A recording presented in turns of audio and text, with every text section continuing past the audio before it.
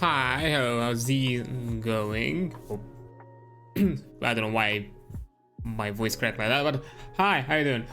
Hope this Friday's treating you well. As you can see, we've started maybe a bit earlier than usual, by like a few hours than what I usually do on my Friday streams, because we're doing something different, and it's gonna be different for probably a long while. So, as you can probably see also from the topic and everything at hand, we are going to start our journey in WoW Classic, in World of Warcraft Classic. For a bit of background, I am a big WoW and Warcraft fan. I'm not some big OGs like some others. I think I've started like around I would say early Kata. I think around the I can't remember specifically the phase. I think during Firelands, probably during Firelands. The thing is, I was not necessarily playing on retail. At that time, I was still playing on like private servers, but Cataclysm was still like current content at in that moment. So that's kind of what I was doing. So I think it was Firelands. I think either way, I think at latest I was like mid Kata, something like that. I think a year into Kata at the most. Something like that. So yeah, but since then I've been a big fan of the franchise. I've played on and off whenever I could, and all that kind of things, and a nice interesting opportunity arose because for those of you who are in the circle and seen a bit of WoW before, a few years ago, I think almost 5 years, yeah, in 2019, Blizzard released what they called the World of Warcraft Classic, which was the first separate servers that were bringing back the first original World of Warcraft version of the game, the one that got released in November 2004, with the way the classes, the world, and everything was built around at the time. And since then, as kind of the game, as if it, they slowly rolled out phases and progressed through the game, they kind of went through all the expansions. Currently, the current phase of actual Classic has actually gotten into Cataclysm.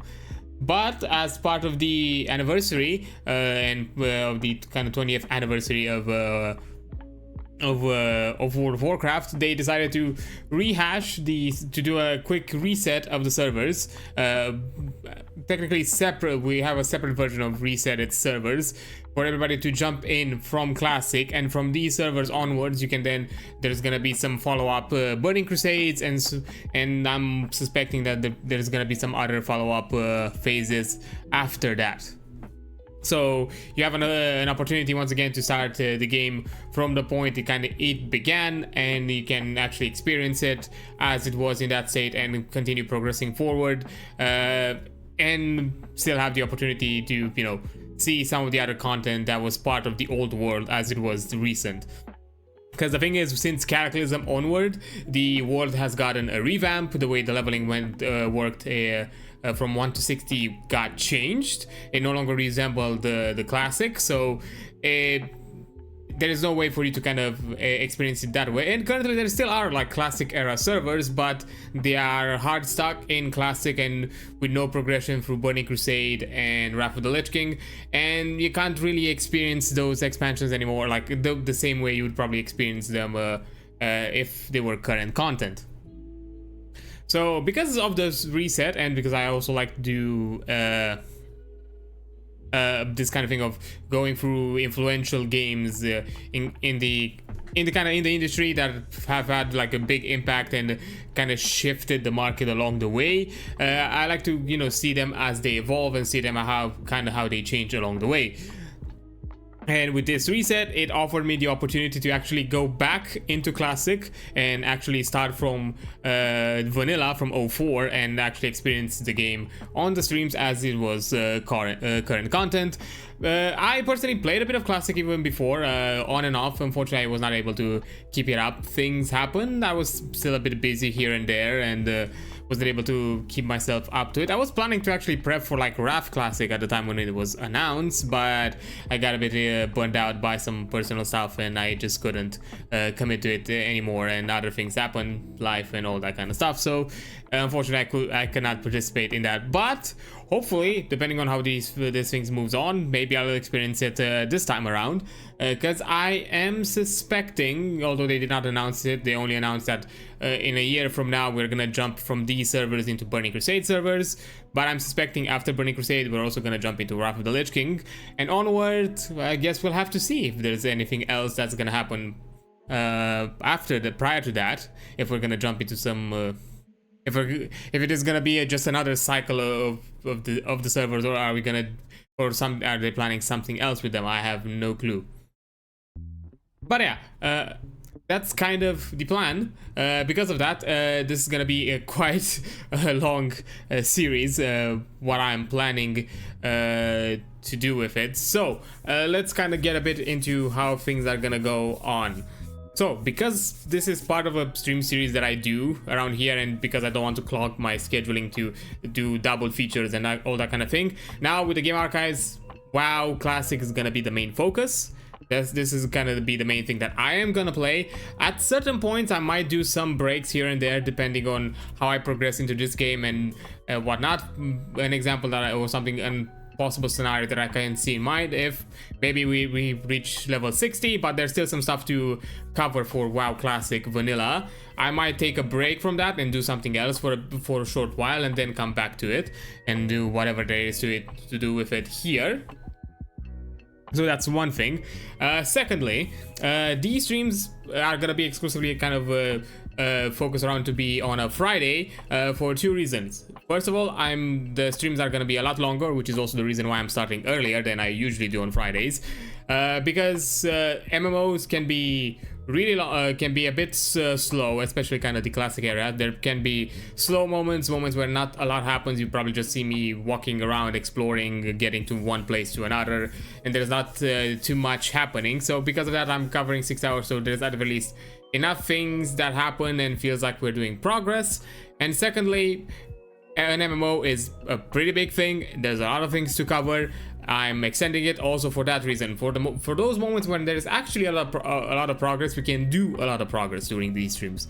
So because of that, from this point on, these streams are going to be slightly longer. I've done like 6 hour-ish long streams beforehand, and I do have a bit of a I kind of tested waters before, so I think I should be fine, because that's kind of my current go-to plan.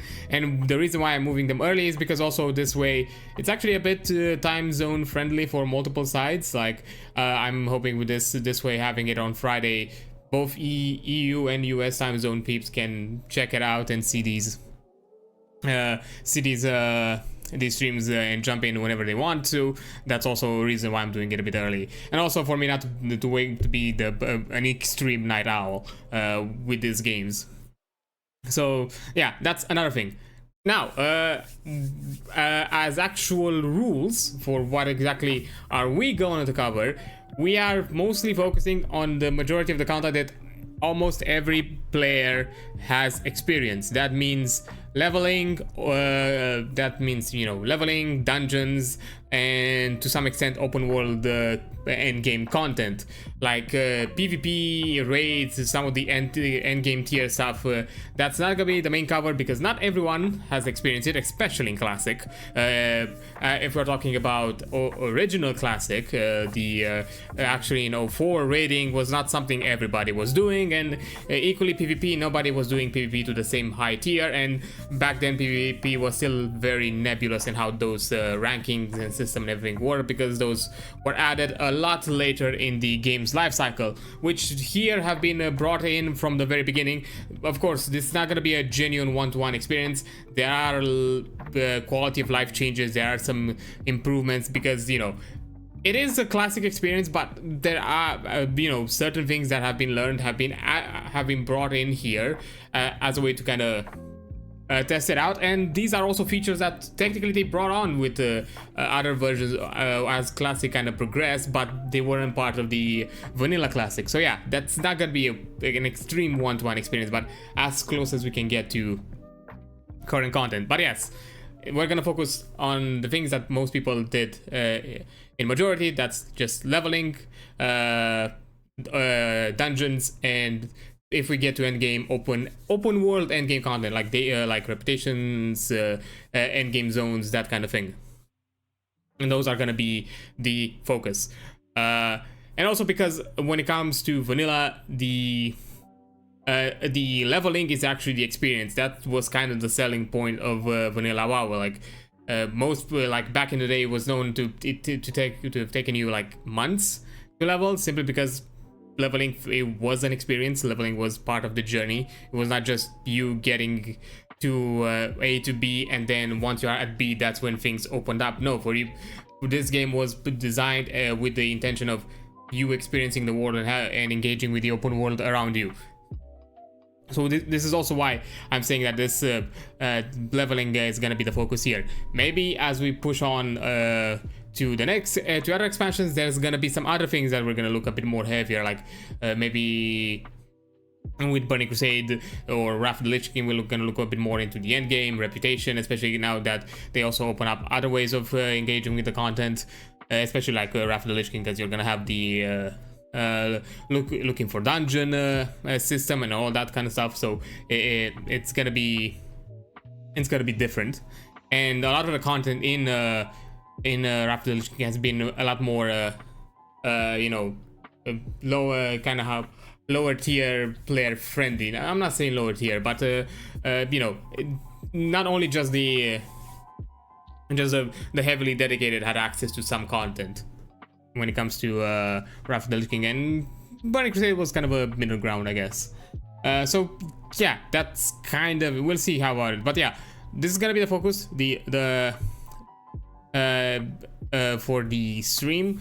But I'm not saying no to anything else. Like if somehow through these streams as we go along and all that kind of thing, I don't know, opportunities arise, I don't know, I'm getting part of, I may do some PvP content or some raid or some higher end dungeon content with some other people, I am open to it, but those are gonna be something probably separate, not part of the mainstream, not part of this coverage.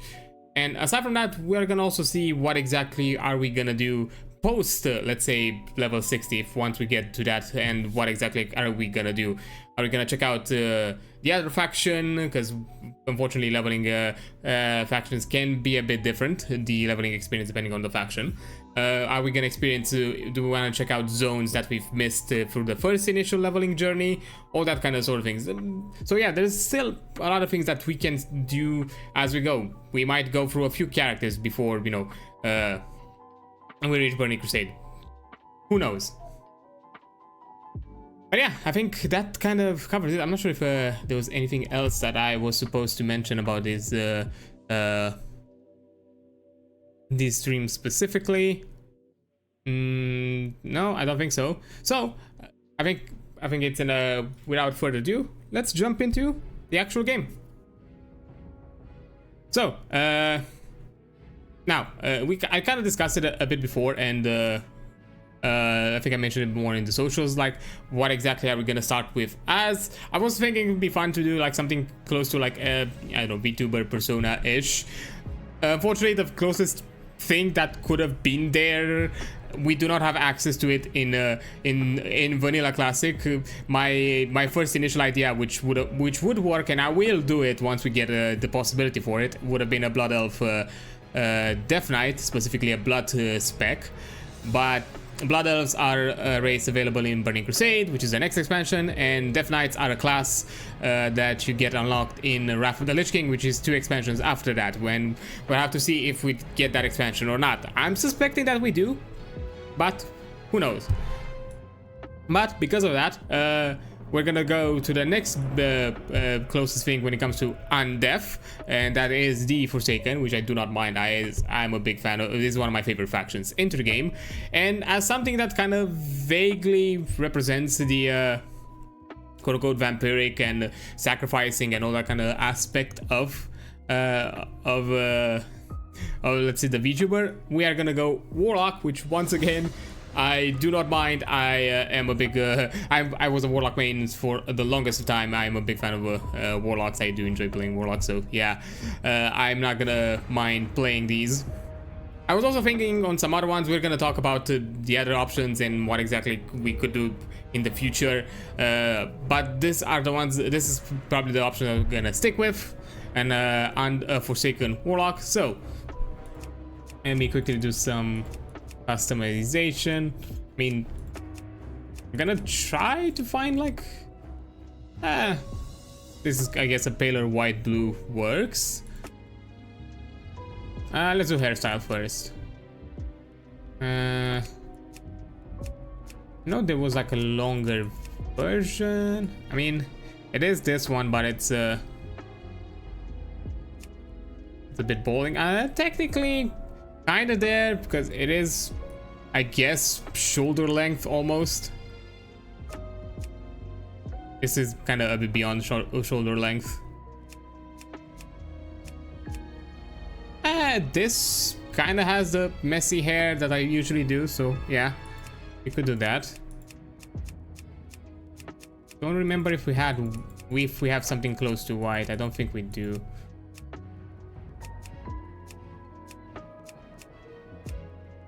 This is kind of more of a blonde.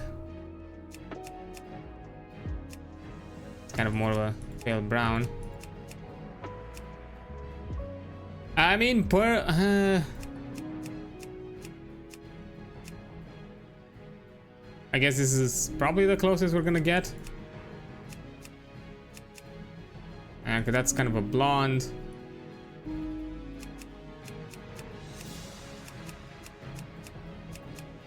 Yeah. I think we have any other options. Now, as features, I do want my mouth still be a thing. Now, I mean, they were kind of like metal strappings. Have always been something cool. I think they're like metal strappings. That's what I always thought they were. Never sure if we ever gotten a clear information what exactly these were.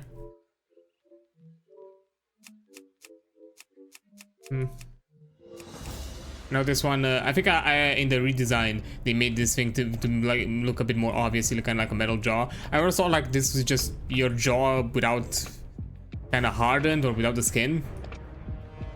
But it was actually more designed to be a metal jaw, which I guess that could work. Yeah, let's see face wise. Oh, I've been disconnected.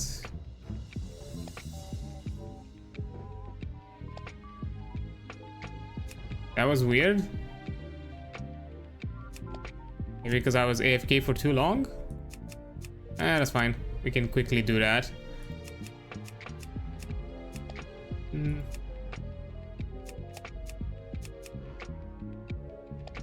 Maybe because I was AFK for a bit too long. Because I was in the character creation screen for up until now. I think we're good. Are we good? I think we're good. As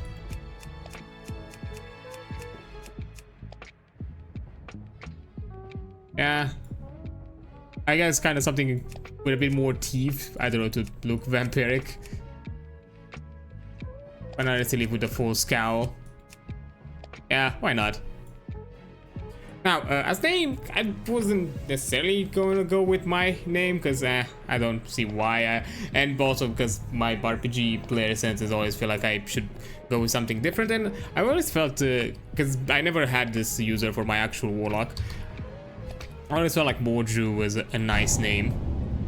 So yeah, let's go with that. So yeah, here we go. We have our good old Mordru. But before we do anything else, there is something else I want to jump into and kind of showcase because it's part of the experience. And I didn't want to.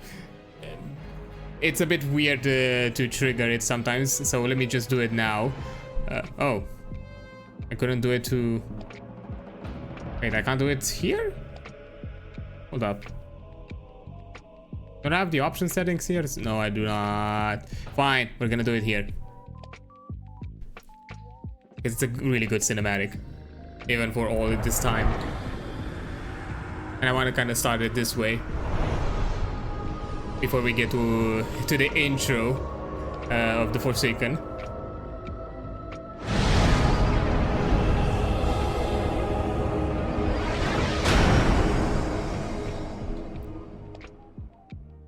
It's really surprising how well, even to this day, the Blizzard cinematics are holding up. 4 years have passed since the mortal races banded together and stood united against the might of the Burning Legion. Unfortunately, I don't have subtitles for these. Azeroth was saved. I don't have the settings for them. The pact between the Horde and the Alliance has all but evaporated.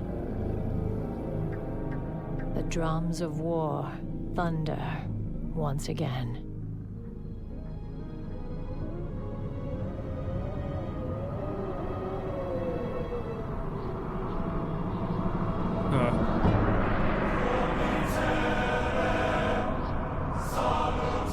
Also, the soundtrack of these games are always amazing, especially the old stuff.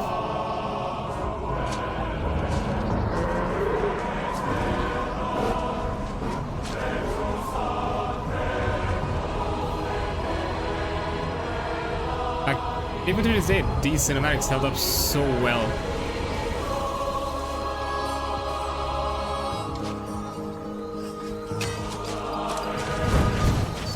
It's worthwhile.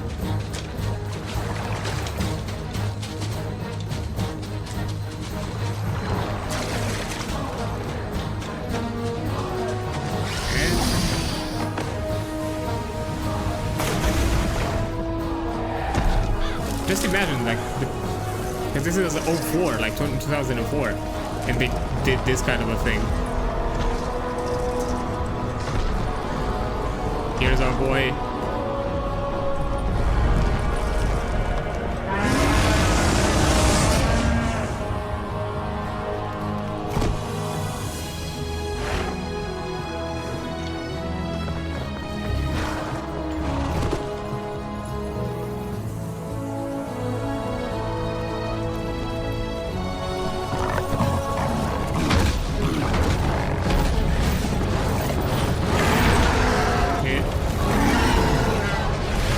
First time I noticed the tattoos on him.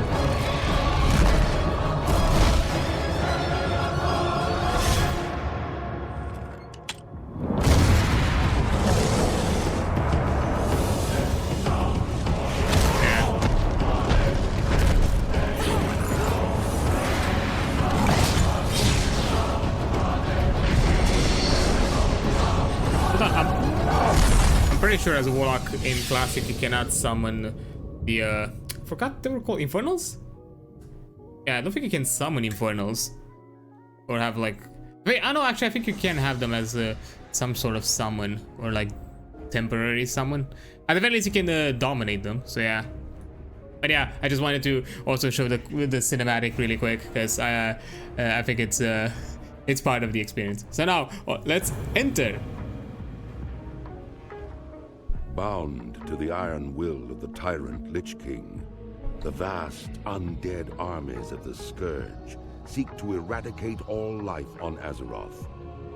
Led by the Banshee Sylvanas Windrunner, a group of renegades broke away from the Scourge and freed themselves of the Lich King's domination. Known by some as the Forsaken, this group fights a constant battle, not only to retain its freedom from the Scourge, but also to slaughter those who would hunt them as monsters. With Sylvanas as their Banshee Queen, the Forsaken have built a dark stronghold beneath the ruins of Lordaeron's former capital city. This hidden Undercity forms a sprawling labyrinth that stretches beneath the haunted woods of the Tirisfal Glades. Though the very land is cursed, the zealous humans of the Scarlet Crusade still cling to their scattered holdings, obsessed with eradicating the undead and retaking their homeland. Convinced that the primitive races of the Horde can help them achieve victory over their enemies, the Forsaken have entered an alliance of convenience. Harboring no true loyalty for their new allies, they will go to any lengths to ensure their dark plans come to fruition. As one of the Forsaken, you must massacre any who pose a threat to the new order, human, undead, or otherwise. Huh. I always love that intro. When you encounter something new, help button will appear. Okay. Okay, first of all, because I need to make some settings. Oh, I do appreciate that the settings, they put your interface stuff, so let me put that. There we go. We have auto loot on shift. Let me see. Auto loot. We are.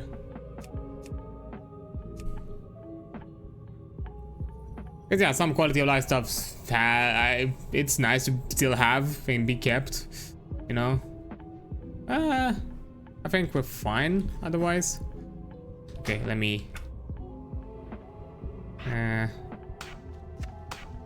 Put these here.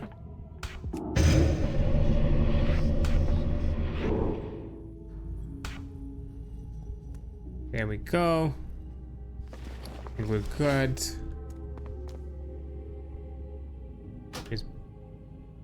Oh yeah, I also have backpack size increase because of the authenticator. Yeah. Yeah. Also, let me quickly lock frame. Put it like this. Lock frame. Frame.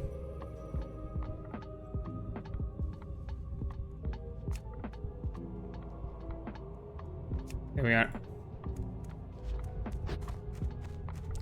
I prefer to have this a lot more closer to me. There we go. I'm probably still gonna do some more stuff or some more adjustments here and there whenever I can. Gas bar underneath. I think we're fine. Okay. What is it? Undertaker Moro, about time you woke up. We were ready to toss you into the fire with the others, but it looks like you made it. I am Moro, the caretaker of the crypt and of the Fnel, and you are the Lich King's slave no more. You speak with the Shadow Priest Sarvis in the chapel at the base of the hill. He will tell you more. What must you know? Beware of living. Okay. Quest log, I always forget. It's L.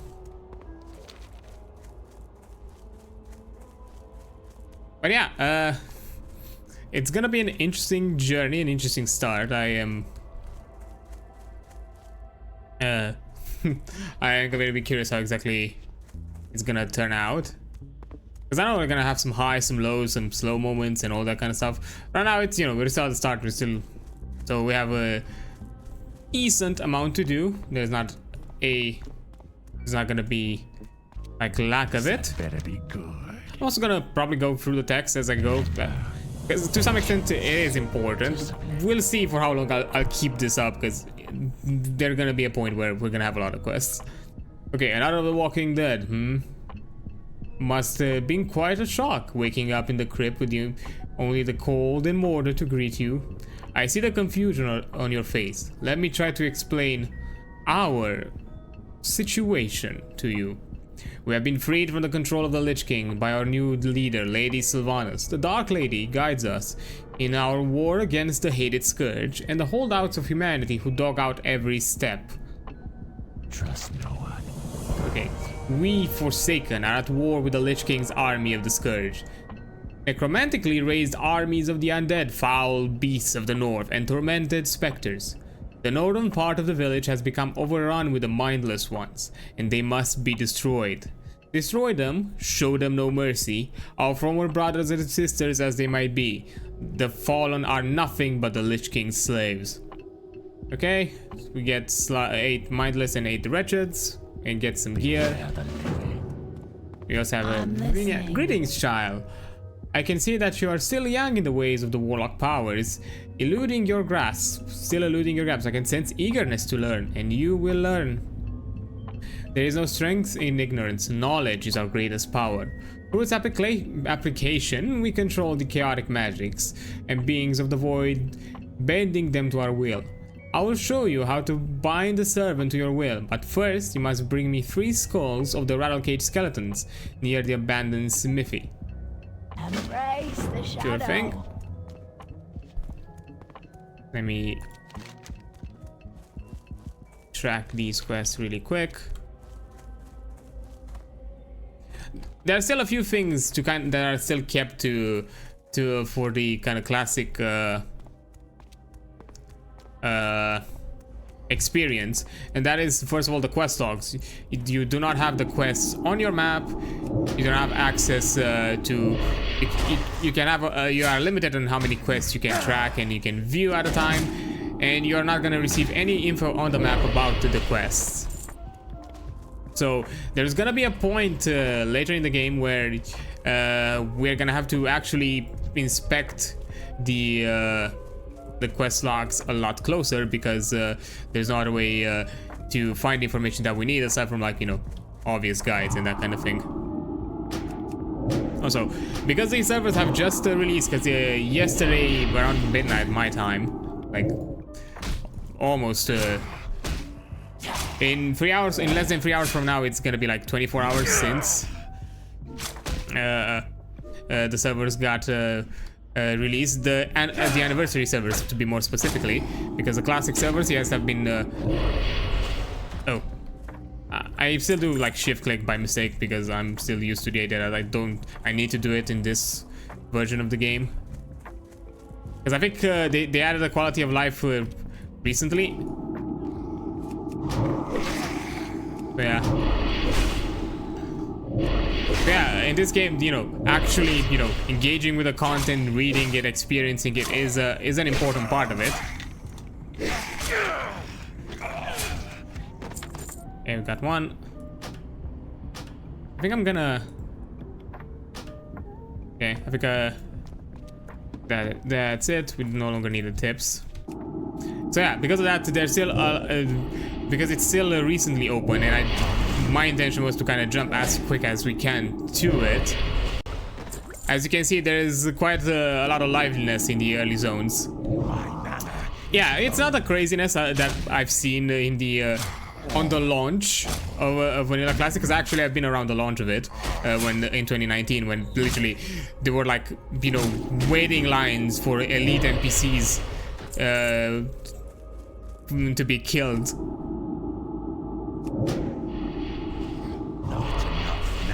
And to be fair, that was kind of a really unique experience to see out of the community. So yeah, right now it looks, it's still, I'm guessing it's a bit more compacted, because, you know, I'm suspecting not everyone is wanting to, you know, jump from the start, as some already did it in 2019 and don't necessarily see the reason to do it again, and that's totally understandable. I think I've even seen, like, on like the mentions around the socials, like, you know, people are excited that, hey, others can experience this game once again from the start, but some of them decided that, nah, we're tapping out. We already kind of know life did the first time we got it around, so we don't really want to do that again. But, you know, it's completely understandable, because it can take a lot out of you. And it's completely understandable. Hey! First ding, that's nice. But yeah, as I kind of was thinking on what exactly we could play, to be fair, yes, as I mentioned, the Forsaken was the obvious choice to go with, as it's the closest thing to Undead, because I did mention the, you know, the Death Knight, because that class specifically, it's in the theme and in the lore of that class that, you know, anyone that becomes a Death Knight is already undead, so it technically, regardless of the race, you are undead. So that is an important factor. Okay, I'm seeing a lot more people jumping around. Ooh. item. And also in here, any gear, any piece of items that you find are crucial. You do not ignore it. If it's an upgrade, even in the slightest, you take it. Like in this situation, the risks are an upgrade because they're a piece of armor I do not have, so I'm taking it. Yeah, that would have been... And I wanted to choose a Blood Elf because as kind of... Here is gonna be the kind of slightly lore dump because I am a big fan of the Warcraft lore. That's kind of why I'm a big fan of this franchise. I love the lore of the game. The High Elves and Blood Elves were raised by the Lich King. A selective amount of them, aside from some of them becoming Dark Rangers, which is a completely different thing, they're kind of like undead hunters and trackers. Ah, resisted. The other type of elven undead that they have raised that is a bit more particular with a more specific role and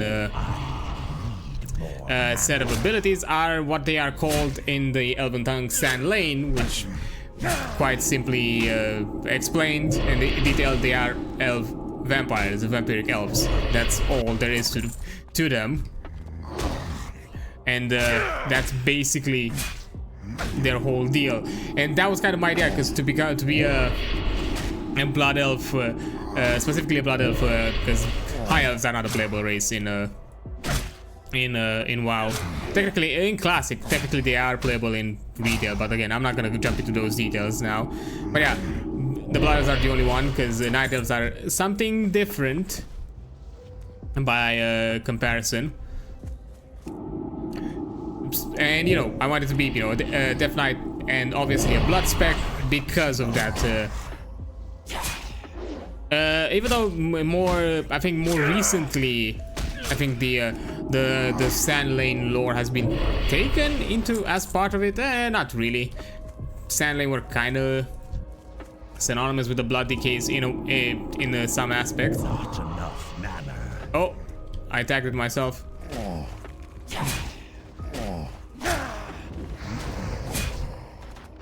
Okay, I was able to take it myself. Okay, now I need some wretched zombies. That's mindless. Also, okay, there we go. Nameplates turn on because I didn't have them. Here we are. Yeah. The thing is, once we get, if we get, you know, Wrath. To be fair, that's gonna be my plan. We are gonna jump into a Blood Elf, the Death Knight, and probably continue our rapid evolution experience with that class from that point on. But you know, until we get there, we had to choose something different. So yeah, the obvious next choice. Ooh, thank you. The obvious next choice when it comes to undeath was Forsaken. There's no other option around it. And as classes, there were a few options that I was actually thinking, aside from the Warlock, which actually we're gonna discuss about 1 second. Let me just first complete these missions. Quest. Okay, your power is little now, though I suspect you already sense the possibilities. Even the dead might feel alive with that power coursing through us. Goodbye. Though you are still untested and young in your learning, you have proven that you possess sufficient ability to master the summoning and binding of an imp. Do not be deceived by an imp's size, though it lacks physical strength. It possesses powers and cleverness that will serve you well. Attend me carefully, Mordru, for I will not repeat this lesson, and I will leave its mastery to you. Trust no one. There we are. Now we have our little imp. Let me just summon the guy. Our first little demon. And probably one of our workhorses for a while now. Galrot. A good name. A nice name. Because fun fact, all the demon names are randomized. I think there is like a trick you can like unlearn or I forgot with which demon. I think there was like a trick to do it back in the day to constantly change to constantly roll the name randomization until you got something that you wanted. Okay, so What now? let's see, mindless ones. The thing is, we already have gloves. Even though it's just for This is gonna be a actually higher boost in armor because we're gonna get a 5 boost in armor than 4. I know it looks like we're looking at things that are just seem minor, but they're really important later down the line. So yeah.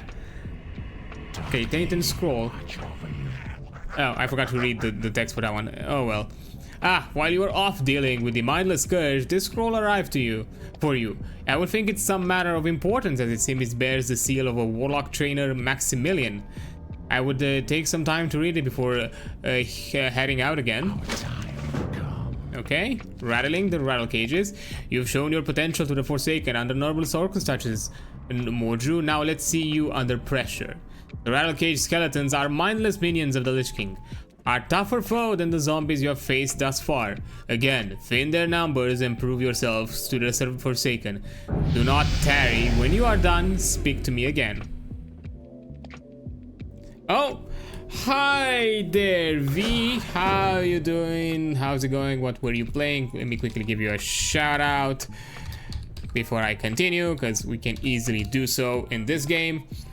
How's it going? Oh, Super Vive. I've heard some stuff about it. Is it like is it the MOBA Battle Royale? I think that's what they are called it. I've saw some glimpses of it. I've not yet checked it out myself.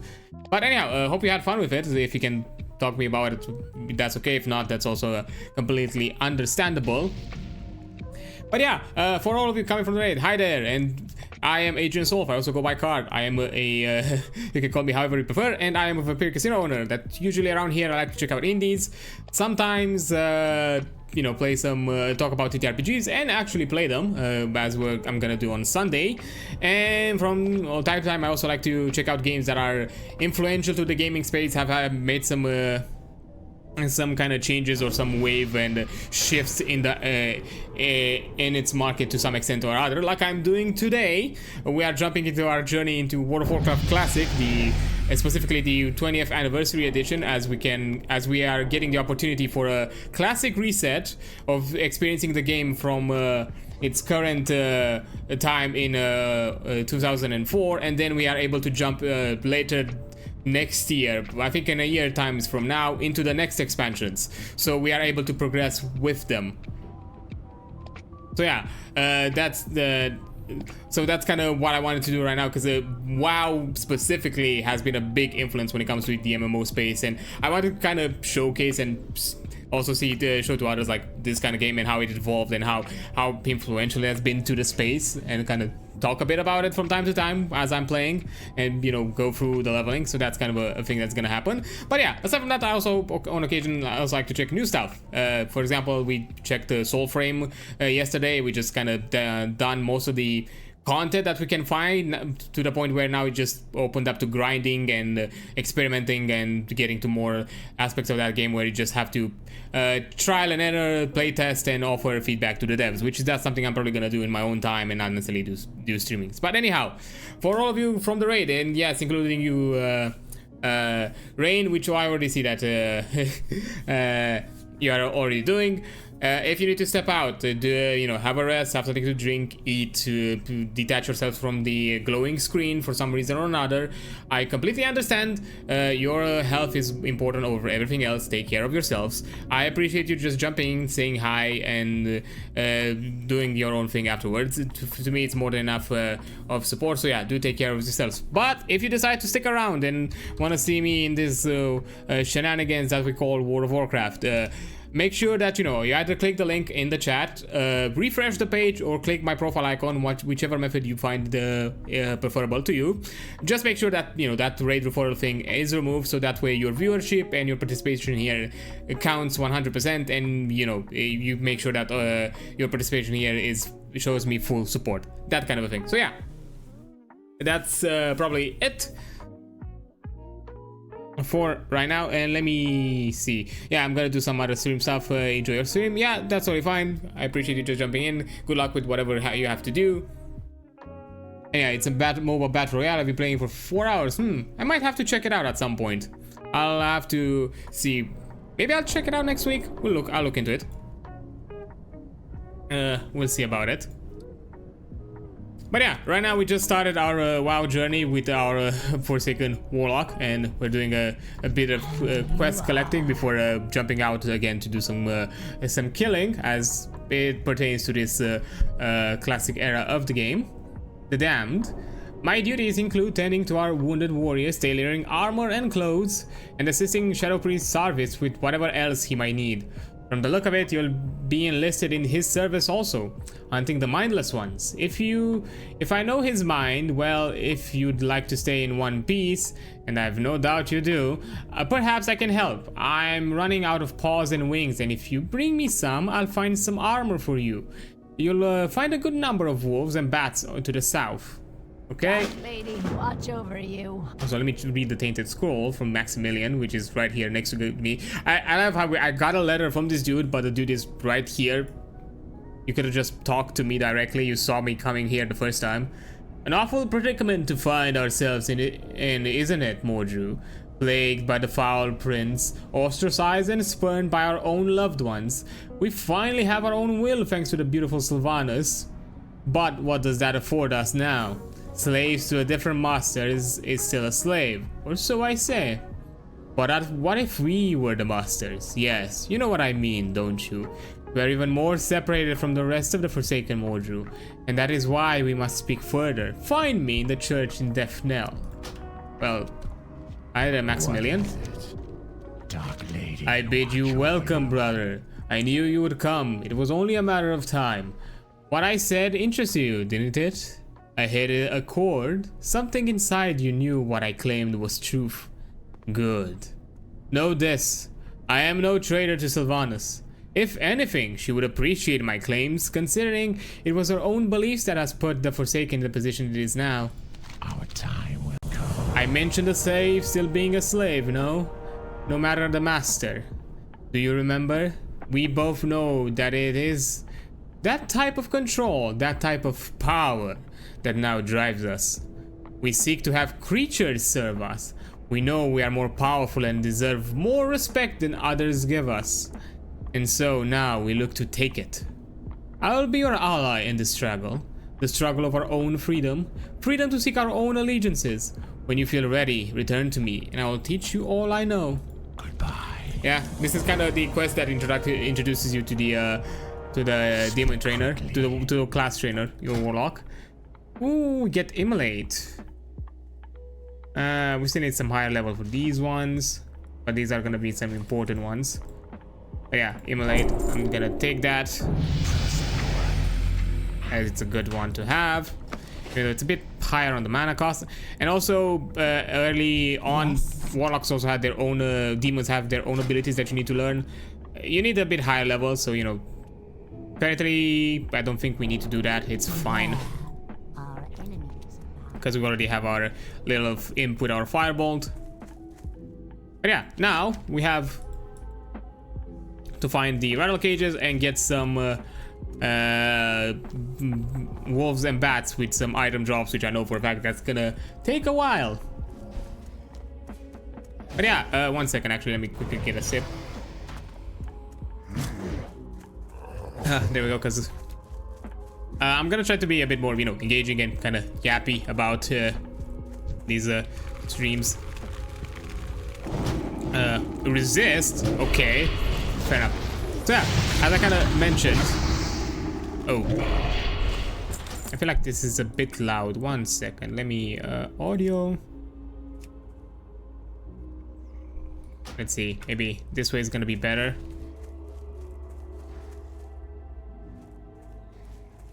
Yeah, we'll have to see. I think skeletons are a bit more to the south. But you know, we're gonna attack whatever we find. I probably need to do like a macro or something for the imp to attack at some point.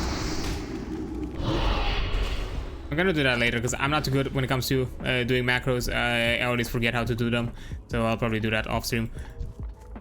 But yeah, as I kind of mentioned before, when it comes to damn it. Okay, you're gonna attack that one. I knew that. I'm gonna leave that one to you because I saw you tag him.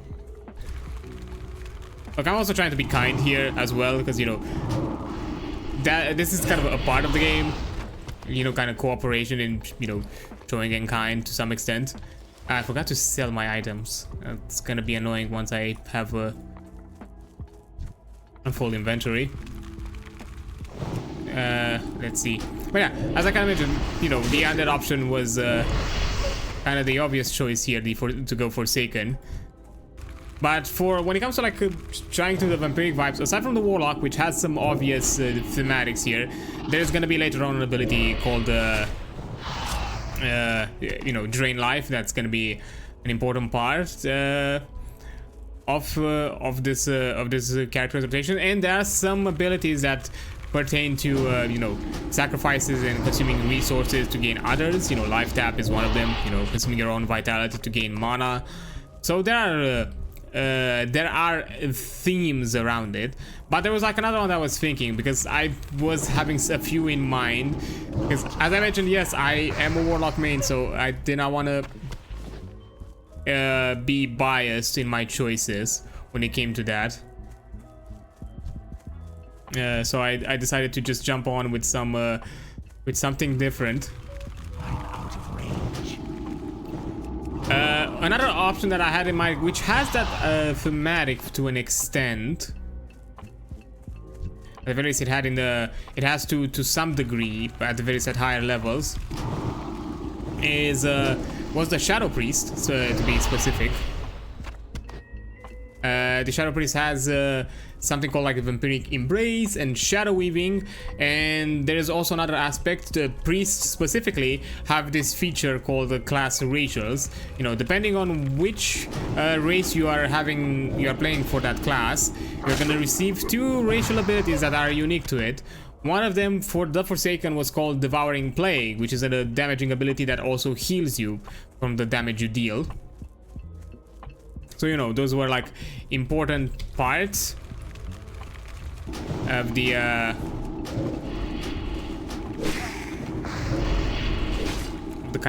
character. And initially I was also thinking on doing that one, because to some extent it has those concepts, and it kind of kept them to a degree. And even in like later versions of the game, there was even like a talent tree that was you know, one-to-one called the Sand Lane, which I just kind of mentioned that Sand Lanes were like you know, were undead, you know, were Lich King's kind of vampire vampiric force. Not enough mana. So that was another class that I was thinking of going in, specifically going every time the wolves, the drop rate for the wolves always get me. I wanted to also kind of take that one into account. Nice. Think I have anything else? I already have that. I just found a cloak that's equal to mine, and that glove upgrade that I would have gotten I no longer have, but it's fine. Even though, yes, we are looking at the particular armor and we're keeping ourselves somewhat particular, simply because, you know, it is important in these games. Every little boost helps you out at this stage, so it's kind of something that you need to do. But yeah, I was kind of on the fence with the Shadow Priest. Ooh, nice. I was kind of on the fence with the Shadow Priest for 2 reasons. I know in Classic, Shadow Priests are not really needed. When it comes to like higher end content, at the very least, they are at most you kind of need only 1 in the group, simply because they give you a buff to shadow damage, which is nice to have for the warlocks in your group.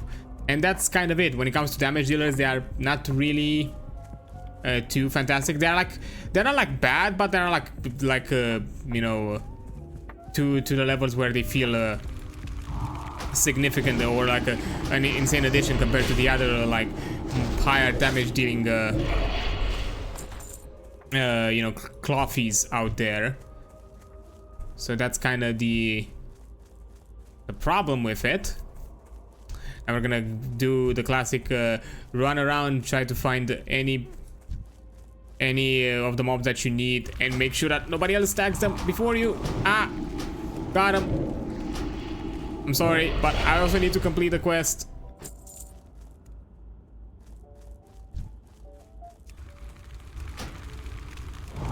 It has to be done. Yeah, that's kind of one thing. To be fair, it's not that big of a deal because when it comes to you know, leveling content and that kind of thing, anything is a good addition, no matter what. Like if you play DPS, you play DPS, and that's it. It doesn't really matter. And as I mentioned, they are decent, they're not bad. So even like towards higher end content, they still are a good addition to have. They're still a nice overall DPS. The problem is they don't have any other benefits to offer to the group aside from like he's another damage dealer that can slightly buff a specific class that is more needed than the other. So which is why you have the yes, you can be here, but only one of you. That was the other thing. The other reason why I was a bit on the fence, which is something also from my own kind of personal experience, is the Shadow Priest kind of slugs is a bit kind of a chug at leveling. It's not the worst, but it's not the best either. I've compared to the other clothies, they are high resource dependent, but they don't have any kind of trade-off in high damage output or AoE effect, kind of like the mage, or high sustain and survivability towards multiple enemies like the warlock. So you're not really getting anything out of you consume a lot of mana, and you need to make a ton of breaks to between pulls, because you're still pulling like one, maybe if you're lucky you're pulling two mobs and getting away with it, but that's kind of it. You don't really do anything else. Okay, so I think I'm gonna quickly push to yeah, I see the ad break. I'm gonna quickly push to finish this quest, and then I'm also gonna take a break because there's not much else to do. There we go.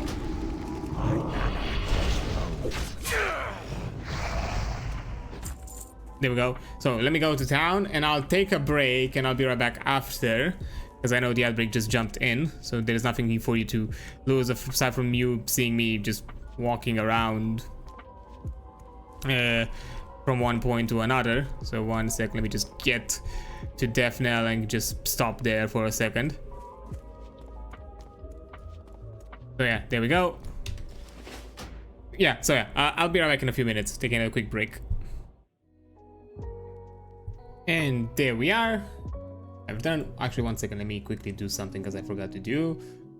Do this.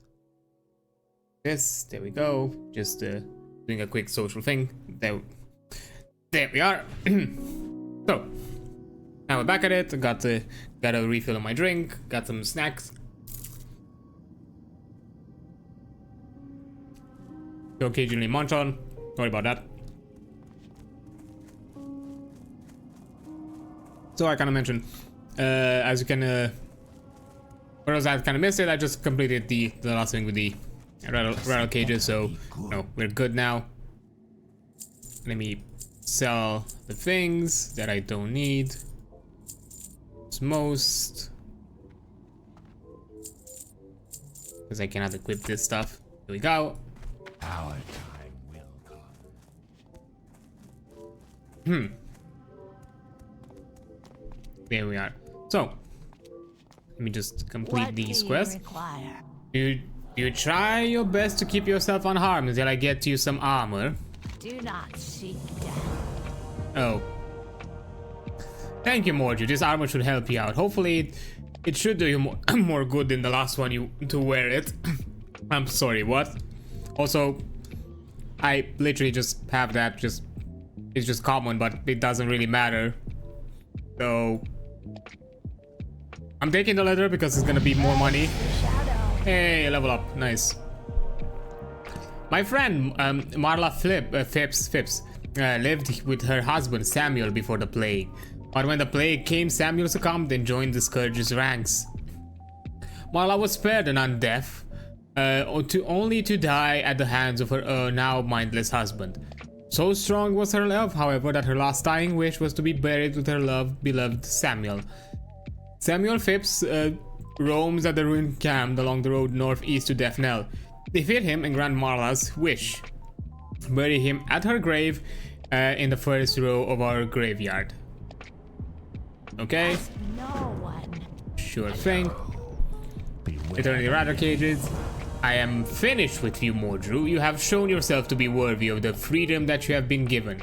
Many will stand against you for what you have become, but know that no matter what they may try to do against us, we are free and will not be shackled again.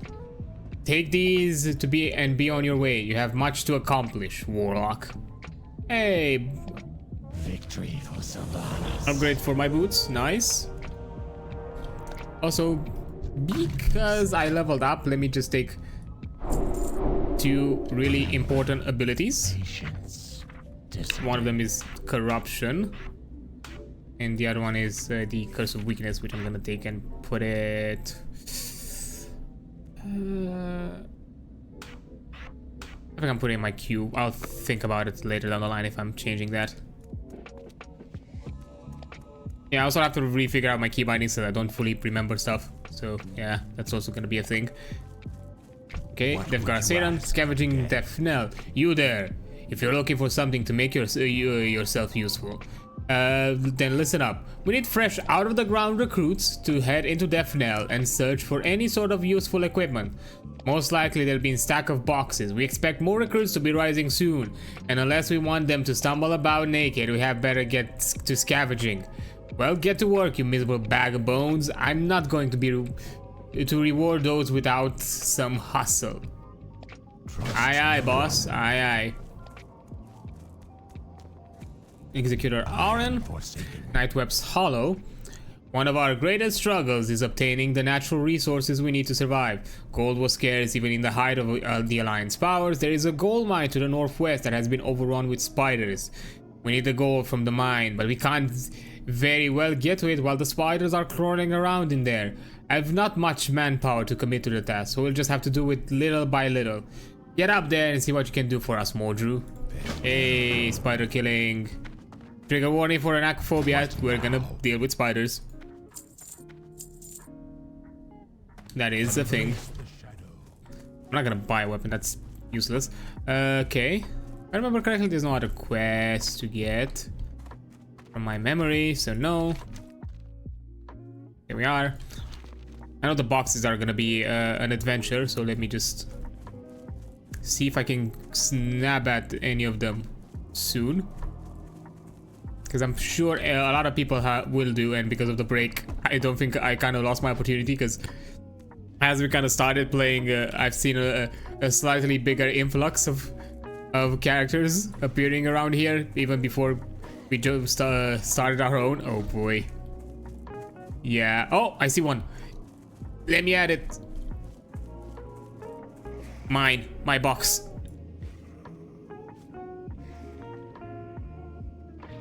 There we are.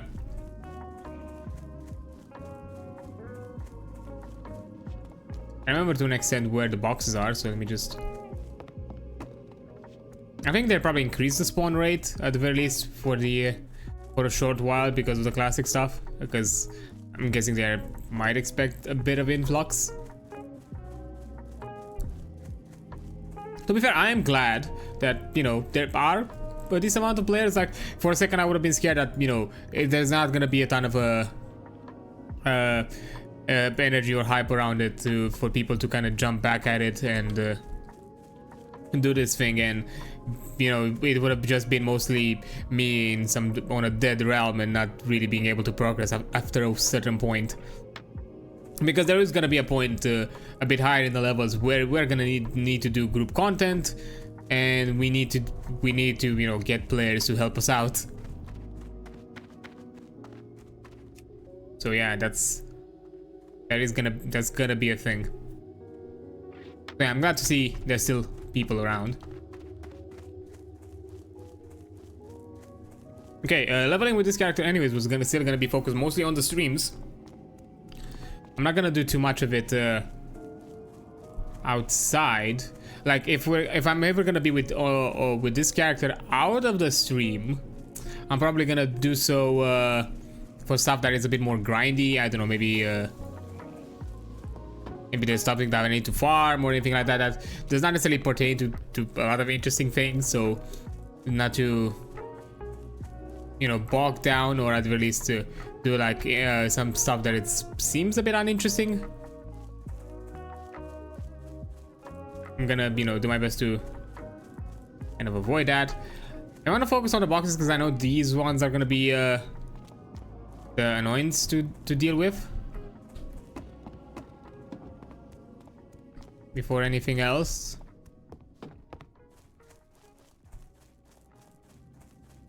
Because once we get them, we don't have to. Because I'm only expecting at this point, as the hour kind of grows larger, there's gonna be more and more people. Because, you know, it's a Friday, it's late night. I am expecting to be a bit of influx, which is also kind of the reason why I'm doing this at these hours. Because I'm also taking in account and betting on the idea that there's also going to be decent amount of people to help around and have for the group content. And being at the end of the week, it's even better. At the end, yeah, at the end of the weekdays. Oh, saw it. Saw with a glimpse of my eye. The box of my dreams. Want to buy level 5 wand. Oof. Don't we all, buddy? No, we all. To be fair, my focus when it comes to once we get to the point where to collect to obtain professions, tailoring and enchanting. I know also engineering is really good, but I don't want to bother with engineering because with engineering I'm probably gonna need mining as well, and just don't want to bother with it right now. And so yeah, because of that, I'm just gonna focus on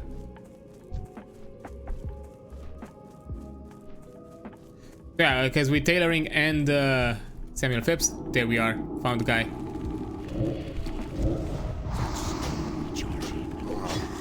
There we are.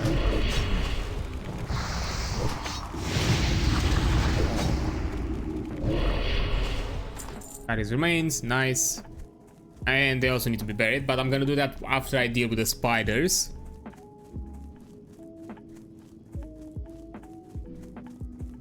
Now comes the part that's a lot easier. But yeah, tailoring and enchantment is gonna be the focus. We tailoring because we can get some gear ourselves, and one of the more important parts, aside from gear, bags, because we're gonna need bags. Oh boy, and being able to craft some for ourselves is gonna be really useful. And again, yeah, gear, because every little boost helps in classic, so it's nice to do so. Also, arachnophobia warning, because I'm gonna deal with a lot of spiders. That spell isn't ready yet.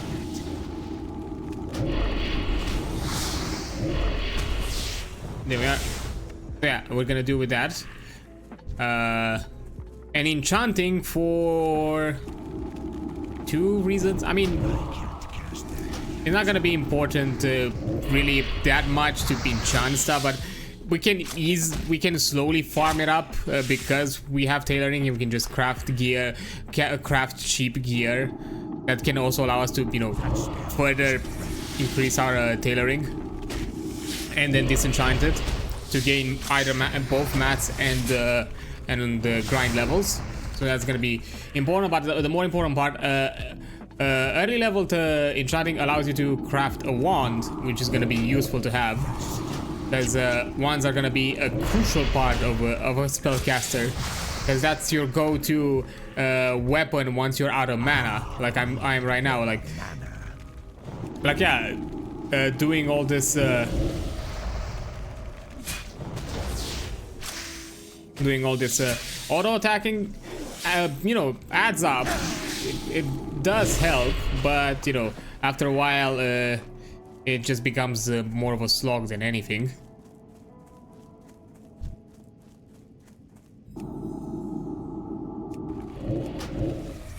So yeah, so that's gonna be.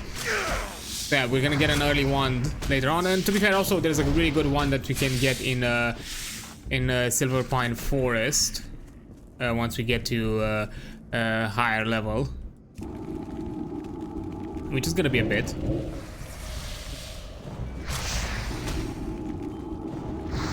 There we are. Oh.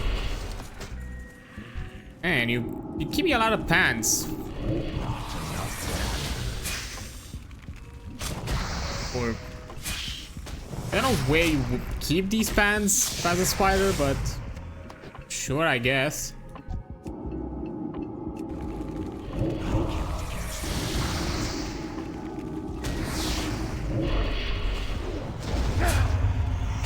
Come on.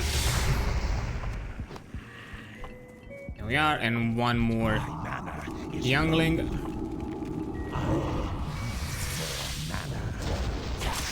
It's fine, early level, it's fine if we do some low mana business and just auto attack, because you know, they're not enough of a threat for us to worry about. Okay, I'm gonna question that. There is a thing here that we can collect that I'm thinking on getting to. There is a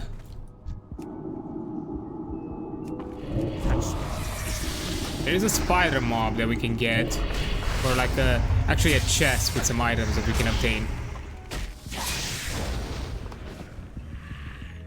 Ooh, that's actually a boost. Nice. Appreciate it. Ah, okay. Can apply my corruption. Fair enough. At this point, I'm just gonna auto attack.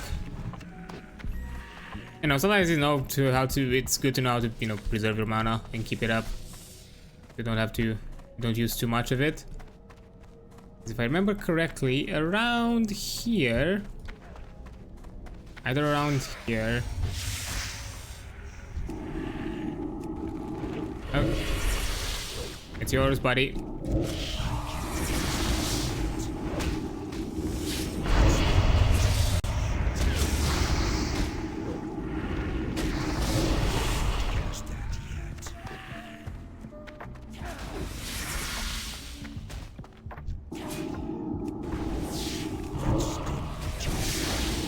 We're gonna clear this room because yes, there is the matriarch. If I remember correctly, the matriarch gives us something. Let me just tap him. We can kite him here. Ah, misclicked. Wrong ability.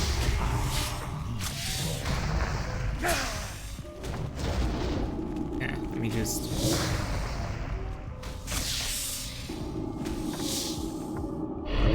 This.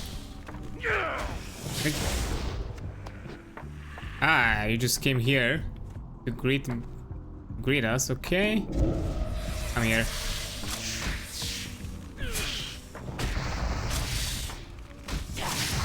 I'm gonna first put on a corruption. That's gonna be more useful.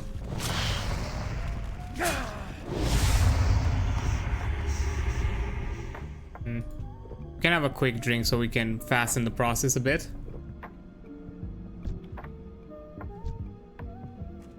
Because I could have sworn if my memory serves me right. There we are. I messed it up a bit.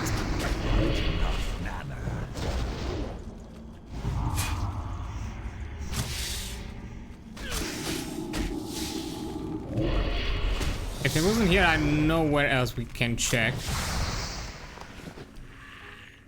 Webbed cloaked. It's as good as what we already have. It's fine.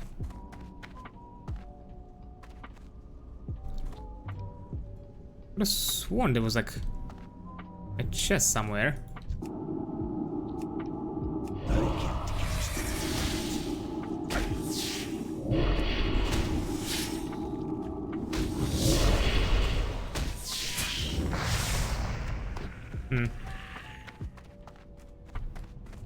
Maybe I'm mistaken. Maybe I am. Okay, how do you do this? Maybe it despawned? I forgot.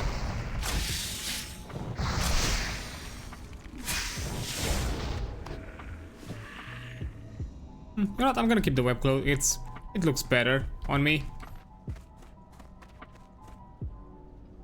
Yeah, there's no chest. Oh well. Fair enough. Expedition was successful either way.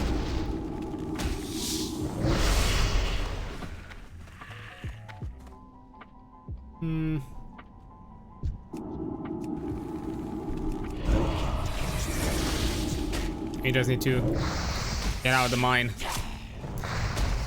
I do love it how now when we want to get out, there's nobody here to clear the path, so we have to do it ourselves. I mean, I can't do anything about it, unfortunately. Because anything I keep around is for me to sell. Actually, I don't know what to do. Because I know something that I can throw away that I know it won't have. I won't have high value, so let me do that. Click. There we go. Because the pants are the starting here, so I know for a fact that that's gonna be crap as to sell. But the very least I'm getting more money out of this. And yeah, now that we're done,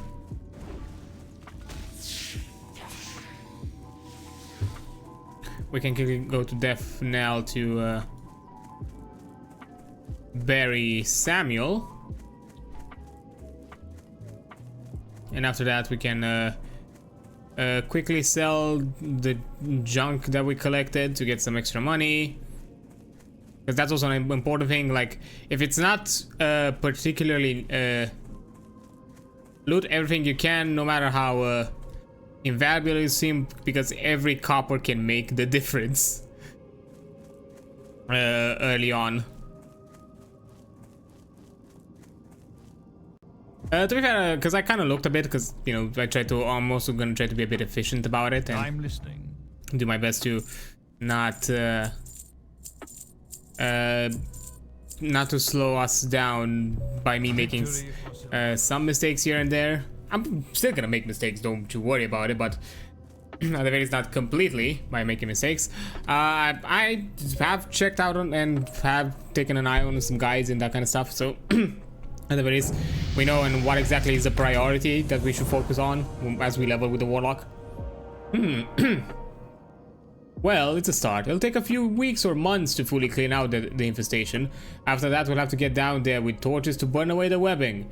You've done a great duty, your duty well, Mordru. I'm sure you can find something else for you to do. Okay, I'm taking the vest. It's an upgrade. Scarlet Crusade. You'll be happy to know we appear to be making progress in the mine, thanks in no small part to your efforts. We can now turn our eyes to other concerns. My scouts have reported that a detachment of the Scarlet Crusade is setting up camp southeast of here. The Scarlet Crusade is a despicable organization that hunts us, and they will not rest until every undead, Lich King, Scourge or no, is destroyed. We must strike first. Be careful, their unholy zeal makes them dangerous adversaries. Watch your back. Okay, that's one. What now? Scavenge goods. Have you managed to scavenge up something useful? Some useful items for us? There is no shame in reusing that which has been tossed aside. No one is going to give us any handouts. We Forsakens will fend for ourselves. Beware. Great work, Mordru. I knew you weren't useless. Here, take one of the better items I found out of the lots that have been collected so far. Well, I don't have a belt, so yes, I'll take that. Hey, level up.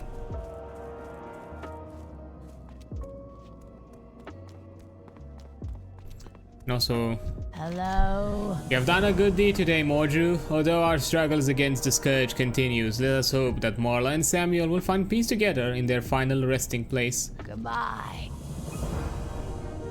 Okay. Forsaken. Ah, it's level 6. Okay, there's still a bit. There's still a while before you can get that.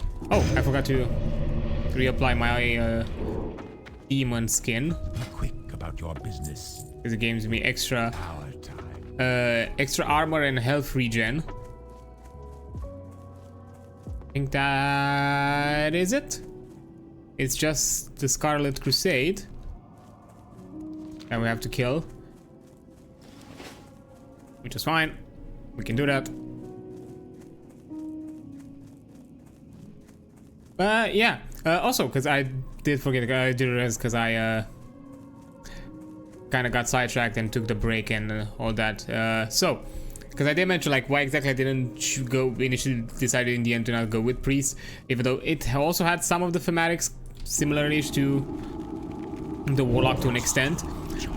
Simply because, as I kind of mentioned, compared to either the warlock or the mage, there is the high mana consumption that you get. It has not great trade-offs for a DPS. For the priest, like you know, the mage has a high damage outputs and you know, AoE potential, while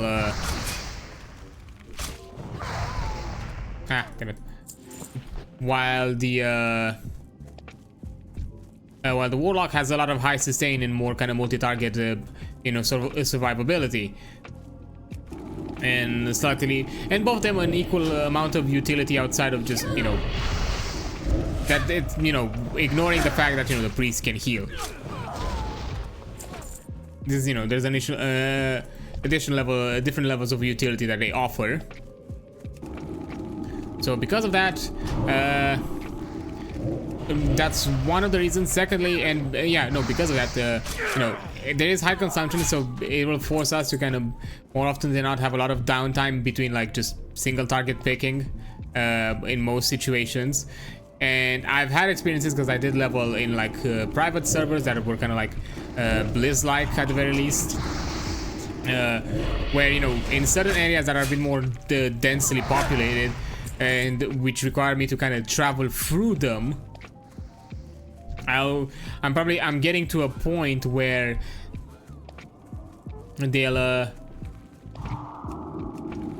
simply outdo, they'll simply just respawn by the time before even I even clear it out, then making it even more challenging. In some cases, I even had a situation where corpse running just put me into spots where basically I was stuck between mobs behind me and mobs in front of me, and with low chance of escape, or, you know, and with minimal resources. As with each additional corpse run, I was using more resources to you know, to regenerate mana, to heal myself, all that kind of stuff. Yeah, and that's kind of slow down things and gonna make it challenging. And secondly, which will kind of lead out to, once we kind of made to some extent to group content, I'm not necessarily saying early group content, but at the very least higher end group content, because I'm a priest, more people are gonna be interested in the healer side of the priest. You know, they want to, you know, get the healer, not the damage dealer, because damage dealers are, you know, in spades. You say I need DPS, and more than half the server is gonna just say yeah, and it's fine, compared to, you know, asking for, you know, a healer or a tank. And that's kind of the issue, and kind of the slog it kind of gets to later down the line, that you'll have to kind of constantly either swap between specs. Leveling not so much, but as you kind of get towards the higher end, you'll probably be required to constantly swap specs between your shadow and healing specs, whichever healing spec you prefer to do. And once you kind of start getting geared and kind of get the ball rolling into the healing spec, more people are going to be like, well, you have the gear now. You're kind of now more and more incentivized to kind of keep yourself in that role. And that's not really what I would want to do, because I know myself. I'm the type that, you know, I'm a role filler. I'm willing to to fulfill a role that is needed if nobody else can do. But I know for a fact I'm not gonna like the idea of me jumping constantly back and forth between healer and DPS and so on. And which at some point is also going to be kind of costly, because it's gonna the spec change, because you don't have dual specking in here. It's gonna get to the point where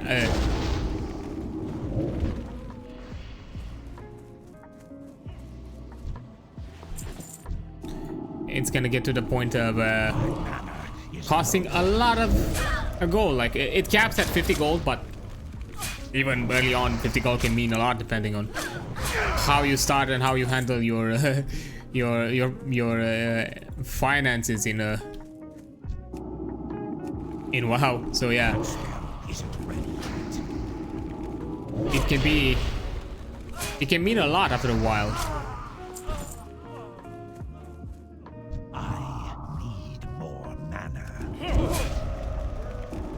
Okay, let me just...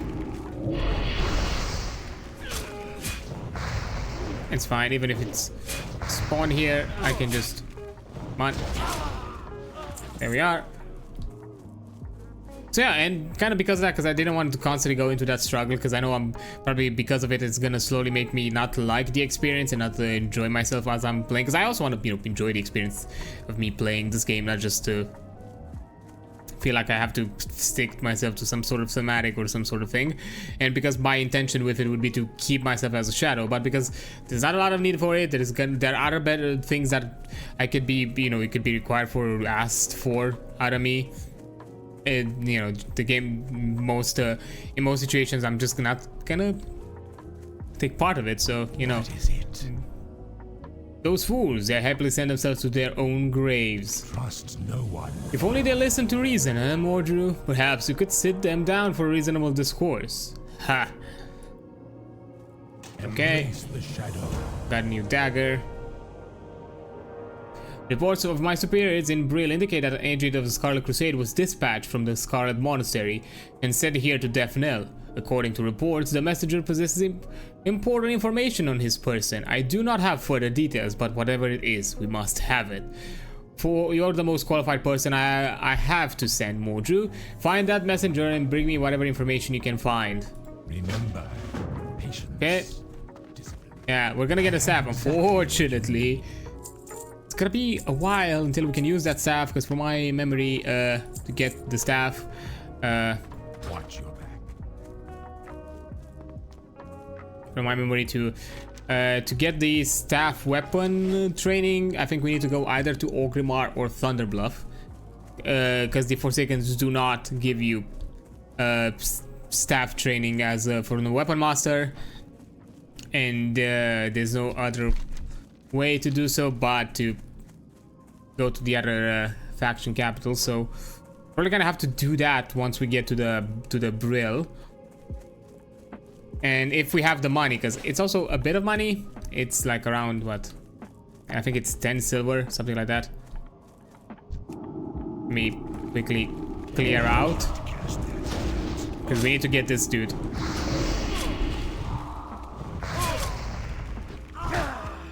There we are.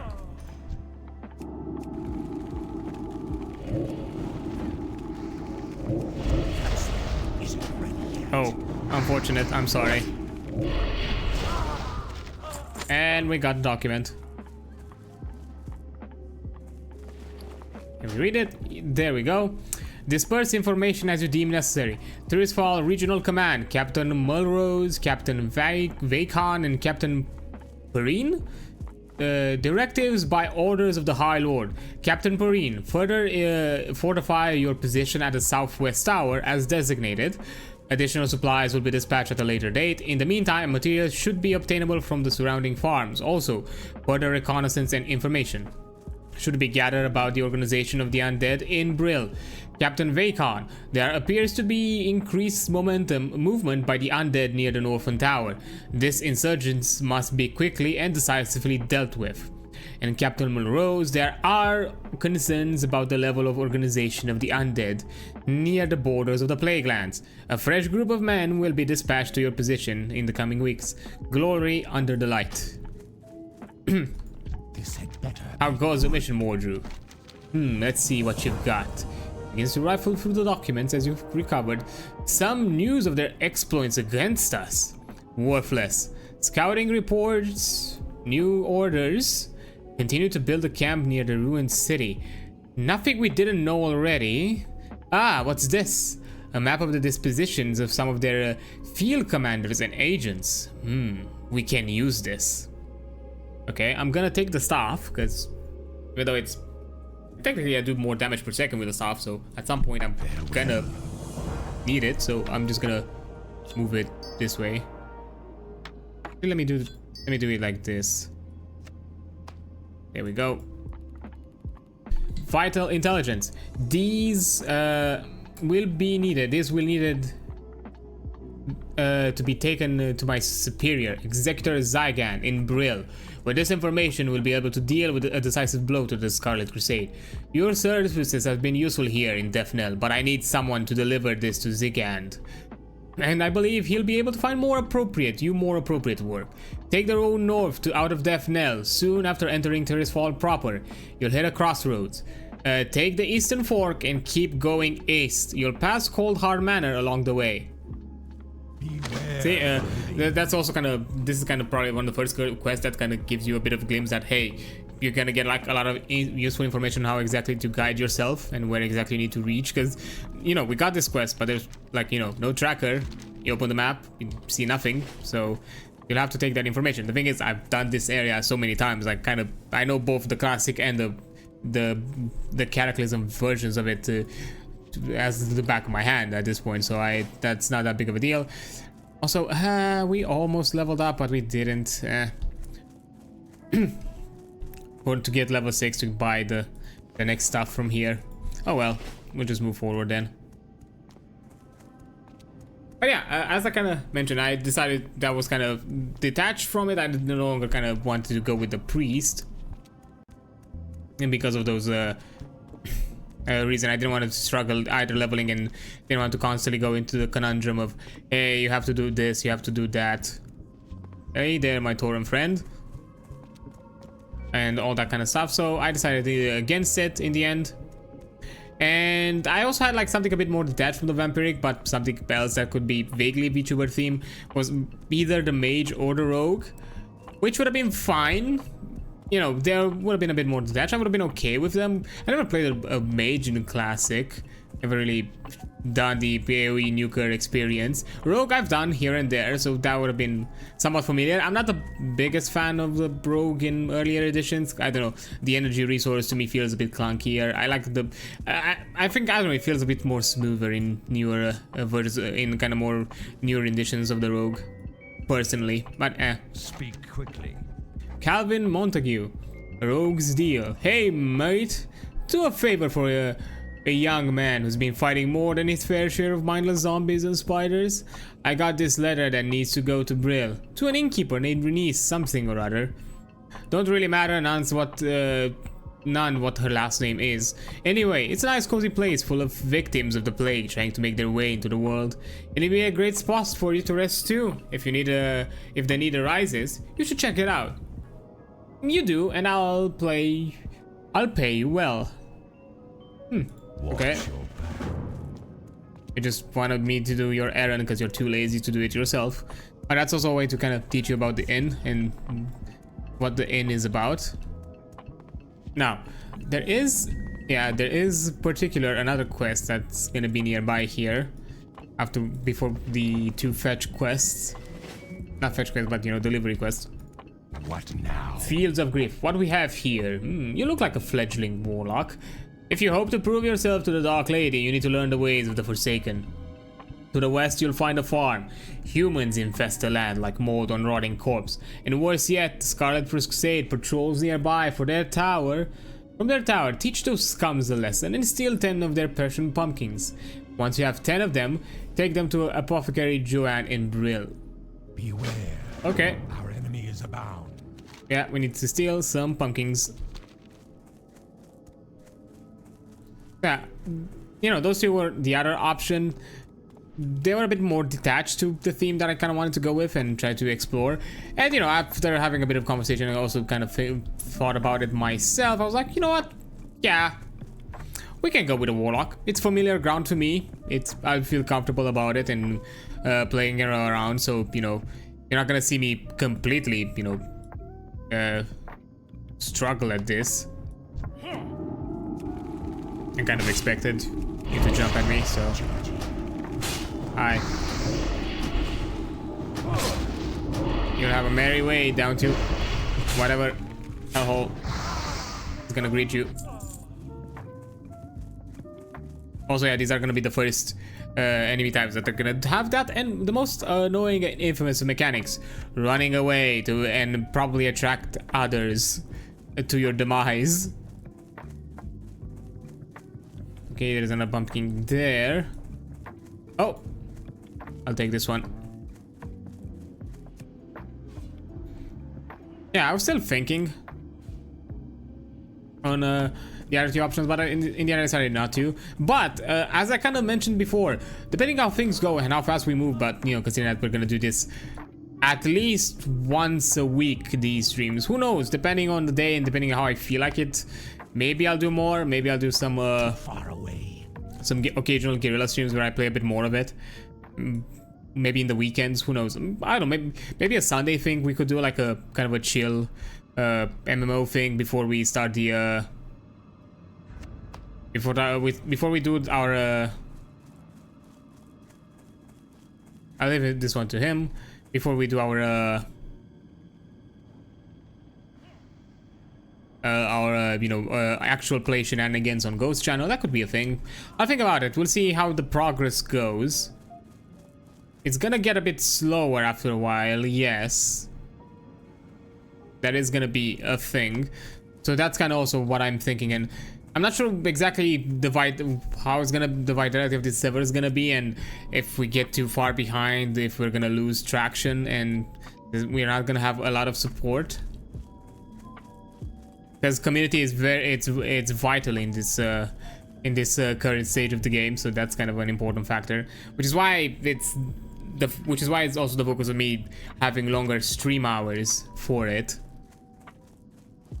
and so we can also cover more content and make sure that, you know, we reach the end goal post as fast as we can. But also additionally, oh yeah, he saw me.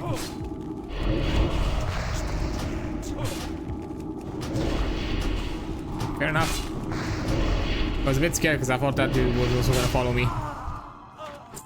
But nah. You're gonna attack me? Ah, you are. Fine. Meet your demise.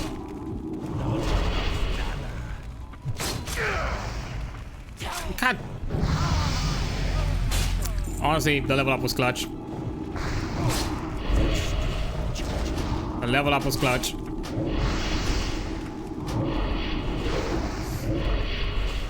It's almost like I planned it. Ooh, another staff. 1.5. Why is this staff better? 8 to 12.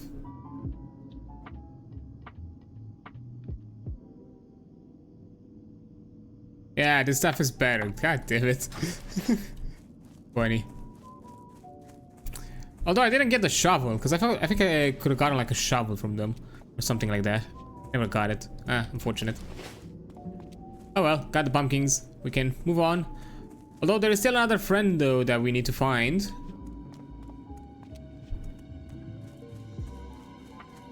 But yeah, as I was saying, what was I saying?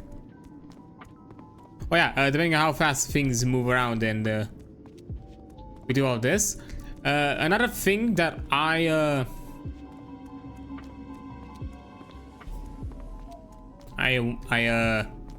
want to look into, because you know, as I mentioned, there was these three other options as possibilities for us to do, and oh, there it is.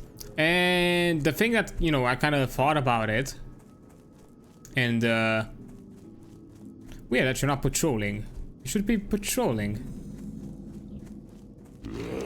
Master wants weeds. Us got big hands and not good at picking. You help us, we not hurt you. Us need gloomweed. Many weeds around here near the road. When you have gloomweed to take to Master Holland in Brill Graveyard. Okay. Let's find some gloomweed. Need to look around.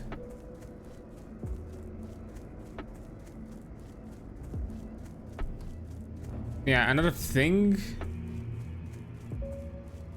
with all this is that, you know, stuff is not highlighted. Oh!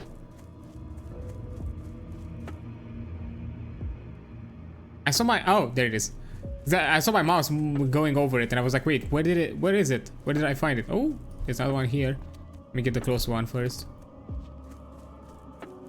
I'm out of range. Are you... Ah, are you for real? I can't cast that. Just wanted some gloomweed. Let me get my weed in peace. Undead mutt. Bye. Cooking might be also a thing that we have to look into. At some point. We'll have to see how it goes. I think I saw another one there, yep. At the corner of my eye, I saw the gloomweed of our dreams. But yeah, depending on the... Because I mentioned these things, like, you know, the priest, the rogue, the mage. And depending on how things go, we might jump into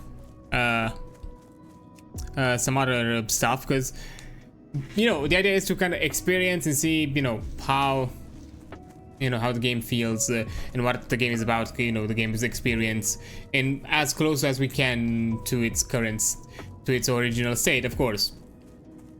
Communities change, things shifted. Even the classic team realized that having a one-to-one classic experience cannot either be created or is not necessarily viable, because there are certain things that we kind of got used to and we, you know, we found useful in the future that kind of became commodities, and, you know, needed about them. So that's we're not gonna have the truest of experiences. And another factor that is that which kind of pertain to the old school MMOs is the aspect of information. It's hard to get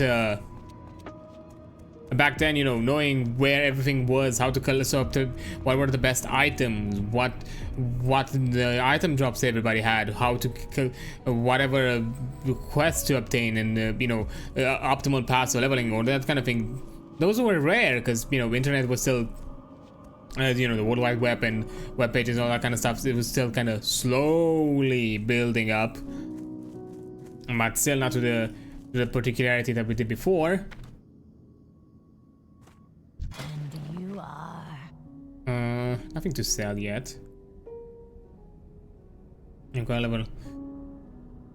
That pattern is going to be useful at some point, so I'm going to keep an eye out for it. And you Watch are. over you. But here we get our first Farewell. profession. Okay, 222 tailoring. Gonna put it here. Apparently we don't have any cloth to do all of this. We have not yet found any, so it's fine. Hello. We could buy this, but not. Then we get the tailoring. I don't think it's. We should go on and waste it. But yeah, there we go. We took the first of our professions. Enchanting, if I remember, I think we have to go into Undercity in order to get it. I don't think we can learn it here in the Brill, if I remember correctly.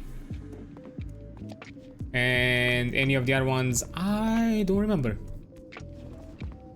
And yeah, those are gonna be the two main professions. We're gonna also jump and tap fishing and cooking and try our best to, you know, deal with them as we go, but we'll see. I'm not gonna pertain myself to focus 100 on getting them, but, you know, we're gonna level them as we go. This had better be A putrid task. Watch your back.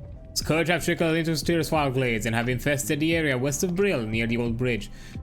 Go there and beat back the rotting dead and ravage corpses you find. Scatter their bones and bring back their putrid claws, and the death guards will reward you. Trust no one. Yep. Those were the bandits that we passed by recently. Here's the junior apothecary Holland. Where is that useless abomination? Either you have what I need, or you'd best get out there and find it.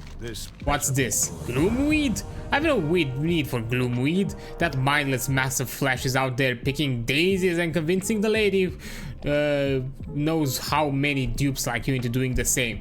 No offense.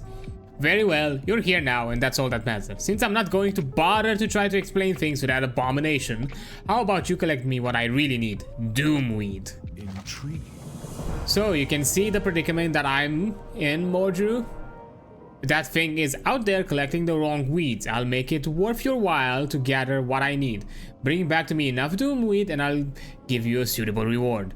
It is my understanding that they like to plague the flora near the mass grave sites to the north of the Brill graveyard. Hurry and be mindful of the gnolls in that area. Okay. Take that.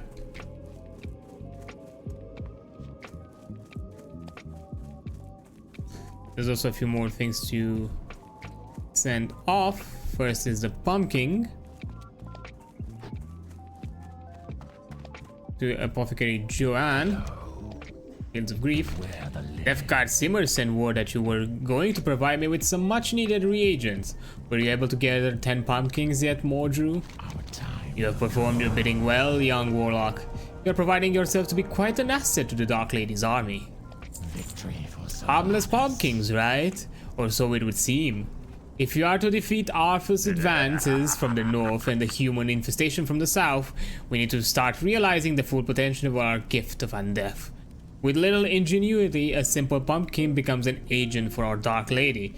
This pumpkin, laced with my latest formula, will prove quite a treat. Yet another Scarlet Zealot has been captured. It is being kept in the cellar of the Gallows End and Tavern. Take this pumpkin to the fool. Dark Lady, watch over. A new plague. Lady Sylvanas is called upon the Royal Apothecary Society. The Dark Lady believes our knowledge, coupled with the newfound magic, will provide the key to Arthur's demise. She has challenged us to concoct a new plague. A plague deadlier than any ailment on Azeroth. This new disease will bring Arthur's Scourge armies to ruin. My blood shows that the blood of the beasts might prove to be the key. Bring me 5 vials of Darkhound blood so I can test my theory. Yep. I am forsaken. That's also kind of another cool thing about the classic, as you know, the things that you now find that are kind of staples of the kind of some of the race's identity now are here as kind of just you see the very beginnings of it. I am forsaken. A vital intelligence. Beware. Yes, what do you want? Abound. Yes, this is very good. You've done well in obtaining this information, Mordru. Names of the officers in Tirisfal Glades. Imagine the blow we could deal to the morals of those bloody zealots if we were to kill their leaders in one swift strike. Our time will come. The documents Executor Aaron provided are just the break we needed in our battle with the wretched Scarlet Crusade. We now know their exact location throughout the Tirisfal Glades, but the Death Guard has larger concerns. The Lich King's armies grows in number each night. We need someone with initiative, like yourself, to drive the Scarlet to the grave. Prove to me you are capable of serving the Dark Lady by traveling west to the tower past the Solidan farmstead and slay 10 Scarlet Warriors. Embrace the shadow. Your thing? There is also a wanted quest. Wanted, Magadai. A foul beast even by Gnoll standards, Magadai has been sentenced to death for his crimes against the Forsaken. This despicable villain has been stealing corpses for use by the Lich King's armies. Magadai was last seen pillaging the lands near Garen's Haunt to the north of the Brill. The town of Brill hereby offers a reward to the capable souls who carry out the execution. Show Executor Zygan the villain's paw once the deed is done. Mercy is for the weak. Yeah, this is also the first of kind of introduction of, hey, here is a nice little introductory quest. Not introductory, like wanted quest of one of many. Yeah, we're not gonna take first aid trainer because we have tailoring and that resource is gonna be used more often there. And with the warlock we have other ways of healing, so there is no need. What is it? A rogue's deal. Dark Yes, lady yes, watching what is over it? you. The Forsaken, they certainly do have huge appetites. Make yourself at home, yes? Rest those weary bones. My name's Rini if you need anything at all. Do not see. Oh, a letter. Wonderful news. I've been waiting on word from my dear old mother in Defnell. Such a saint she is. I wonder how she's holding up. What? Too cheery? Not buying it, are you? Well, get lost then. It's really no business whose letters from any. Go on, get lost. Come back when you've got some coin to spend, loafer. Next thing you know, you'll be coming back to rest a long day after a long day's adventure or some stupid thing like that. Here's the reward. We're gonna take the mushroom caps. The healing is gonna be more useful. You are. Yep. We're gonna make this in our home. Now that we leveled up, let's do a quick thing here. Because we have our dear little... not here. Warlock trainer here. I'm listening. So we're gonna get life tap. And yep, learn our second Shadow Bolt rank. Trust no one. There we are. That's gonna be a very useful one. Oh, so spell rank, because we might need it at some point, but we'll see. For now, we'll keep it actually like this. No. Okay. And one last thing to check, because we're also supposed to give in a delivery here. This captures Earth. Stay away, you foul, unholy creature. May the light protect me. The Scarlet Crusade shall rid Azeroth of your... Oh wait, is that food for me? I'm so hungry. By the light, finally some food. Sweet, sweet pumpkin. I don't feel right. Ooh. My mind, my flesh, I'm rotting. It's fine. He just needs to walk it off. You know? Or not. Uh-oh.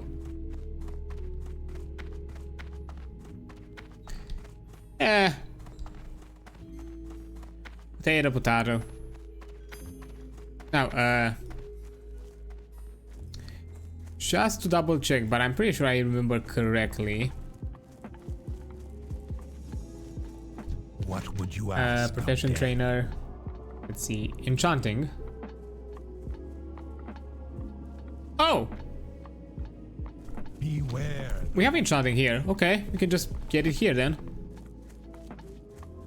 That's nice, that's nice.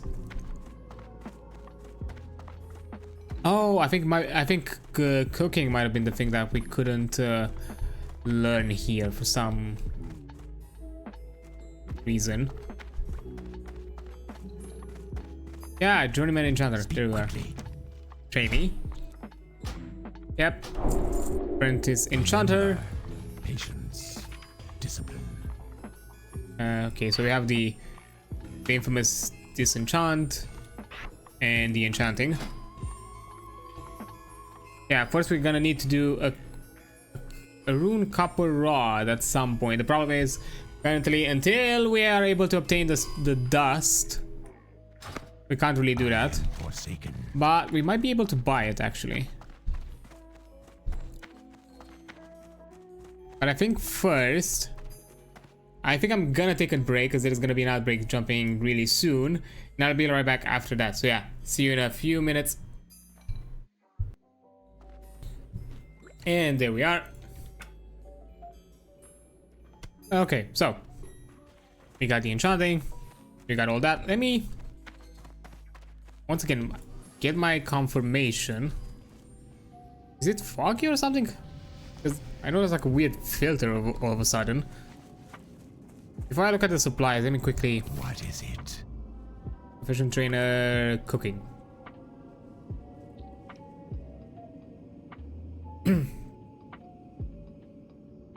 Okay, it's in Undercity. Yeah, the cooking was the thing. Anyone making bags? What is it? Not to that point yet, buddy. No. What now? Okay, it's gonna be a while until I get those.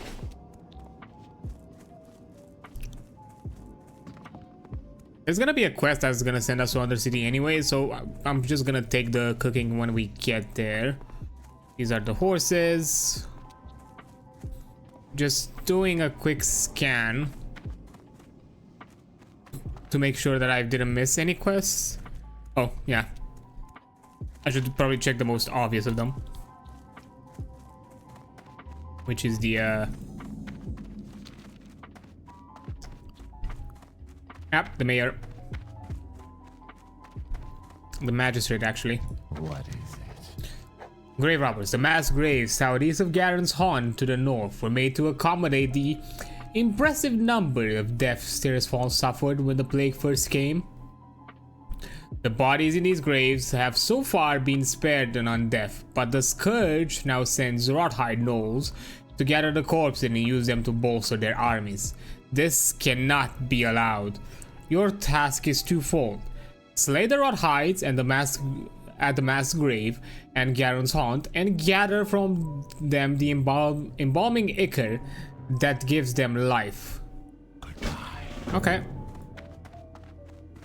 Now, we'll have to see which.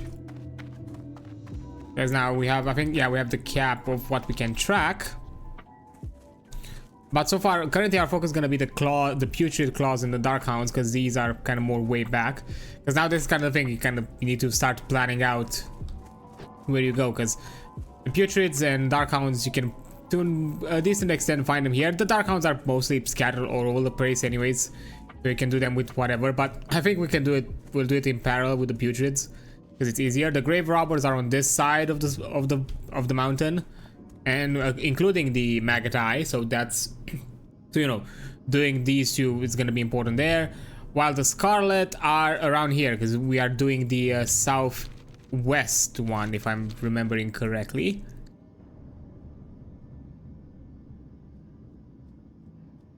Yeah, West Tower, which is here.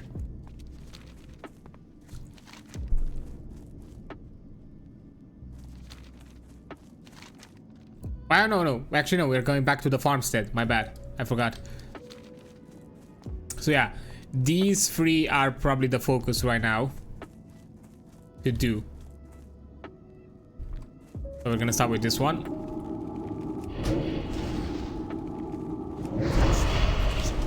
Would you not? Ah!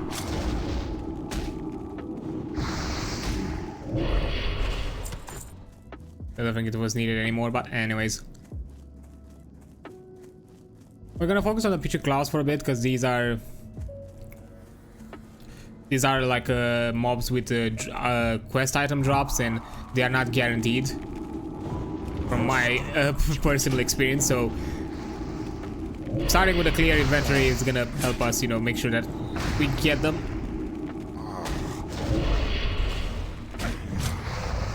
And you know, that also applies to the Dark Hounds. Because to be fair, this is kind of the essence of the game from this point on, like, and you kind of quickly realize that all the main of kind of, you know, three main things you need to do.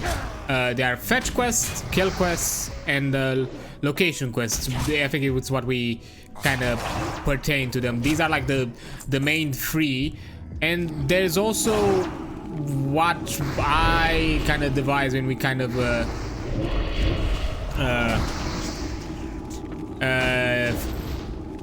I kind of summarize as a, because these are the three major things you need to do in a game. Actually no, fetch, you know, collect quests, interact quests,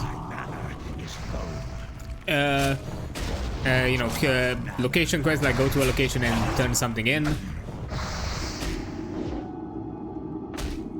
And there is also technically the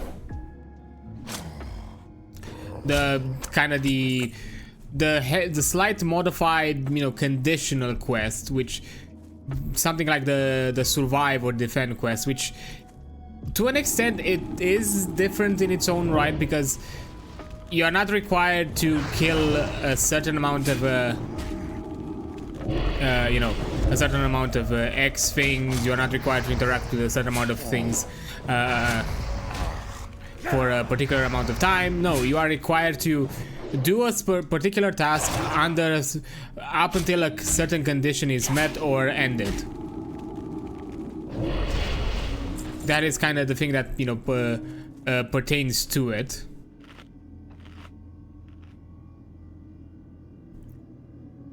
And that needs to be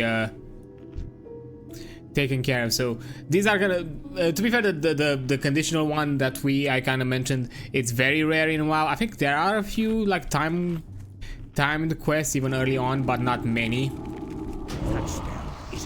So they're mostly just fetch quests, collect, interact with something, and go to a location and do something there. Either just simply go to that location, you know, go to that location, interact or talk with someone, or go to that location and then go to another one, or like, you know, it's like chained. Those are kind of the main things, which are very bare bones simple, which, you know, are kind of particular to what you'd expect out of an MMO. Ooh, it critted. Nice.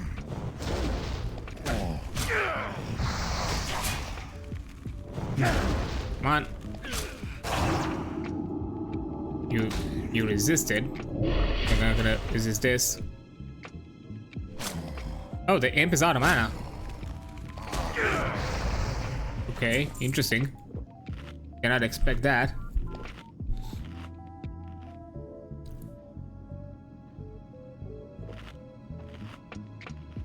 There we are.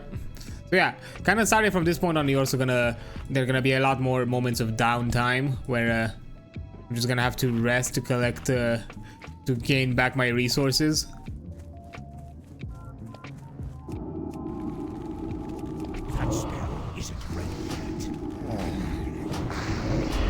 Currently, I'm not jumping a lot in the, you know, in the risk category of me using life tap to gain back mana, because we're doing fine enough so far. Okay, that's enough range. Ah, you gotta be kidding me. That's unlucky spawning.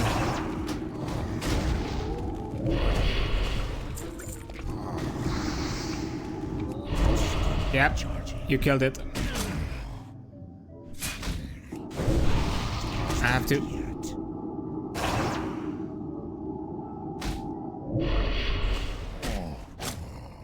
I have to kind of thread the needle.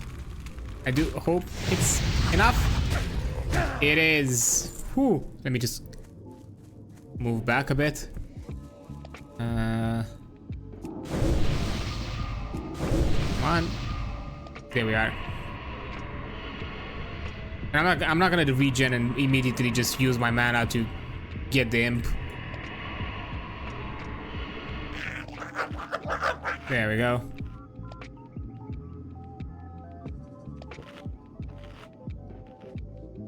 And we didn't even get any claws from that from that harrowing tasks, really. Fine. I'll get some more. So yeah, this is kind of from this point on, this is kind of the bread and butter of the game. Just do things, kill stuff, explore the world, and, you know, this is, you know, adding a story element, adding the quest, adding the location, that is this kind of thing. It's just the game's way of kind of, you know, layering, not necessarily layering, kind of dressing up these actions that are very obviously just you grinding as a way for you to progress. You know, you get a story out of it. You don't just go. You go to location 1 to kill mobs of this X level, so that way, you know, you you then get enough high level to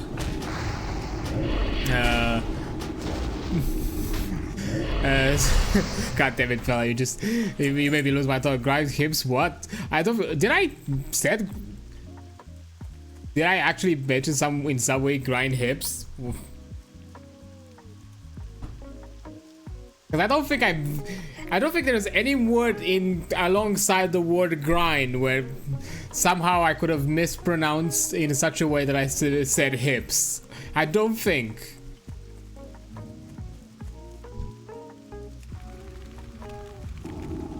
Although I could be surprised. I have to roll back the tape because at this point my mind just blanks. I can't really think back on what the fuck I said to figure out, like, did I actually say that? That's what I heard. I guess we'll have to see. Wait, what is that I see? What do you mean? Oh, hey, appreciate the bits, fella. Yeah, somebody outdid you for a while. Well, good, kid, real good.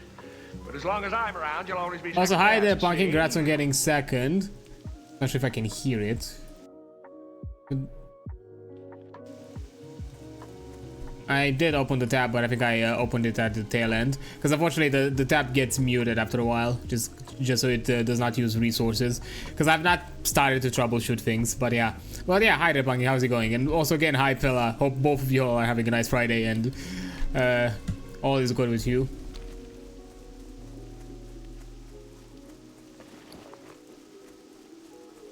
Oh, that's an upgrade actually. Let me take that. Now, to get to the Scarlet Crusade, find the warriors. Oh, yeah, no, what I was actually talking about was, you know, even though everything that is around the, you know, classic WoW and most of the, you know, original WoW experience is just, you know, it's just dressing for you to just simply say, like, ah, yeah, go to X location to just simply grind mobs and gain level from grinding the mobs. And because that's also the reason why, you know, drop rates for items are not necessarily guaranteed, because that's an incentive for you to just kill more mobs and do all that kind of thing. So, you know, and adding story, context, information about it, it's a way for you to kind of keep you engaged and give you some sort of a reason. But at the end of the day, you're still doing the same thing that even older MMOs than WoW did. Like, just you're in a location, you kill mobs to a certain level to get high enough level to then go to a higher location with more higher level enemies that give you more XP and so on. And there's it's just you know, WoW was one of the first ones that kind of added the story and, you know, narrative element to the game, which I think for the longest of time that was kind of the Blizzard's MO. Like, that was kind of their pedigree. Like, they were never innovators when it comes to like making the next big genre or doing something like that. No, they always took like an existing genre that was either popular or something of the sorts, and they added that narrative flair, that narrative element that they were so well known for and so well liked. You know, RTSs, adding, you know, some of the best RTSs, you know, the OG StarCraft, Warcraft 3, some of the best story, some of the best, you know, narrative when it comes to those types of genres. World of Warcraft comes back to it as well. Did EverQuest have a story? I I'm sorry to disappoint. I'm sorry to disappoint. I can't say so because I've not been an EverQuest guy. I've never been on those lands. I've been what would people say a casual WoW baby. Because back then, from the history of the MMO scene that I know, those who played WoW back in the day were known as casuals because EverQuest was a lot more hardcore by comparison because of how unforgiving some systems were. Because, you know, in WoW, keeping your items, keeping your XP and level, that was something new, that was seen as casual. Because in other MMOs older than WoW, you know, dying meant, you know, you lost resources of different sorts. It pushed you back a lot more significantly, you know, it was seen a bit more hardcore. But I've never experienced EverQuest. For me, WoW was the first one. It was the first big MMO that I did. And I haven't even experienced it at the time that, you know, of what I'm playing it right now, which is, you know, which is classic. I've started WoW around mid Cataclysm, when Cataclysm was still current content. That's when I started, which is technically even kind of thought as being a point where kind of, you know, the game quote unquote went downhill. But yeah, I can't say for me even classic WoW, it's not a nostalgic experience. It is to an extent nostalgic because I've played on private servers back in the day, even when Kata was still current content, that worse Blizz-like servers with of older expansions, you know, like Burning Crusade, Wrath, that kind of thing. So yeah, I am somewhat familiar to this type of play, but I've never got into it to the end game level or that sort of a thing. EverQuest final boss is the boss that you're not meant to kill. Oh, and has been killed only once. Ooh, interesting. Okay, I'm bored of I'm work driving taxi and no customer for 5 hours. One small lift. I see. That's kind of because I'm also reading back to my to the chat because I was kind of in a rant mode for a second there. So sorry about that. Yeah, that do kind of suck. I kind of get the pain because, you know, my dad kind of works in the driving business of. I say driving business because it really depends on what kind of job he has, because he's done multiple, from delivery to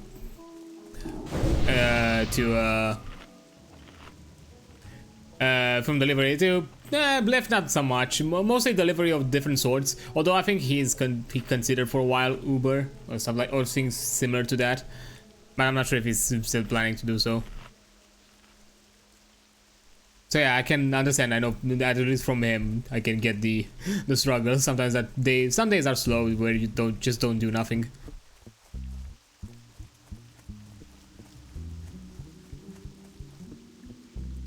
But yeah, and also I'm right. How are you? Overall I'm fine. Pumpkin, just, you know, kind of starting the this quote unquote classical journey. That's gonna take a while, and it's gonna be probably long-ish. We'll have to see how long it's gonna be, but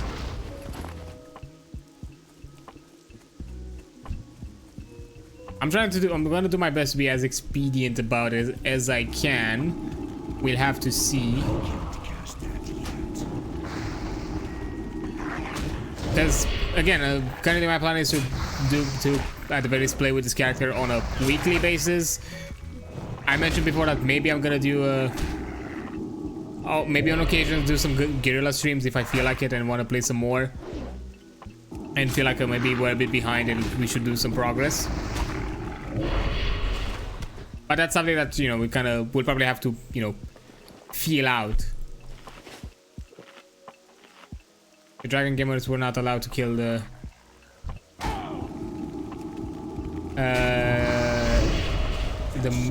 many kudos. You need to fix a 50 meter and really cool that extends out. And that's the extent I know of EverQuest. Okay. Oh, come on. Ooh, that was close.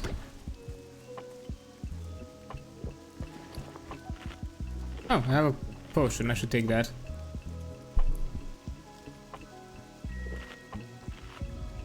There we are. And it's hard to type on my bed. I know, but I get the gist. Don't worry. The pain of autocorrect or just, you know, sausage fingering the keypad. Yeah, I get it. Don't worry. I get the gist of it. It's something that I kind of learned with time. I start to no longer, even though I'm very particular at times with grammar, or at least I feel like I've realized that you've done something wrong there, you know, in your text, which I'm not too judgmental about it. I realize that, you know, hey, people have people type that way for different reasons. Some do it really fast, and to be fair, at the same time, it'd be kind of hypocritical of me because I do it the same way. My brain just sometimes goes a bit too fast for my own fingers to keep up, or somehow just thoughts shift around in the brain and they no longer reflect what I'm writing, and it gets weird in my texting, and I've had that kind of thing. So I got to the point where if I get the gist of the message, it's fine. I'm not even gonna judge for it. I'm not even gonna question it or just be like, hey, that's weird. I'm gonna probably ask for a clarification if it in those situations we're like, hey, what exactly were you meaning by that, because I don't understand. But if I get the message, it's fine. I'm not gonna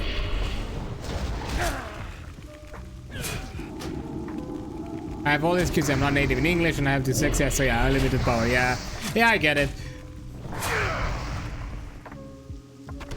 To me, it's not dyslexia. To me, it's ADHD. It's, because of how my brain works. Sometimes my fingers go into the wrong keyboards. I tap the wrong key sometimes because I think of a different word, or I think of something differently in the mind and just do that. Or sometimes I just mix words around because I think of one part of the sentence, but I quickly move to the other and don't catch up, or somehow I mix them around. And and I've had a situation where I press enter, look at the message, and was like, what the fuck is this message? That's not what I was writing.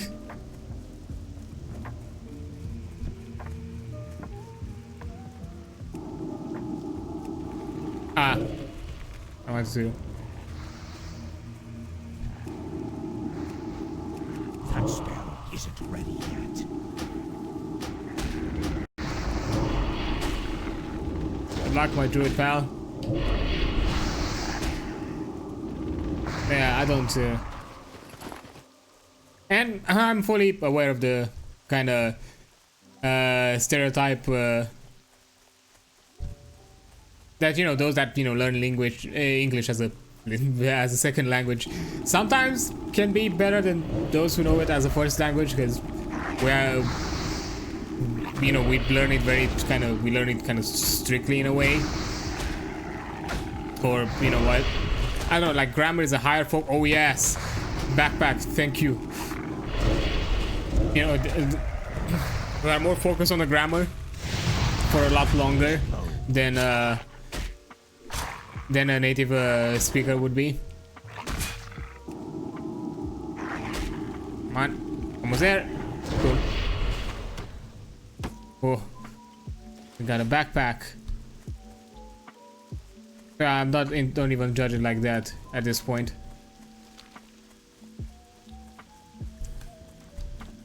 That's scary for me. Well, finish is said how it is written. Yeah, it's phonetic. Because my language is the same. It's also phonetic.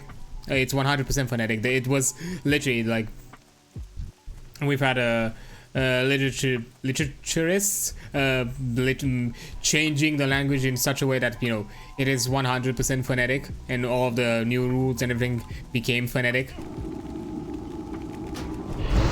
So yeah, you say it as you write it.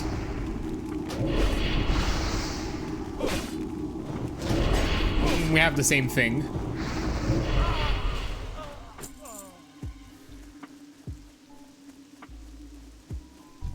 Was that another warrior? Yeah, it was. What's a... Oh, no, it counted. I looked at the wrong thing.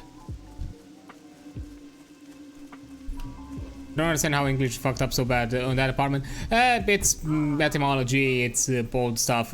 And English originates from a lot of places. And it's hard sometimes because, you know, not everybody has the movement and that kind of thing. And especially when you're like a country like, you know, let's say like even the US or even the English, when you're so... mixed culturally, that it's sometimes can be a bit difficult, because that's the thing, guys. A lot of the language comes to culture, because as I said, for us it was a big change in phonetics, because initially there was a shift. I forgot exactly the year. I'm not bad to go to history, to be fair. But initially, before this full phonetics rule was enforced and put in place, there was another different shift of going more back to our Latin roots and starting, you know, to write more closer to kind of how, you know, Latin language was written, which is not really phonetic. Was you know, it was not more of what you'd expect out of Latin. You know, it was written in a different way, and you know, the group letters had a different meaning, and it was done such a way because it was considered elevated, and it was considered academic. It was considered, you know, of higher learning. But you know, some actual smart literature is not just some elitist academics realize that language is a method of communication. Language is a way to you know, parlay between one another. It should be a bridge between people. It should be accessible to the common man. It shouldn't be something that only the higher learned should know how to do. And that was kind of, you know, like, no, we're just gonna make a reform and be like, nah, we're not doing this. We're gonna shift the language to be phonetic. Fuck all this academic BS, because it's without point. It had no purpose aside from just being academic for the sake of being academic, and for you to seem elevated. And there is a French. Don't, please don't. As someone who needed to learn French for 8 years, and look at me now. I don't know a shit about French. I don't wanna. Don't even. The pain I suffered with French.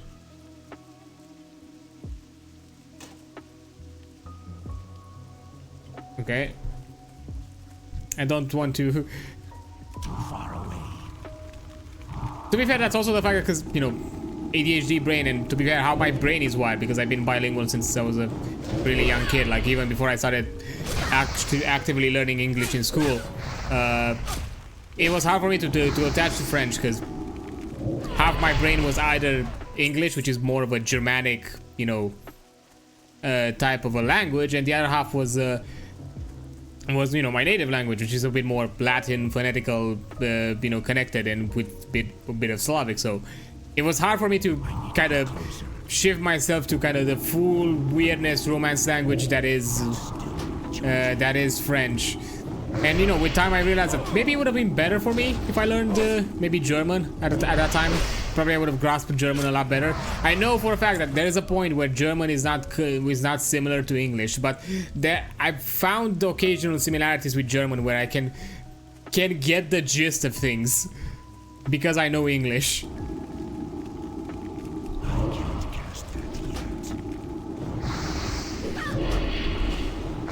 And yeah, there are moments where I was like, what if maybe I should have learned that? Maybe I should have learned German.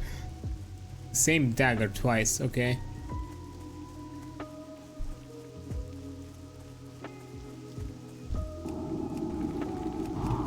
That spell isn't ready yet.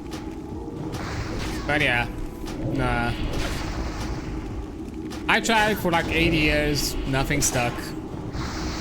Because that's how much I've learned. Best part of being bilingual when someone else does not know you understand. It is a fun thing. I've not necessarily been in that particular situation myself.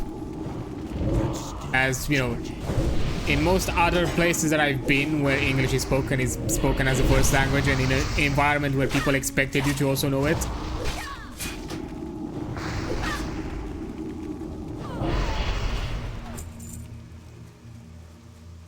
So yeah, I was not necessarily particularly,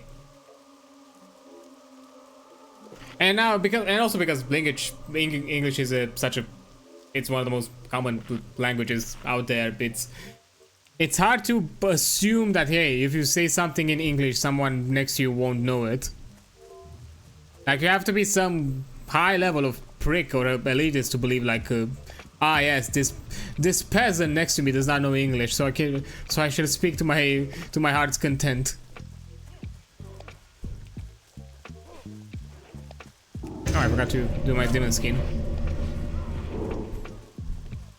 Yeah, really, I keep speaking. To be fair, in my case, it's a bit different. I'll be honest, especially if you go in higher, in countries of higher influence. Like me hearing my own language, it's not unusual. Literally, I went to the UK. I've been in a small town because I lived for 3 years in the UK, and it wasn't even a big city. I didn't live in London. I lived in I was around like the Suffolk area of the city, which is East Anglia. And going to the bank and just hearing a couple behind me speak full ass Romanian, I was like, what the fuck is going on? Like getting that we like kind of take it back, like, wait, what? I'm in the middle of the town center, just where people are here like to, you know, full ass speak English. I hear this, and this is like the first thing that I hear. And almost on a daily, like if I went outside, I don't think there was a point that I couldn't just by passing maybe catch a glimpse of my language, of my native language somewhere out there. But you know, again, we are a very, let's say, migratory population. In a very kind of dark joke, we are the second most we're the second nation with most with higher immigration, and the first are Syrians who ran away from bombs. Like just understand the divide. We just migrate to get a better lifestyle. Others migrate because they don't have a lifestyle where they live.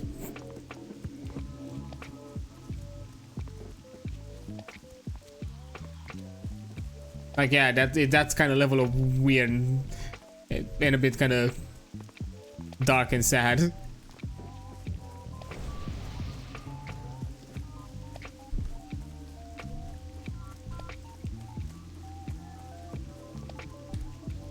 My cousin, her honeymoon was in the States when she and her husband were talking at of coffee shops. Waiter told them to not speak Russian.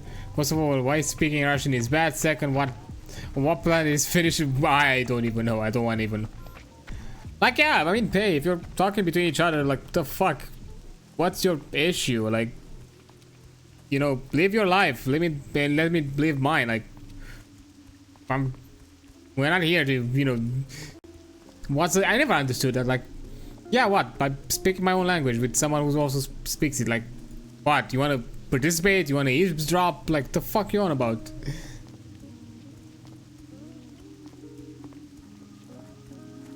But yeah, also the fact of being like, ah yes, it's Russian, but Quickly. fucking wild. Have you completed the task which I've charged you? Do you have those putrid claws? Beware. Well done. I regret not being there to see you smash those undead into rotting pulp. Our time will come. The mill is overrun. The Scourge are trying to form a base at the Agaman Mill. If they do, then they can stage further attacks within the Ferris Hall. The orders have been given. The Scourge in the mill must be destroyed. Go to the mills, collect knocked ribs from the rattle cage, crack skulls, soldiers, and blackened skulls from the dark-eyed bone casters. To get to the mills, follow the road west after crossing the bridge, take the next fork north, then keep going north. You're gonna see the windmills. The battle will begin. Okay. Also, let me just send the Iker. Yeah, Ukraine war was quite a new thing back then for that reason, but still, for the actual fact, it might be the only person to read those notes. Yeah, to be fair, I'm probably gonna do it until I get to a point where it's too much. What now? To an extent, I'm probably gonna have to cross-reference if I jump around and don't remember where I need to go. The thing is, this starting zone, I've done it so many times. I kind of know where I need to go for every quest. I don't really need the guides, the direction guides that the quest lines gives. But later down the line, I'm gonna need them. So even if I'm not gonna read the entire quest at a certain point, I'm just gonna probably stop doing that. Is this private retail or private retail? This is this is retail WoW. This is WoW Classic. Yesterday, like almost 24 hours ago at this point. Like in 20 minutes, it's gonna be like 24 hours ago.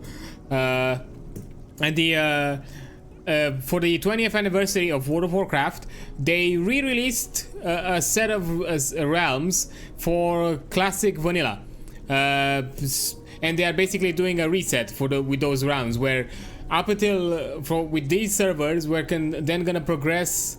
They mentioned in a year from now, so fall next year. I'm guessing probably still around November. Fall next year, we're gonna jump with these characters from these realms into Burning Crusade.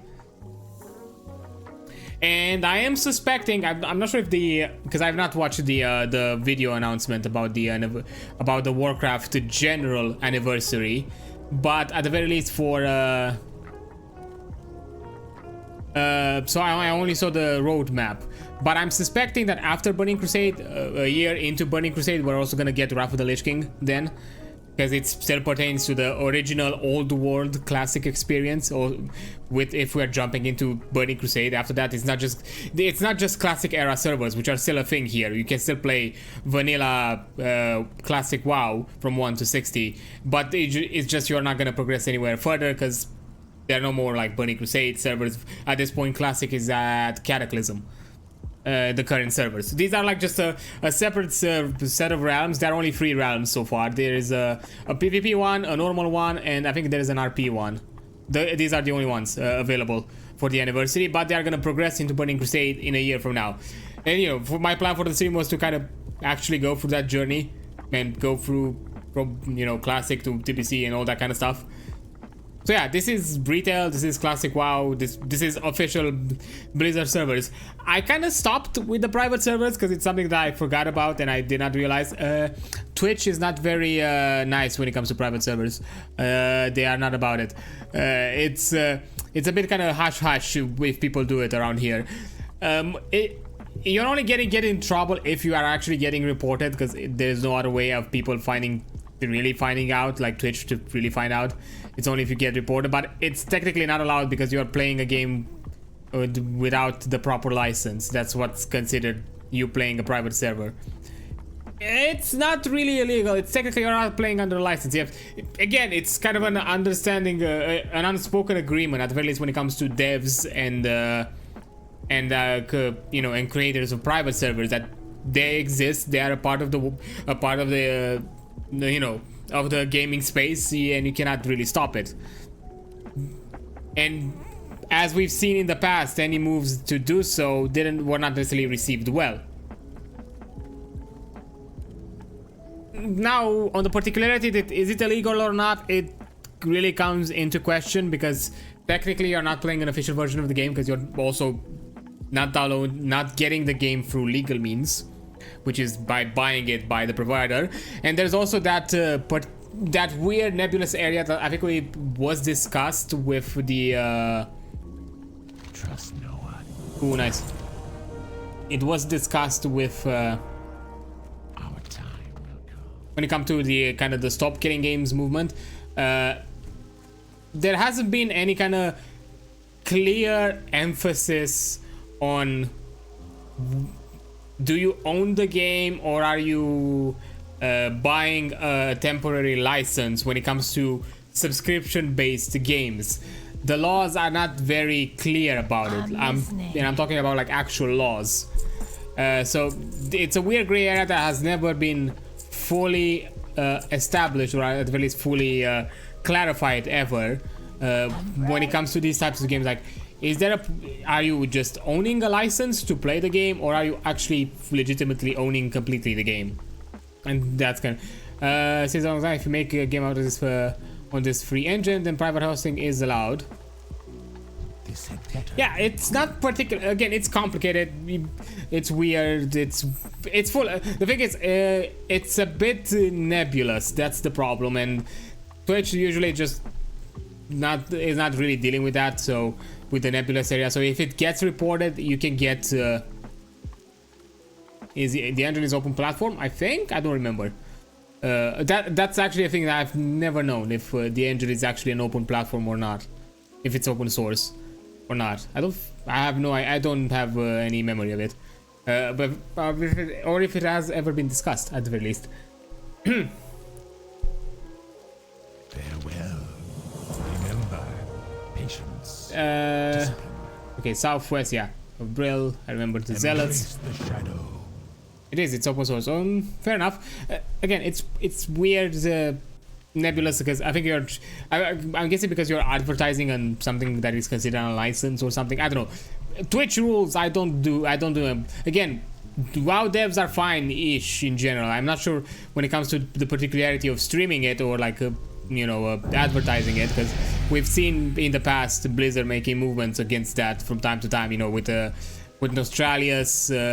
I've even seen it with Turtle WoW when they announced that they're moving a full port of the game into Unreal Engine 5 for their Turtle WoW Classic stuff. There's been some occasional movements where even Blizzard has done like copyright strike stuff and shut down some things and all that kind of thing, and then move through some weird legalities with it.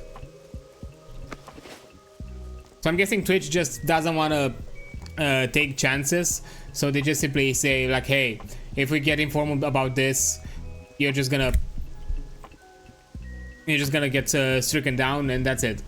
But again, if you're getting reported, it's a cat and mouse kind of game. It's a thing that, as long as you're not found out or somebody has the ill intent of actually putting you on the spot with Twitch, you can do it. I've done it for a few streams, but I'm not doing it anymore. And there are others who are still doing it. But just for me not to have that stress and not to have to always be like on the hush-hush or things like that, I'm just gonna keep it to myself, and considering that we have Classic and there's a way for us to play it, it's fine. Blizzard not on that engine, there was something in the engine usage rules that say something like everything made on this engine is open source by default. You ask, I'm dead. Oh, you've been disconnected from the server. Okay.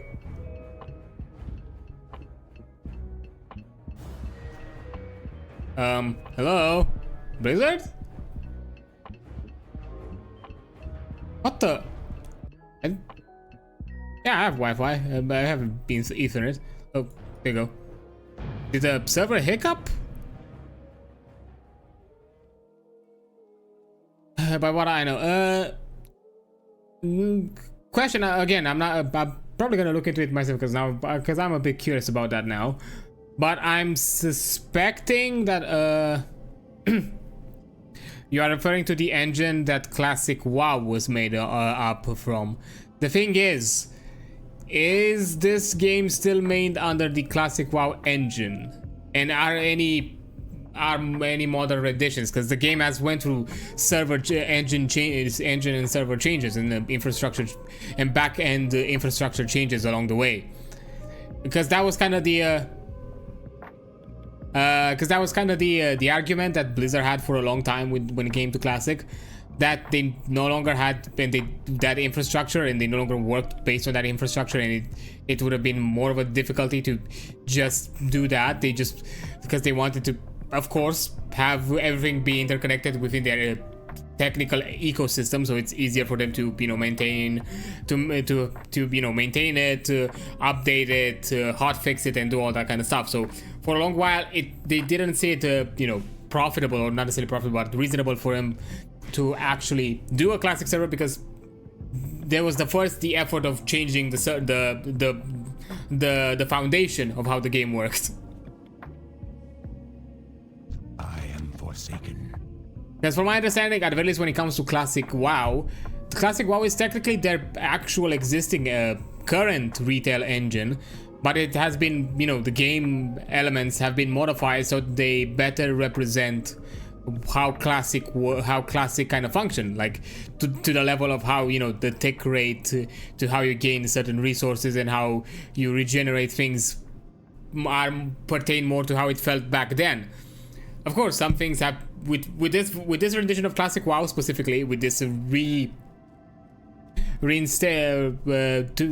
reset, they also added the quality of life that they decided to add in the end with Burning Crusade and Wrath of the Lich King. You are now having them here, like there was like an engineer item that allows you to store the wall buffs.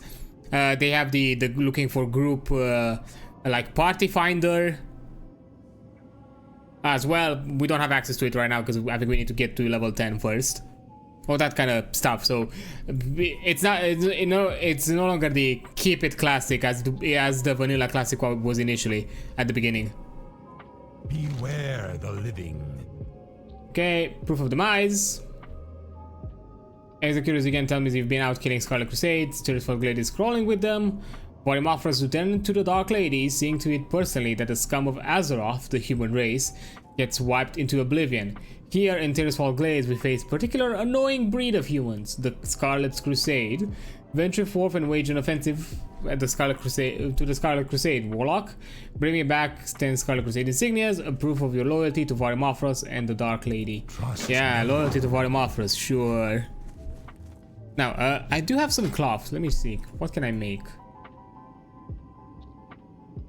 Well, that is an upgrade. Could make a shirt. Why not? Just to level up some stuff. Okay, so I need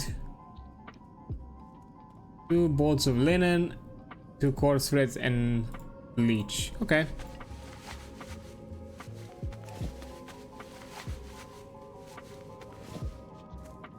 I have exactly what wrong you one. need.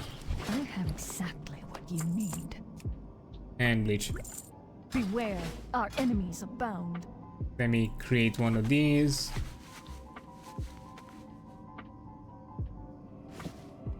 And one of these. Never been to do this in private server, didn't ban you. Again, one of those things of, you know, Be quick about your business. reporting and that kind of thing. And at this point, I don't think they have proof because I've done that a long time ago. I'm not sure if the Twitch servers keep proof of it to any extent. To what extent? Because I've streamed those on that a long time ago, and I don't think they're anymore. They're no longer part of the archive. I don't think so. So they're no longer, at the very least, they're not part of the Twitch archive anymore. I'm kind of gonna keep the linen cloth bolts as they are for now. Now, I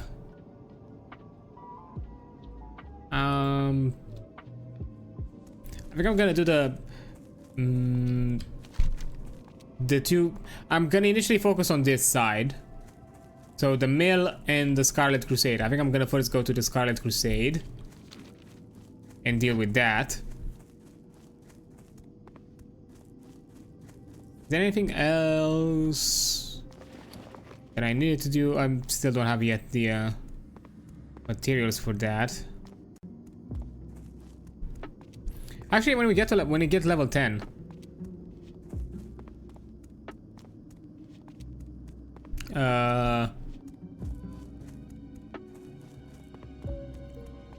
I'm probably gonna go to Undercity because I need to get my Void Walker quest on.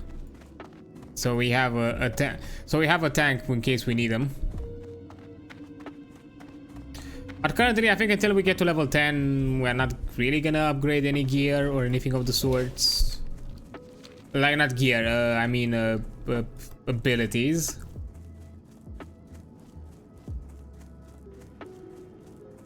We're just gonna keep a bit of our resources as they are. There's gonna be a point where we probably have to get some staves. Weapon mastery, so we can equip this stuff.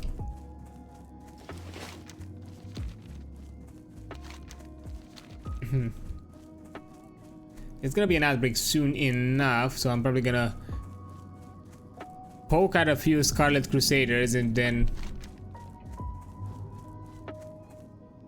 Oh.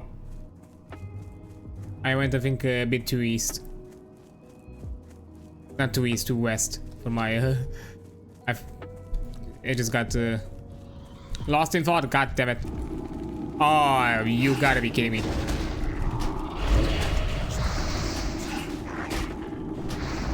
Fine.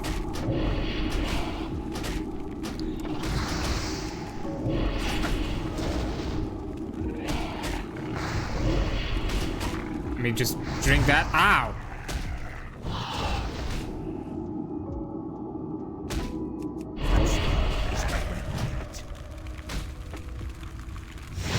Nah, I think that's gonna kill me. Unfortunate.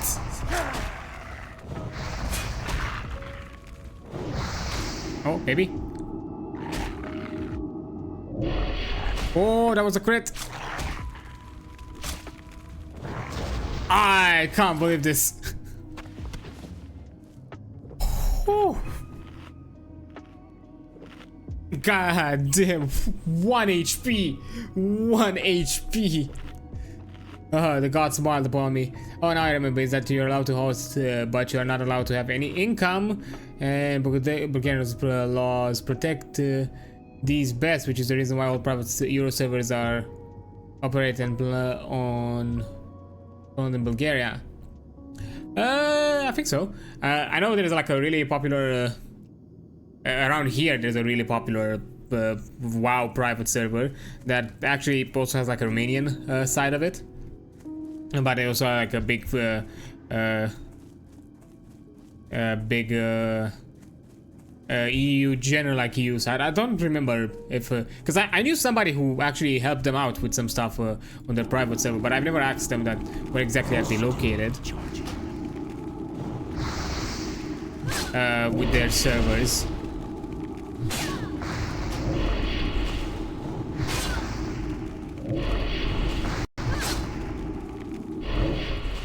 One. Got one.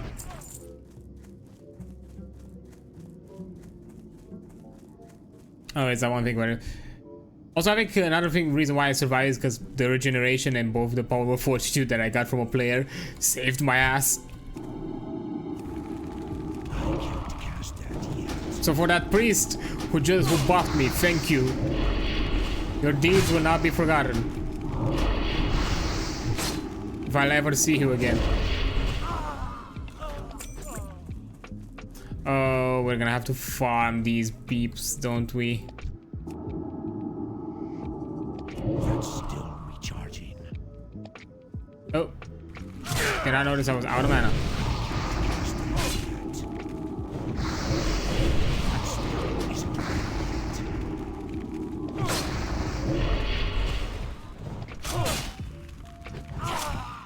I'll give you a quick stab.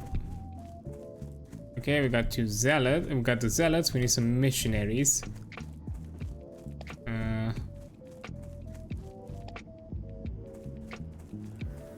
Ah, you saw me.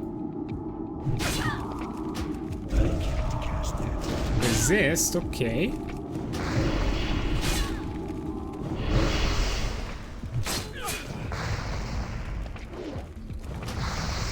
Okay, let me give you another dot. Resist again. Man, I have shit into this wall blades.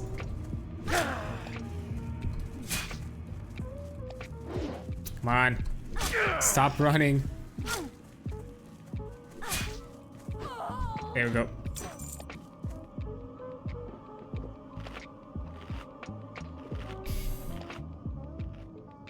Let's see, can we get the captain before the ad break?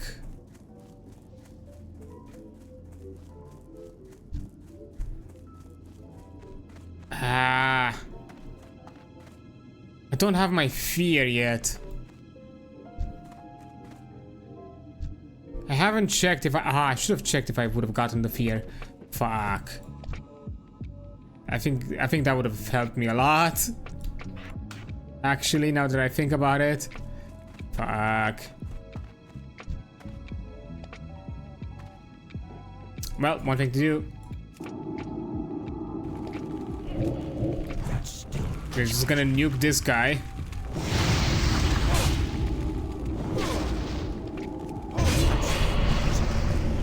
Okay.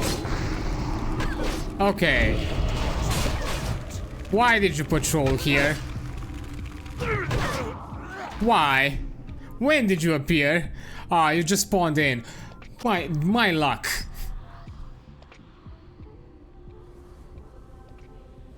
But it seems like sub games. Yeah, I think I looked at it actually today because I think I saw they made like a new separate like Blue Sky account about it.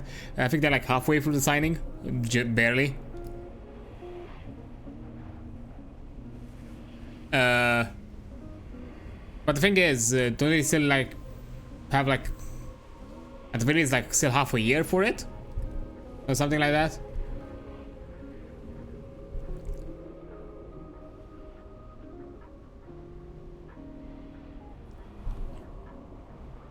The thing that I've so far very interesting about it, I think like Rami is Mali. I think actually, oh, we are into the ad break. So actually, let me quickly take a break while I do my corpse run, and I'll be right back afterwards. Yeah, see you in a bit.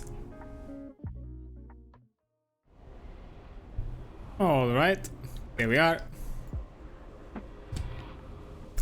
Back here into our circle of the corpse run.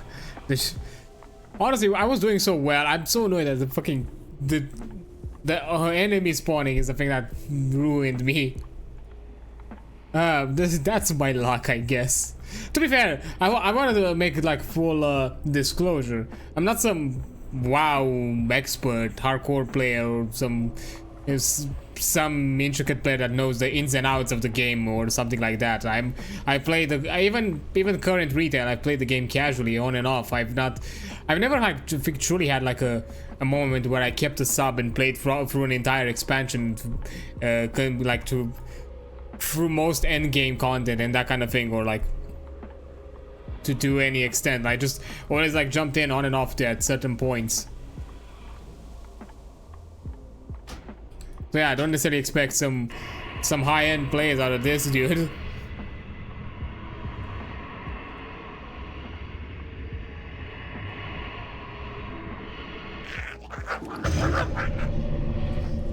This is how I fucking I see. That's a zealot.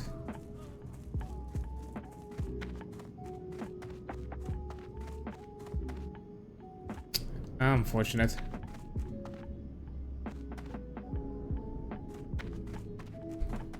Ah, they spawned both. Now I need to.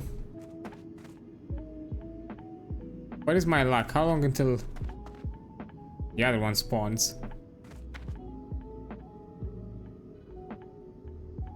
Because I think I could do. Maybe I can nuke this dude first.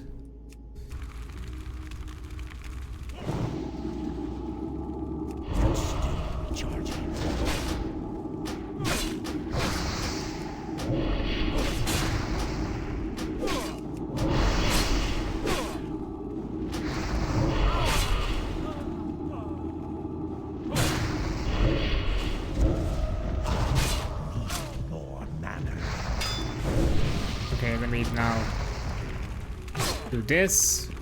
Not enough mana. That spell isn't ready yet. On.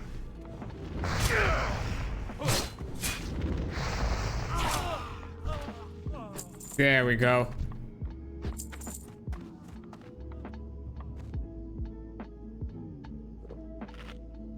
Even without fear, I can still do it.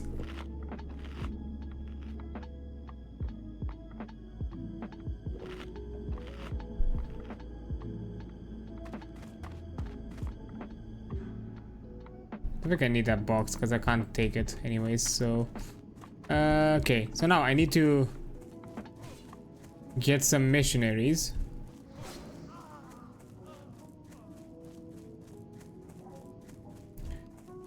If it gets picked by the algorithm, maybe there is a chance. If it gets picked up by the algorithm, maybe.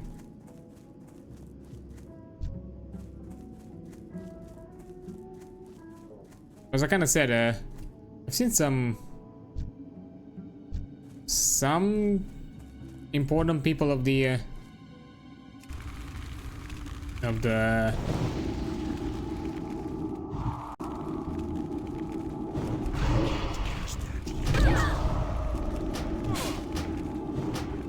seen some important people of the in the game dev space that actually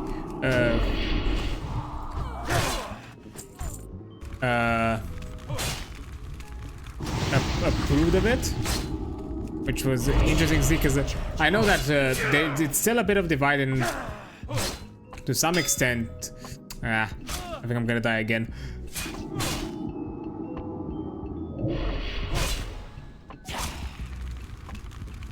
Unless I can make him flee. Nah, I didn't have enough time to make him flee. Damn it. First time I had the potion that saved me.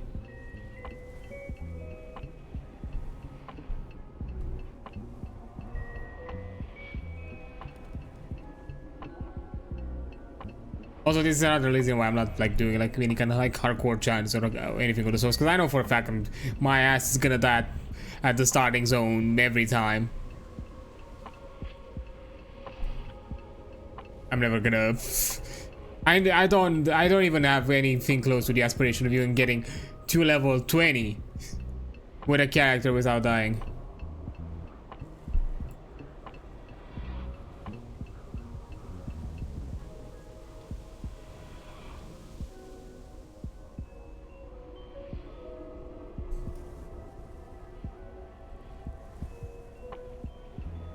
And also at the same time, to me personally, there's those types of games, those types of, you know, goals. I've never been the thing that kind of interests me.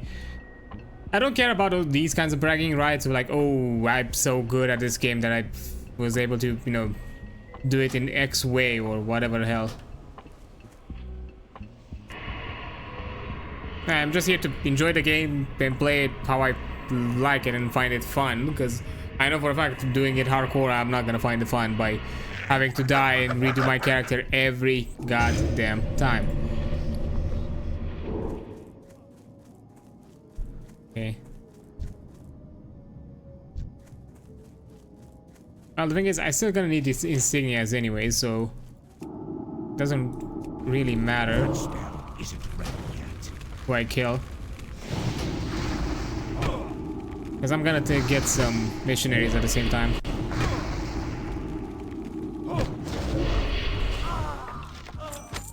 Ooh, Scroll of Spirit, give me that.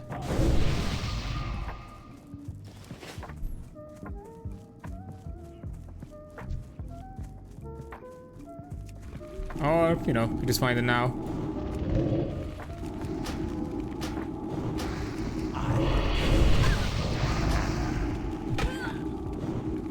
But yeah.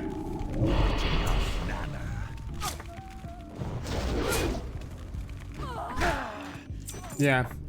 The thing is with the stop playing games, as I kind of mentioned before, it's the topic itself is a bit divisive, because it's even itself the movement itself didn't come up strong with methods or ways to clearly show how to combat certain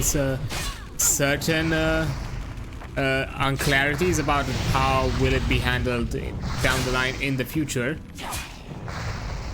which, you know, spur, you know, some people, you know, jumping at the worst conclusion of what it could happen, and which, you know, it's an important factor to take into account. You know, take also the possibility that, you know, the most unlikely scenario or the most unfavorable scenario can happen.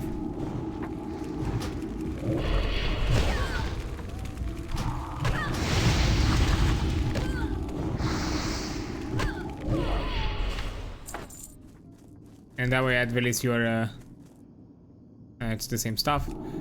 That way at least you know how to, you know, approach the issue and the problem and see what exactly can be done for it and find solutions.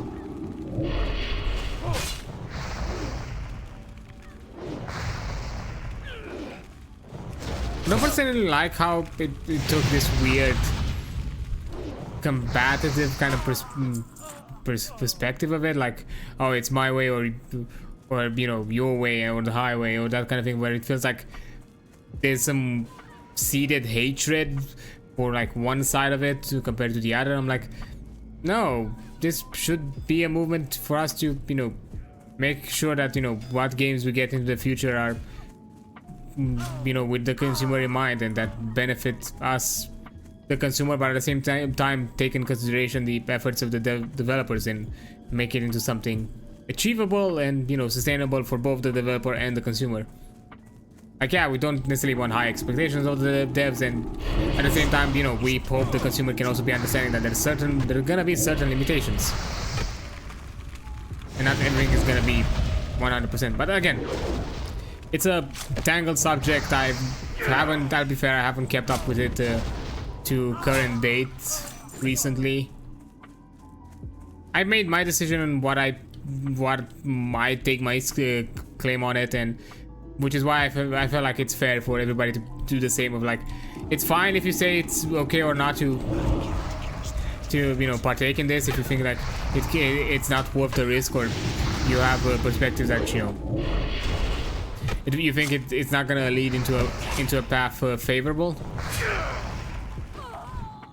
I don't be some kind of ass and be like, oh no, if you do it this way, it means that you hate X, or you don't you know, you don't care about this thing, or you're not considerate of some part of the argument.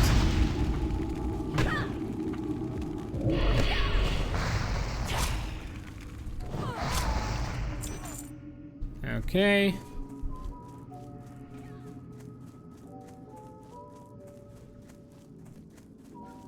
But yeah, that's my take on it. I don't think I want to toil on that more than anything. That's still recharging. Yeah, it's okay. We're gonna, I think, finish with this. Probably also go to the mills and do that part of the quest there. Ah, shit. More mana. I mistakenly aggroed without getting mana, but thankfully I'm a warlock, so I can just life tap my worries away, as long as they don't kill me. Oops.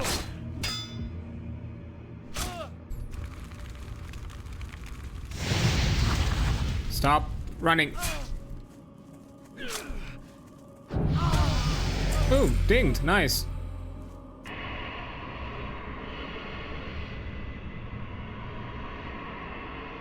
Good timing, actually. Okay, I need more of them. There we are. At this point, it's just indiscriminate murder. We just need the insignias, and any of the scarlet would do.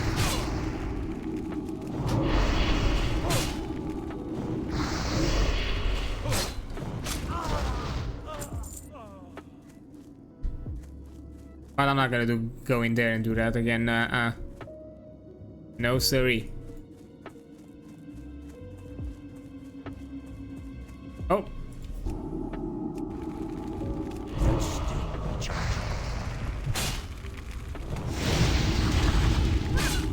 But yeah, I'm probably gonna, then we're gonna go to the mills, clear that way, so that way we've cleared the quest for the west side. So when we run back, we're also gonna repair the mistake of not getting fear, because I fucking forgot about it. Because otherwise our worries would not been as many.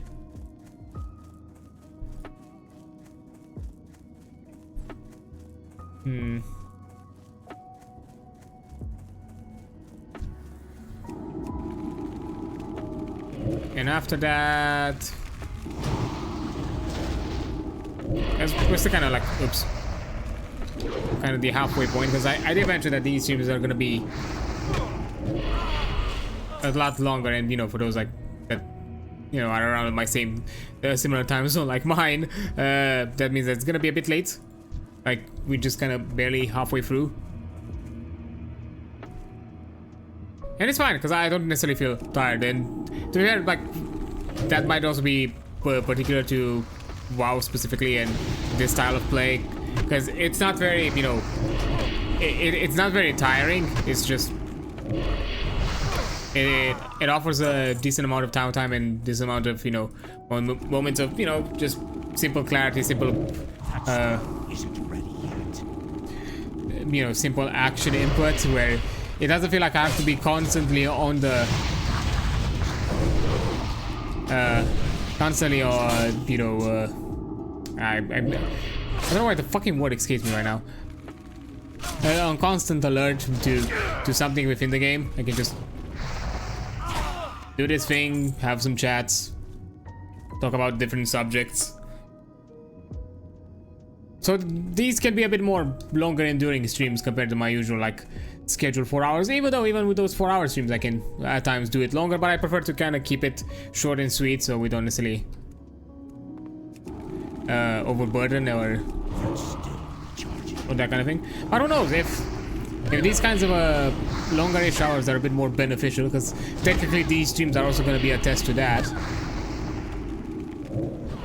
Maybe with time we could slowly shift into that, into slightly longer streams and shift them a bit more earlier.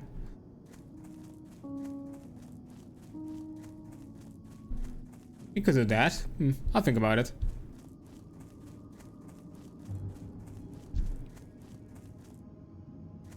But right now my idea with the WoW stuff, it's gonna be every Friday around the time that I kind of started, which was like 9 p.m. my time, 7 p.m. GMT. If you're like Eastern time US, it's probably gonna be like early afternoon. That's kind of mostly the time zone, but it slowly shifts kind of into late evening. Because that's kind of the idea why also I shifted a bit earlier and made it with slightly longer, because it kind of covers 2 points of time that, you know, are a bit more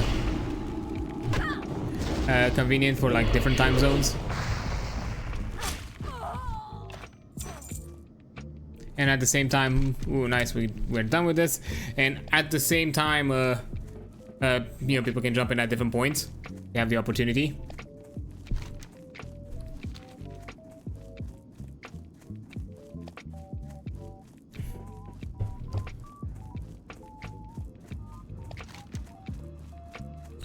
Honestly, as I mentioned, maybe there's gonna be some occasional like guerrilla streams or things like that. Not anytime soon, because there's some stuff that I need to do like off stream that I need to kind of start doing. And once I kind of get out of that worry that I need to do them, I might be open to jump into some of these stuff.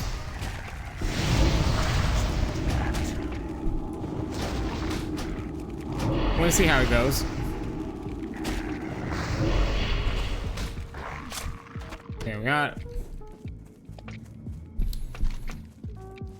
Let me just quickly go around. I'm just gonna take the road so we don't have to fight too many things. Oh, okay. I'm guessing our warlock friend is going some other way to level. I'm guessing the barons. Because yeah, the barons are probably the best zone to level, because it's abundant when it comes to like leveling horde from, you know, from 1 to like 20, 30. Because that's always been like a characteristic of, at the very least, the classic stuff, the classic WoW zones, is that if you are a faction that is located on a continent that is highly more populated by the opposite faction, like in my case, because I'm a Forsaken and I'm in the Eastern Kingdom, which is mostly a place populated by the Alliance faction, because two of their capitals are two of the biggest capitals are here, and most of the southern side of leveling is theirs. Mid to southern, not like full south side, like Stranglethorn, Blastlands, you know, these are more general leveling zones. But you know, aside from them, they are not really.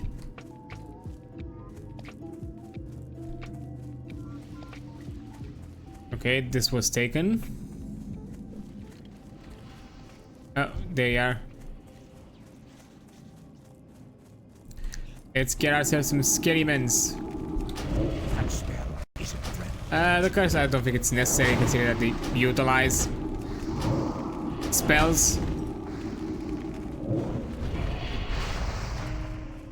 I know Agamanda is a quest mob, but we're not gonna focus on him yet. We're just gonna deal with the rattle cages and the skeletons so we can get their bones.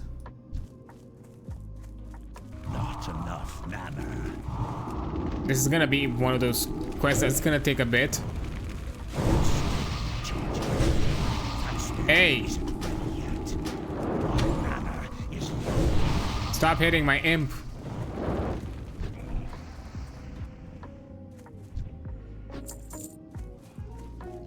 I need the boy.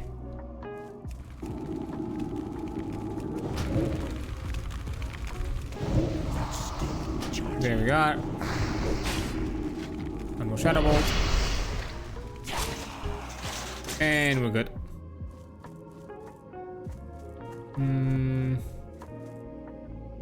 Me. I wanted to make sure, so I just wanted to tag him when he was the farthest.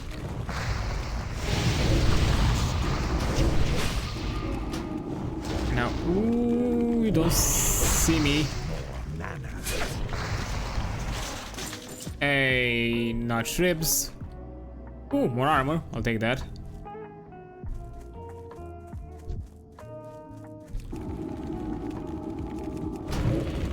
Okay.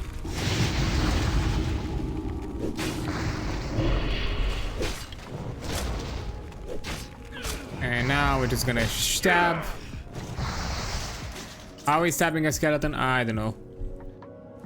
Just notching the bones, like chipping it off, I'm guessing.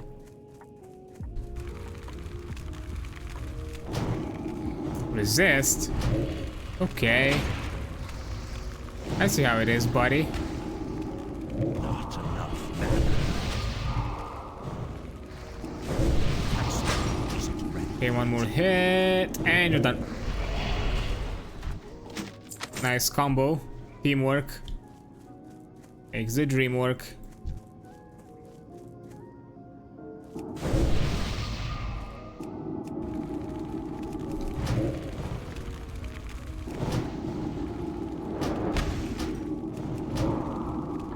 And that should do it.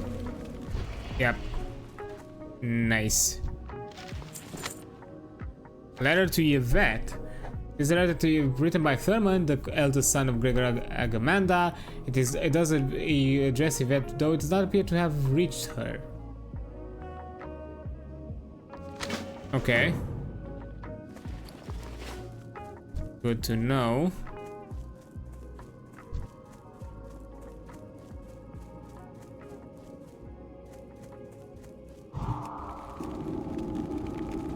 Honestly, the Blackened Skulls, they've always taken the longest to actually get, for some reason.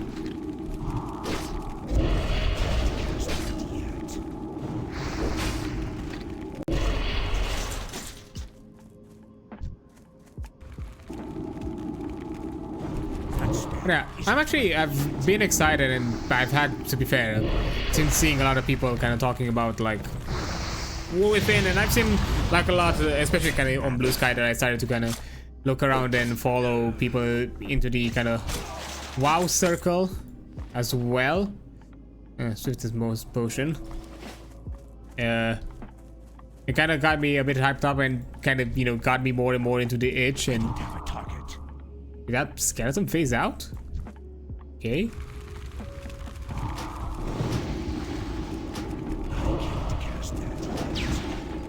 Yeah, I should not have done the curse. It's fine. Finally, the first one. Because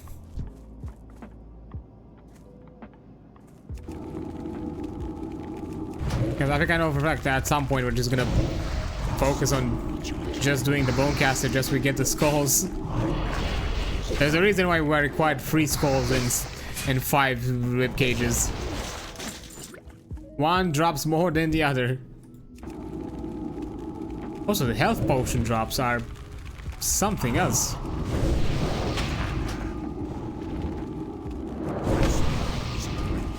Nope. I was a bit more zealous with the life tap. Ouch. Oh no. Gotta be kidding me. Sorry, got customers who have to pause the stream. That's fine, don't worry. I understand you are at work at the same time while listening. I can't cast that yet. You know, hope my I guess I hope my ramble is to some extent at the very least keep you busy in your lull moments. Oh, nice, another one. Oof, we kind of getting hit in the armor department though.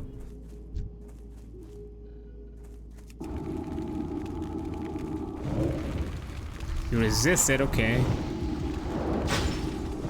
Yeah, have another take.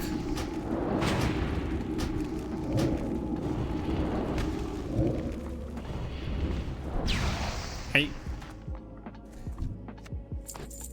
I got the skulls before the rib cages? Okay. That's actually a new one for me.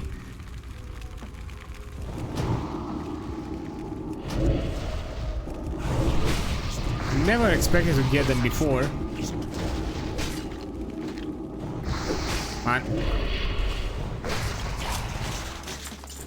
Damn, that's actually fucking plow through it. Amazing. We can just move on then. Go back to the Brill, turn some stuff in, sell some useless junk. Make sure that we don't aggro too many. Huh, didn't attract that one. I thought that I was gonna aggro the Bonecaster. I guess I didn't. Didn't twice.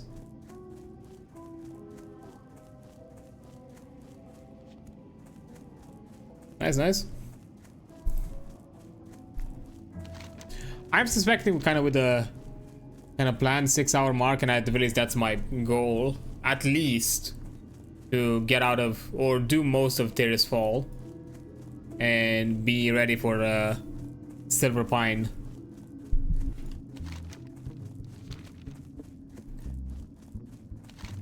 Technically, Terrace Fall is slightly over level 10 because in vanilla it's best to just do all the quests that you find available early on. Don't just because technically this is a higher level zone, kind of a more this zone is gonna be more in your level. Once you're kind of like at level 10, 11, it's best to just make sure that everything here is finished because you have the gear, the extra experience, the extra resources, and money to at the very least get some to kind of give you the edge. I want to pick up Elder Scrolls Online again. I played a bit of it at some point. I don't remember if I played it when it was like still kind of newish or not. I don't know. The Bethesda style of RPG melded into an MMO. For some reason it just didn't tickle me. I don't know. I just didn't pick my interest for too much, and I haven't really. I remember like playing a bit of it, but I don't know why exactly I stopped playing. It's not. I don't know. It didn't keep me interested enough to jump back into the game afterwards. I don't remember what I did or what exactly what character I made or whatever the fuck I did in that game. And no, I played a bit of it. It felt Bethesda-ish, but MMO in style, and to me, I don't know, just Could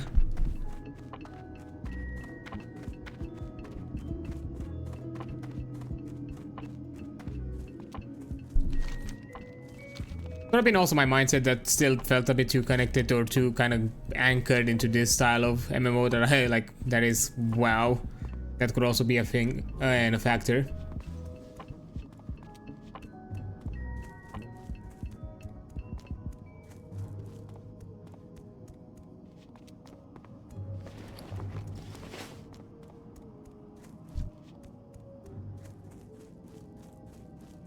I might check it again at some point. Beware, enemies abound. Pants upgrade, I'll take that.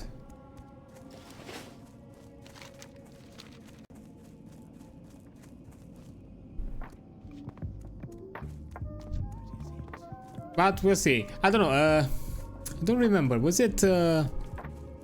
Speak quickly. Our time will come. Okay, now southeastern, which is I think somewhere southeast. I think it was somewhere around here. I forgot exactly. I am forsaken. Remove the mice. Here you go. Discipline. Hey, when I play something, it's free to play nowadays. Yeah, because I was about to say, like, if I remember correctly, like, you can play it freely, like, mostly, without too much of an issue. I might check back and look into it, yeah. Not sure at what point, because that's kind of another thing, like, off stream right now, I have, like, other stuff that I do and all that kind of thing, and I think it's above. I'm not sure how much harder kind of games I can commit, especially games like, you know, like Elder Scrolls Online, which are like MMOs, which require a bit of commitment. Right. Trust no one. Did I miss her? Oh. There she is. Hello. Yes? Goodbye. Oh, my poor Thurman. I begged him to leave Algerman Mills with me and my father, but his family loyalty was too strong. And I knew it. I just knew it that Brand meant him harm. Ah, curse this plague and the scourge. It was then smooth and grows cold. But the regrets are for the weak. As forsaken, I have new goals and love is not one of them. I would thank you for delivering this letter, for I had wondered what happened to my past life, but the life is over. Forever. Do not seek death. Yes. Yeah, it's more about like the kind of the commitment about it all, because that's mostly the issue. Because yeah, even though technically the WoW stuff is mostly planned for the stream and me doing it on stream, at the same time, and Darkspark pelts and some coarse thread. Lady, watch over you. I think I already have one, right? No, that's a midi Badwing. Yeah,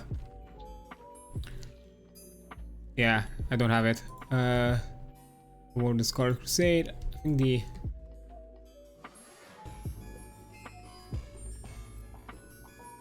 okay.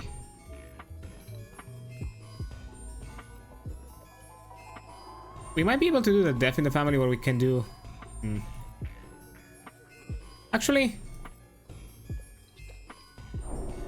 let's do these three, these four, and the dark spells. We can do them as we go. Now, before I forget, I can play a few hours and decide if we continue to live it.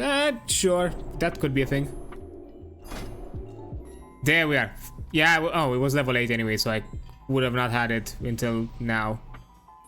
So that's okay. Curse of Agony, I'll take that. I think that's all that I have. Patience. Discipline. Give me the fear. I think I'll do it this way, yeah. There we go. I don't think it's... What is it?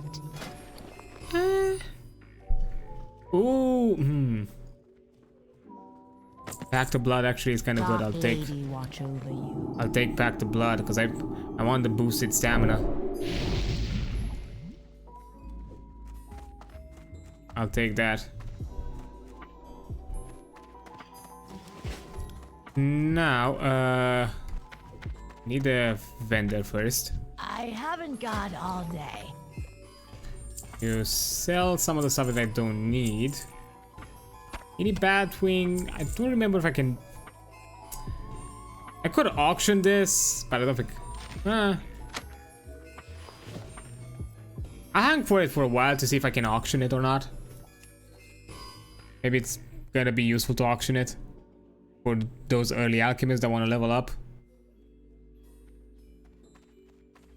Oh yeah, there we go. Now, first, because we have a bit of linen cloth, let's make a stack of it. Actually, no, if I remember correctly, a stack of it is 10, right?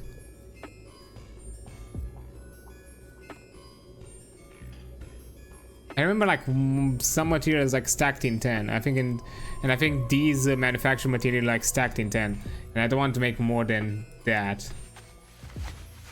So basically, you know, one of them is in a stack, one of them is not in a stack. So we kind of balance them out a bit. And I also leveled this up a bit, so I see if I can learn something new on the tailor.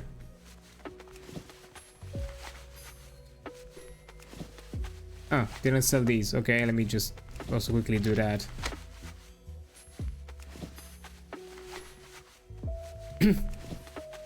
But yeah, I'll see about it. The thing is, because yeah, I mentioned that, you know, with WoW, even though I'm doing this on stream, the thing is with retail, with the current expansion of WoW War Within, I am currently playing it, even though I don't have the expansion. I'm doing the anniversary content. I'm grinding out because I want the cosmetic rewards there, because I like the redesigns of the tier 2 from Classic that they brought for the anniversary. They look really good, and I want them. I already got a few of them. I got the Rogue, I got the Druid, I think I got another one as well. Which one was it? And I think the Warrior. Yeah, Rogue, Druid, and Warrior. I'm getting close to get my Warlock set, because I'm farming it with the Warlock.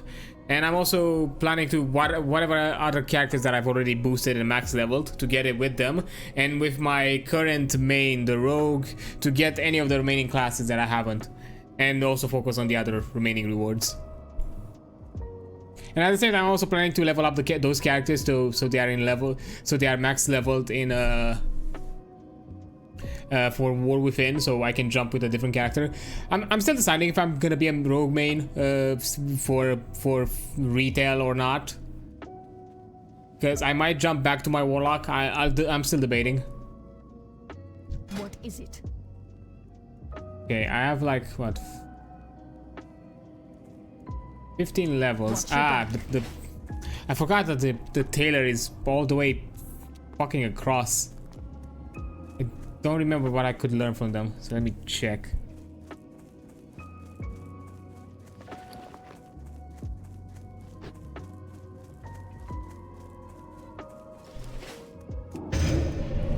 I should have also, and also I'm probably gonna go back to repair my gear. Because anyways, I have to go back to the Brill anyways, because I need to go on this side. Because I'm now planning to do the... Where am I? This one. This. Planning to do these ones. Next.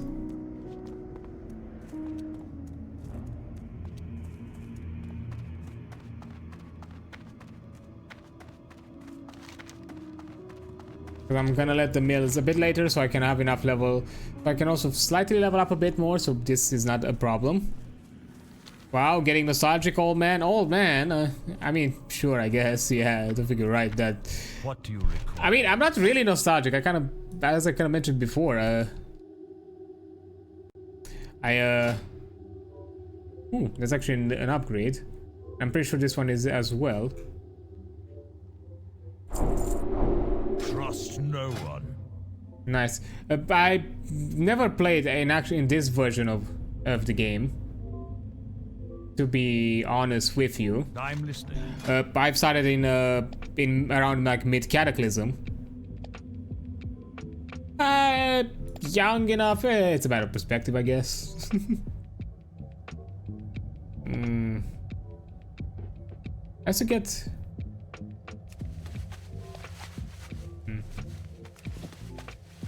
I think I have enough to. Let me check the math. Yeah. I also have enough to make the boots, I think. Yeah, these don't cost a lot of materials. Watch yeah. your back. Be quick about your business. This one doesn't have them fucking. I need to go back now. Never played WoW, so everything is new to me. Yeah.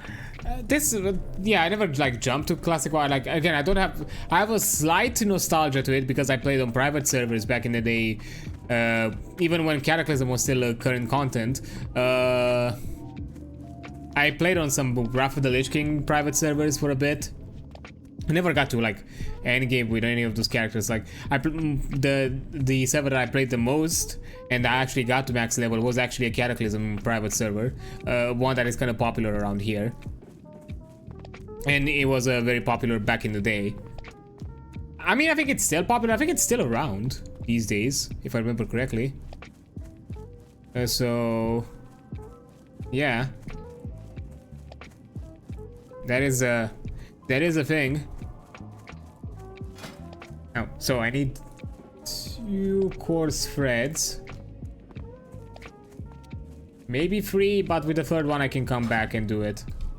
Speak quickly. Now this is no one. Yeah, this is gonna be me seeing me going back and forth as I do profession stuff. It is good to level them up as you go, so you also have some gear that kind of keeps up with you in case you find it lacking in What do you require? In other places. There we are. Embrace the I shadow. am forsaken.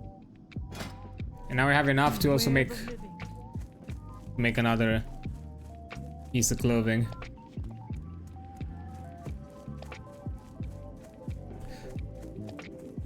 And I don't know, just finding I'm fine overall. You know, just mostly having a chill day, actually enjoying this, because I kind of, as I kind of talked before, like with all the talk, because I've started kind of lurking around like some even VTuber communities that are, you know, WoW players and that kind of thing, and seeing people talk about like War Within, and also seeing the announcement with the classic reset and all that. I kind of was really hyped, so in a way I'm actually really excited and really enjoying myself, you know, kind of getting back into WoW and playing it a bit. Because even though, you know, it has its highs, its lows, I still enjoy the game. I still love the franchise. It's one of my, I think when it comes to like a fantasy franchise and a fantasy setting, it's one of my favorites. I think it is the franchise that got me into fantasy, because I was mostly a kind of sci-fi kind of kid myself. I wasn't necessarily into the, you know, wizardry, magic, and that kind of thing. Like Warcraft got me into it and made me appreciate it a lot more. Hello. Trust Okay, let's see. one. For the boots, I need leather. Fuck. Only if I'm lucky enough to find it somewhere. Otherwise, I need to go to the auction house. God damn.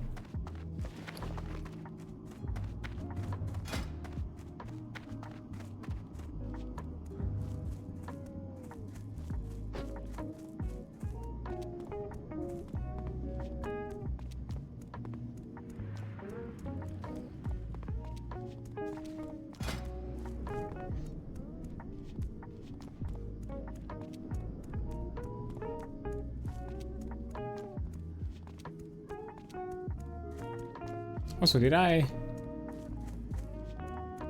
don't think I made the belt. Yeah, I didn't make the belt. I forgot to make the belt. Let me do that. So yeah, I've been really excited. I'm enjoying this. Even though, as I mentioned, it has its low moments and high moments, that kind of thing. I still love WoW overall. Like, yeah, I skipped like a few expansions simply because I didn't feel like something kind of grasped at me I haven't got all for day. like a long time. See, I knew I was doing something wrong, Time will come. because I was a bit confused. Like, wait, why did I make these pants? Because I remember like having to make only 2 things. Embrace the shadow. Oh well, not too bad. That means that I just leveled this one a bit more at not high cost materials anyways. Speak quickly. There we go. Beware. Our enemy found. What would you ask of Let death? me repair my armor. There we go. Yeah, when it came to like Shadowlands and Dragonfly, like Shadowlands, initially I was a bit hype of it because it kind of, I was hoping, you know, it would reach and talk about like storylines that I really enjoyed about the game, because yes, I'm a Warcraft free. When it comes to lore and story, I'm a Warcraft free simp. I love the Alpha storyline and anything kind of pertaining to that part of the game, and you know, the Burning Legion, all those kind of older stories of the franchise. And initially, you know, seeing Shadowlands, I was kind of hoping it would go there and see more of that. But you know, at the time I couldn't like join the expansion. I could have, but I decided not to because I had some other responsibilities, and I knew for a fact that if I got myself the expansion, because I already had a sub active at the time, because I was like farming my legendaries and that kind of stuff for like in BFA. I knew for a fact that if I buy this expansion and whatever responsibilities I have, I'm not gonna keep to them. And I was like, nah, I'm making the same decision. I'm gonna join into the game once I'm done with that. After that, yes, I'm gonna play the game. Things passed. I saw like how, you know, kind of the game evolved on that perspective, and was not really a fan of it. So I decided to kind of keep it as a pass, because I didn't like where the story went, what happened to some of the characters, and in what direction some of the characters were, because in my opinion they did not pertain to what that character represented, or you know, was written as initially. So I decided to like, yeah, I'm gonna keep the pass. And then with Dragonflight, even though I love all the stuff that they did with Dragonflight, the idea of, you know, keeping things evergreen, you know, making sure that all of the evergreen, all of the, you know, all the ever-present content of the game keeps themselves up to date and is preserved to be relevant throughout the game's kind of, you know, lifestyle.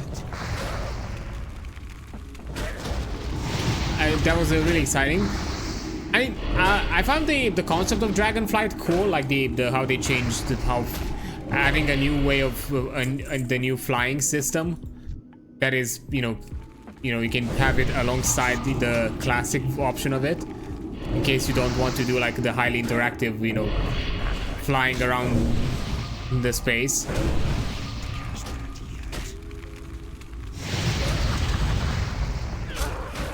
But I don't know, when it came to like end stuff, storyline things, I didn't see something that really attracted me, really kind of made me feel like, yeah, I want to see this, I want to experience this. Like, I'm glad that it was obvious that I think they were learning their lessons from Shadowlands and what to kind of avoid, and what exactly was good, what exactly was bad about it.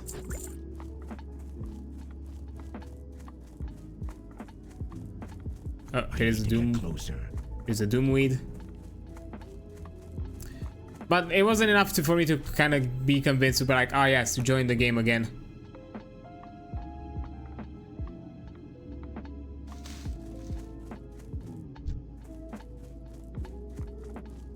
So yeah, I just decided to, yeah, he's gonna attack me. Can you, nah, of course you're not letting me loot this. And you have to be a pain in the ass. Let me get my Doomweed. But even with that one, I decided to kind of pass.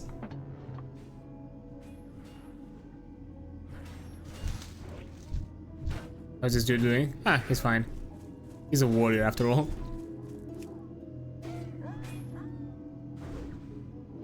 Yeah, he's fine. He'll survive. He's a big boy.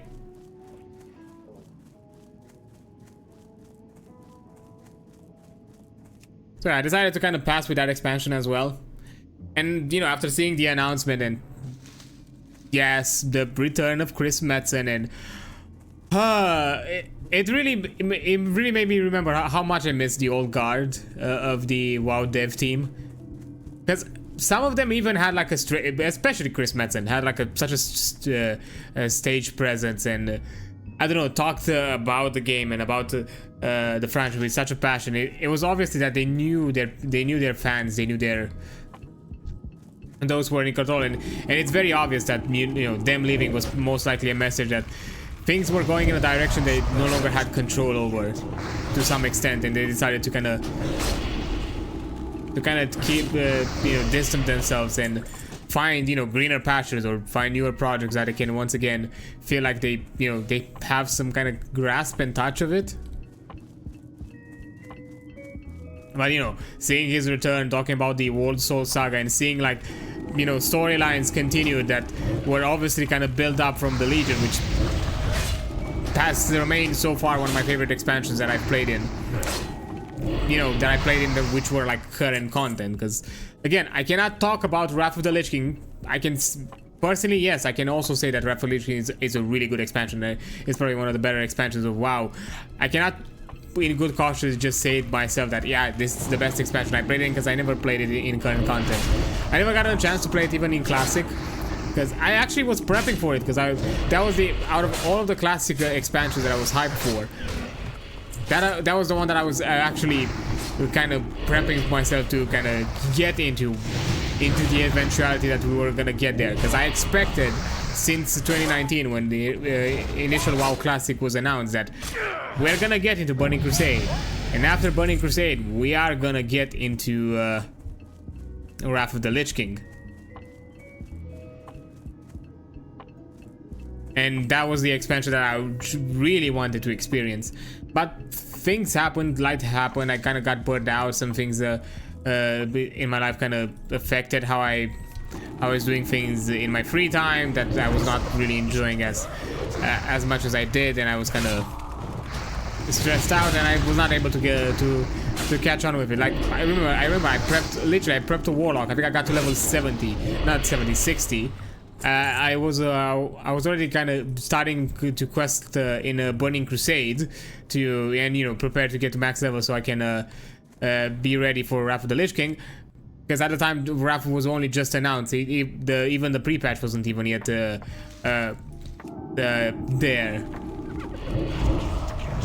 and life happened and I just could not go back to it. And there were some things here and there that happened with Wrath Classic that were a bit the boosting, the botting was a bit kind of egregious, and I decided maybe it's best to kind of keep myself a bit distant from it and not necessarily do too much with that. So yeah, this is also kind of another thing that I'm kind of hoping with this, and with these streams, that I'm gonna get there, and because I'm expecting that, you know, since they announced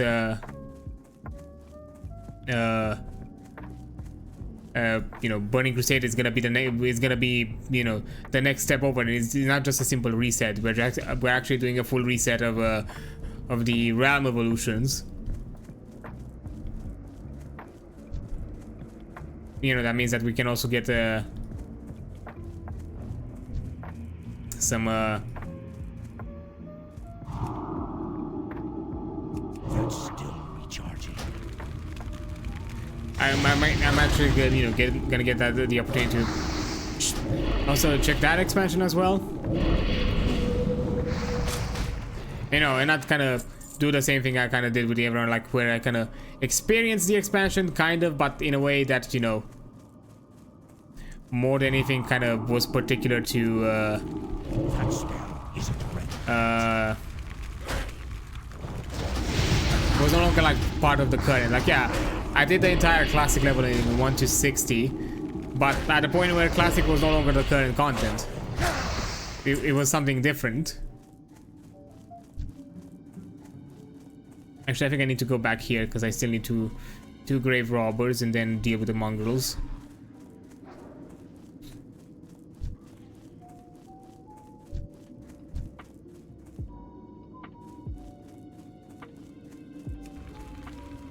And there we are.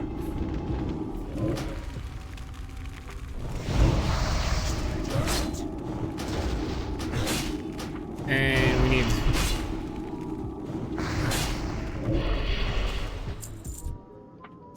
There we are. There's the last one.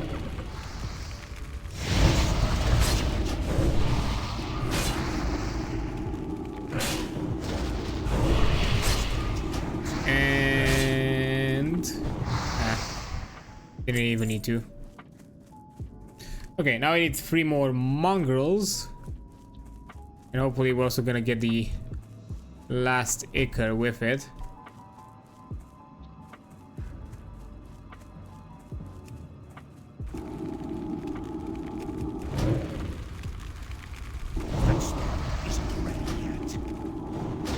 Yeah, that's gonna... I hope in my expectations with it.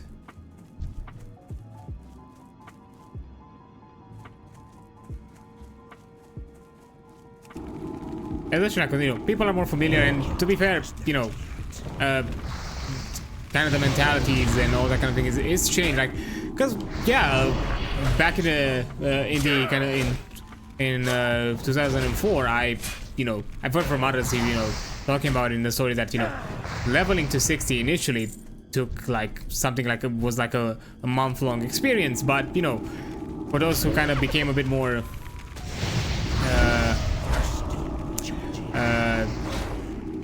grizzled by it and kind of started to understand the game, and even now with, you know, modern systems, modern approaches to gaming and to, you know, to games in general,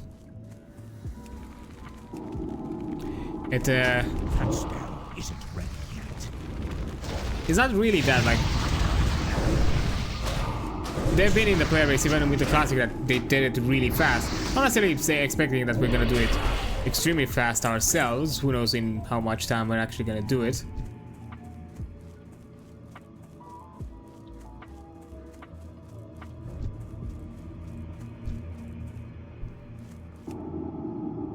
Now, okay, so we need to get Magadai. Okay. I see you.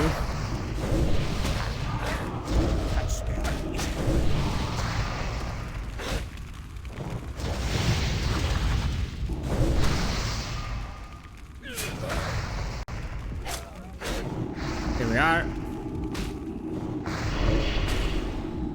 And now we can do this.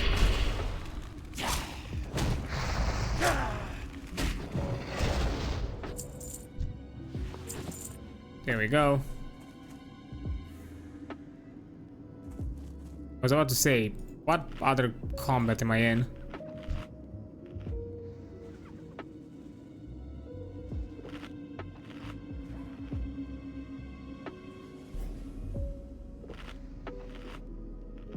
There we are. So we're gonna... Ah, the outbreak is just here. I do want to deal with Magadai, and after we deal with Magadai, I'm probably also gonna take a break. Hey, hey, hey.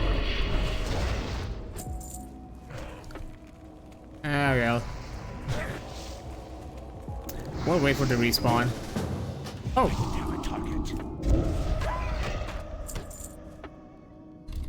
Thanks! Oh, sorry, caps. Fucking...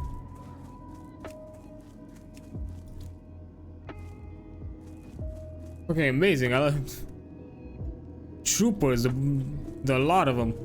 Okay, I'm gonna sit here because I think here we're in the clear, and I'm gonna take a quick break, and I'll be right back. Okay, so I AFK'd in a spot that I thought that it's no mobs gonna patrol. Apparently, this Murloc from fucking here. They patrol over here, into the null side. God fucking damn it, it's always Murlocs. Huh. And I also lost the fucking last potion, because I wasted 2 of them as I did the Scarlet thing. Sad times.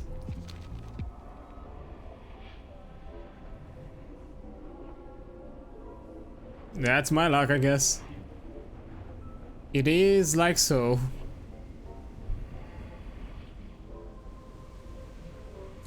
But anyway, we got all the stuff that we needed from up there. We can now focus kind of on the nearby section. and get ourselves some dusk bat pelts.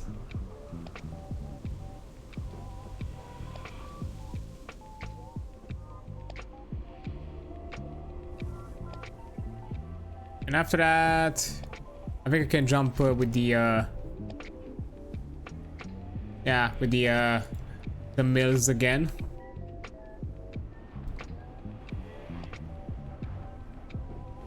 Man, unlucky. I thought I was in a safe spot.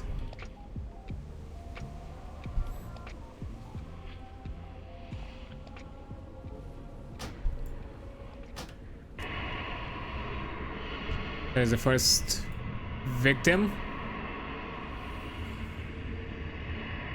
Almost there. Let me just summon my impy boy.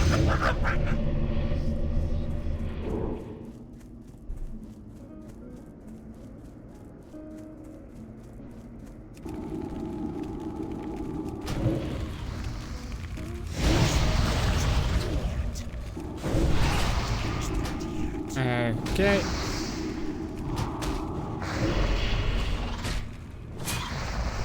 And you're gone. Nothing, okay. Shad.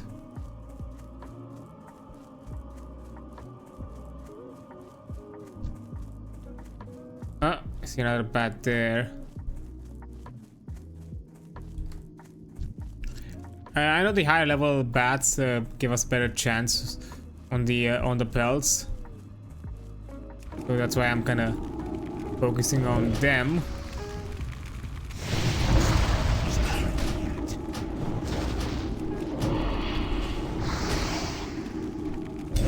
Ouch. But I guess they don't wanna. They don't wanna give us their sweet, sweet pelts.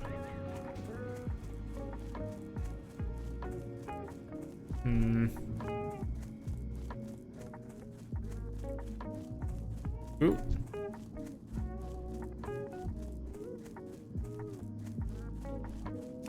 You can also do some cheeky greater dust bats. Better than nothing.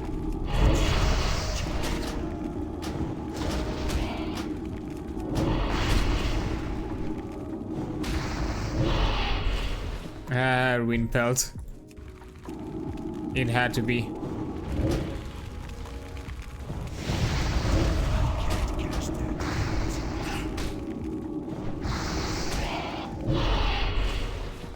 Okay, got one. There's just some dark hounds.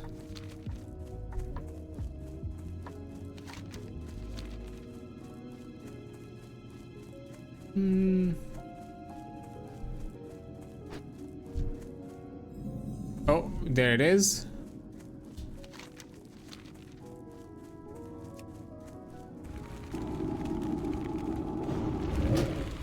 Now, some mob locations occasionally escape me, but to an extent I know where to find them. Owie. Stop that. And I do remember the more Bailey Club, the more we go west and the better chances we have like of higher level dusk bats that can give us the belts.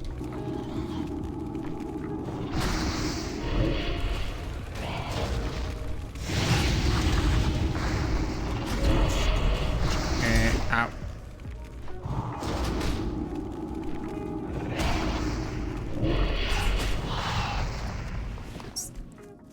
There we are.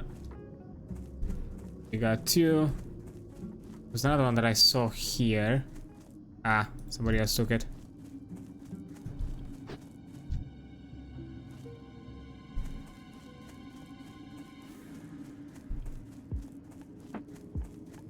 There's a dark hound. There's another one.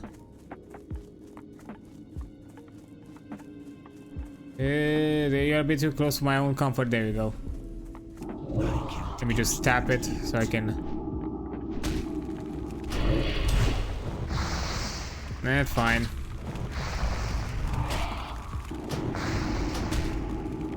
Really?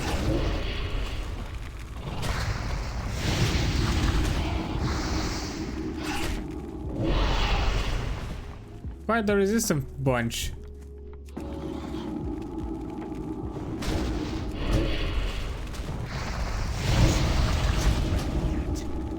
Yep. Got stunned. Nothing I can do about it.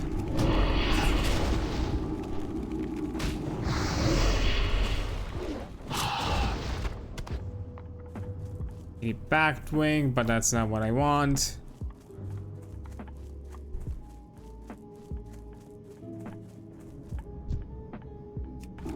I want your sweet, sweet pelts.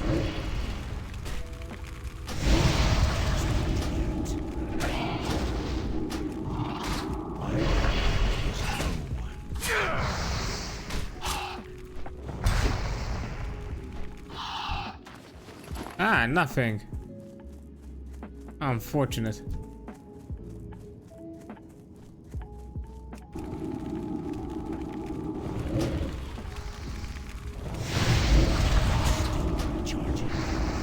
Yeah, I think at the very least we can feasibly say we can reach level 10 by the end of today, and at least do the I'd like to do the Void Walker quest so we can get him.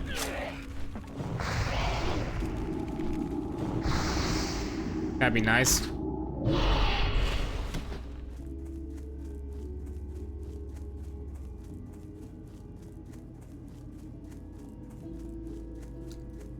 Like, I think we're gonna do most of Terrasfall, if not all of it, but I think it's gonna be more in the most area.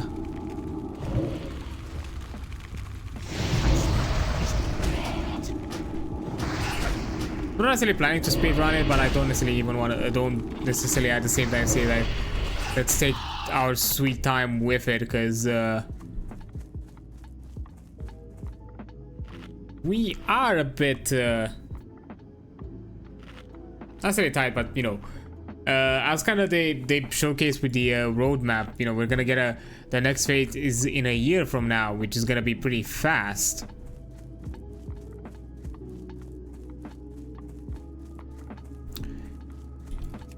Meaning that we have to, you know, things are gonna move pretty quickly, and if we don't move quickly ourselves and get behind, we're not really gonna experience this as current content, which is kind of the reason why I think if one stream per week of this is gonna be enough to cover it, even if it's 6 hours.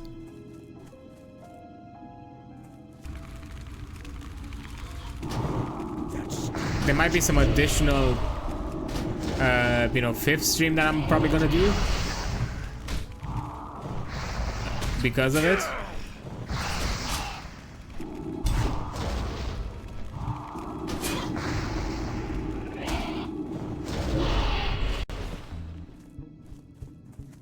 Maybe I'll do like a.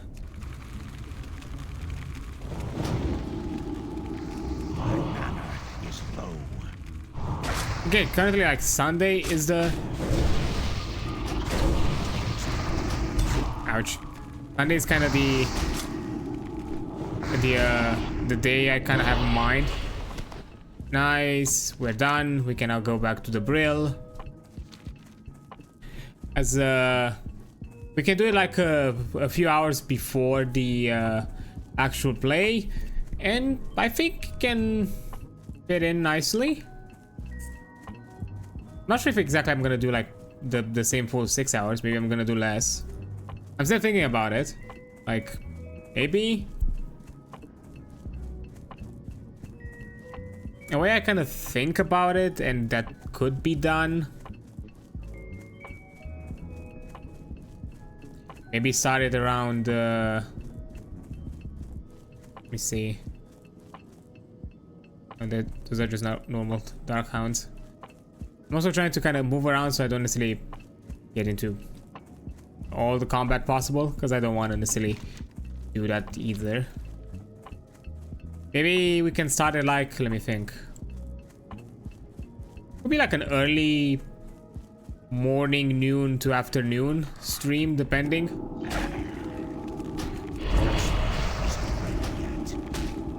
Like it'd be somewhere like, I think it would be like noon my time.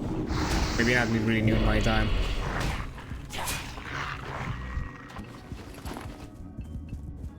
No, I think it'll be like noon, like GMT, so it'll be like early afternoon kind of my time. And you can kind of slowly jump into an early morning stream for like the US side as well. So that's also kind of thing, because you know, with the WoW stream, because I'm doing them slightly longer, that's also like another thing I'm kind of particular in thinking about. Is that they could be a nice thing where you can cover more ground, and you know, consider that occasionally I have like a bit of split community simply because of some of the streamers that I collab with and interact with are on the US side as well.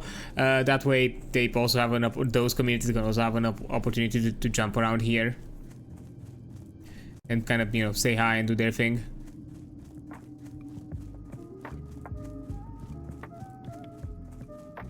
But yeah, Sunday could be like an early morning stream, like, you know, kind of an afternoon or early morning depending on the time zone. And that can work out nicely.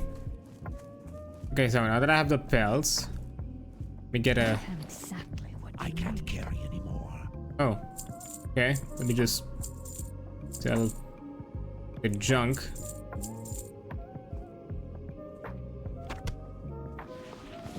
Here we are.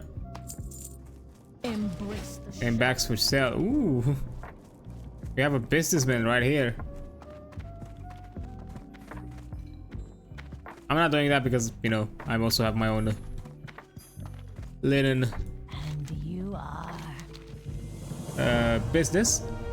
Do not seek death. There we go. One thing done.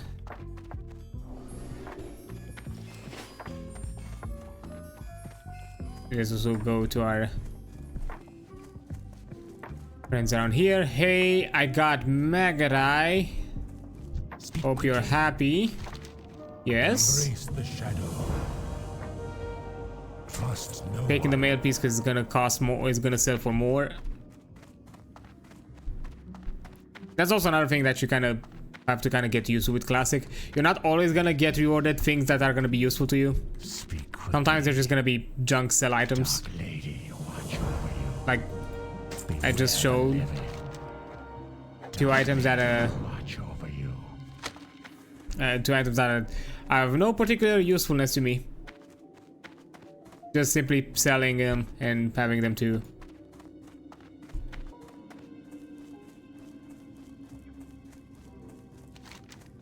Okay, last one is a Doomweed. We're almost there. There's a prodigical lich. Hierarchy, powerful mage in the Undercity sells command, sends him. Oh yeah, I know this one.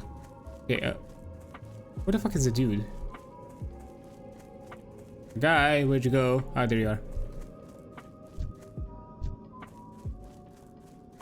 Stop keeping him occupied. I need to give him the Doomweed. They'll all be mine in the end. There you are. I think that's it. You just bowed and you can do your thing once again. Forsaken duties. I must know if more Forsaken slip the bulwark.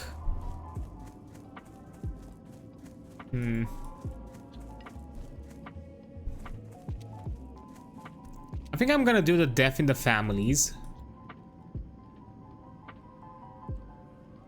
As these two are 2 different locations. I'm planning to do it this way because I also get access to. What is it?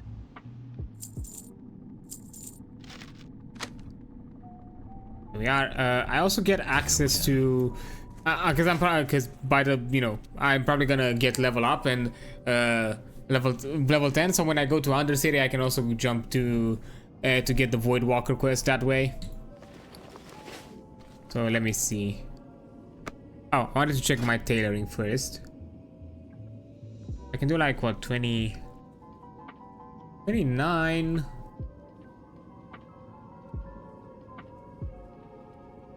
I can soon make the boots. So I can get something from the, because I could get some leather from the auction house, because I don't think it's, I hope it's not going to be too expensive. Although people are just still early level, so who knows. It might be some money. Because anything else is not necessarily, is not particularly cheap.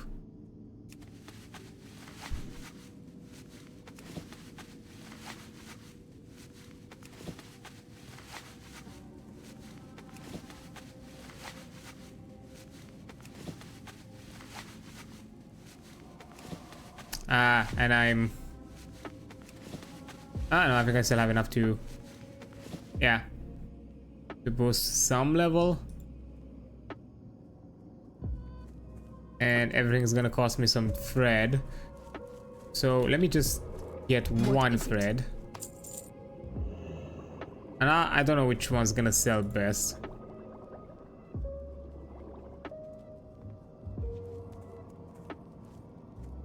I'm guessing the armor. I'm guessing the armor's gonna sell better. Yeah, so that's why I'm also getting my course thread back. Goodbye. The money I paid for it. Because that's why I'm getting more than I bought, than I actually invested in. You know, I'm making profits from my crafting. But yeah, no, I'm doing that so I can go to the tailor first. Get something from there.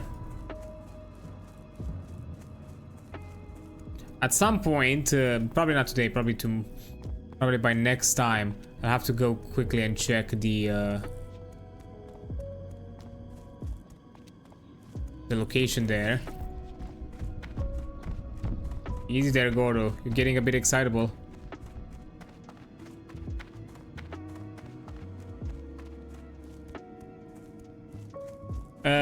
Once we kind of get it to level 55, we're also gonna come back here because there's like a temporary item that you can buy from here. These are level 35, which might be enough once I Oh, I think I also have a... Yeah, the first robe.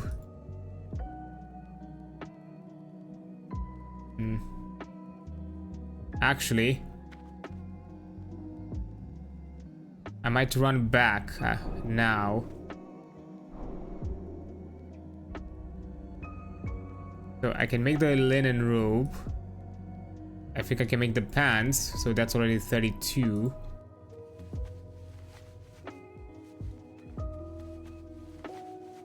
Eleven armor. How much is that? Oh, that's better.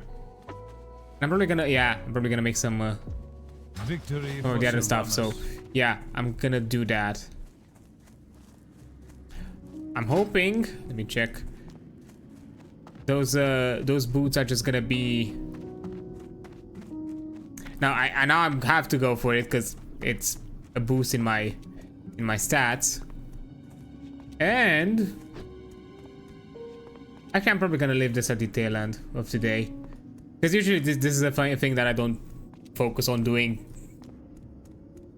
when I'm in the middle of it. Because now that I have and now that I'm getting statted gear, I can also a craft farm to disenchant. I can spam the disenchant, and I'm gonna do specifically this one so I don't consume too much money on materials.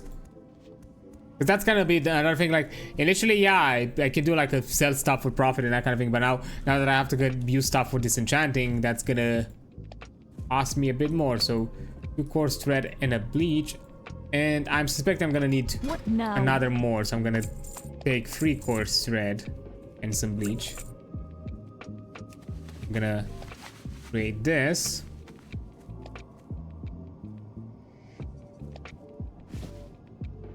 And create this. Beware the living. Yep. There we are. I am forsaken.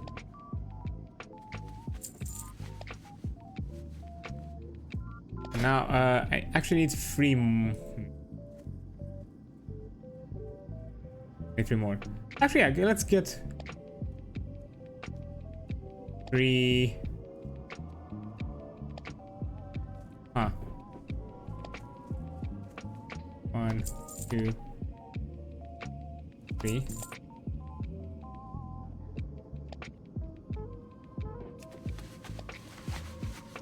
Watch your back. Now let's create these.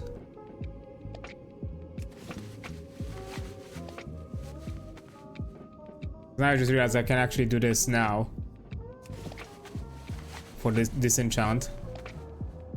Although now I might not have enough for the gloves. Actually, I might do. Now that I think about it. Nice, lesser magic. Strange dust. Yeah, which is enough for I the haven't got all day. make the copper rod.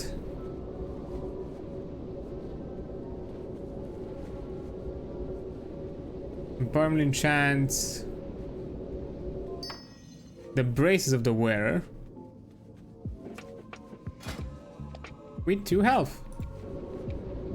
Let's do that.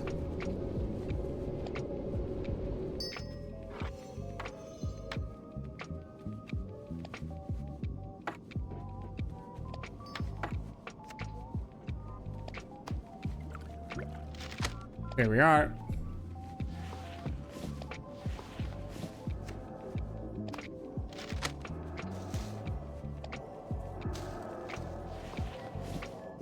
Let me just quickly organize through here some stuff. There we go. Nice. Now for this one we can't do it yet because we don't have the lesser magics. But hey, at the very least we enjoyed this. So now I have some extra health. The thing is, we can constantly apply it. That's kind of the whole shebang with it. But currently the disenchant can offer us enough for the level up whenever we can. Oh yeah, usually with my with me leveling up these, I'm gonna firstly focus on getting upgrades, and then once I kind of get past the upgrades, I'm also gonna focus on getting some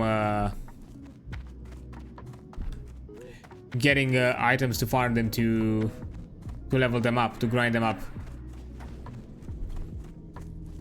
And you know, so far so good. It's not too bad, considering that we got our first. Speak quickly.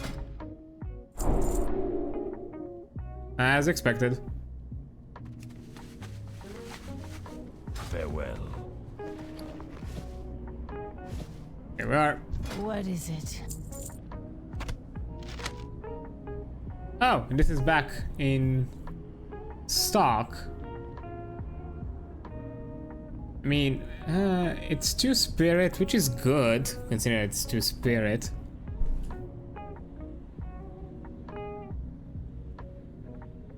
Fine, I'll buy it now so I don't miss it. Dark Lady, watch over you. Now that it reset it.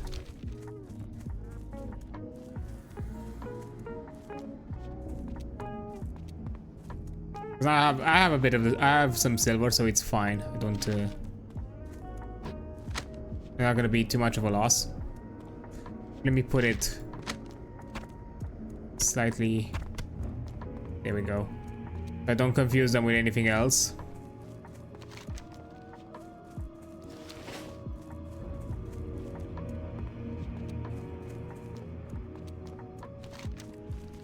'Cause yeah, that's kind of what I mentioned when it comes to like WoW and having its moment where it's a bit it can be a bit slower than in other times, because you have to do these kind of runs of, oh, I'm actually work to get some gear, to get some upgrades, to do some grinding of other forms of crafting and that kind of sorts. It's gonna have its moments where it can feel like it lulls, because I'm just doing that.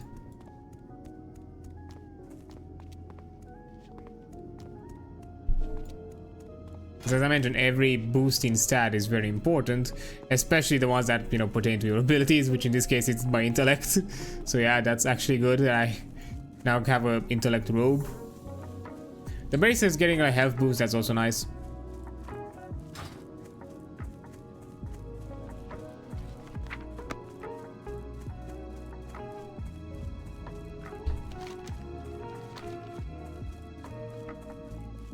So now, if I remember, it's gonna be. Wait, I think I need to go slightly forward, like somewhere around here.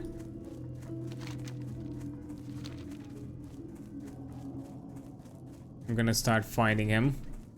Let me get my my spirit thingy up.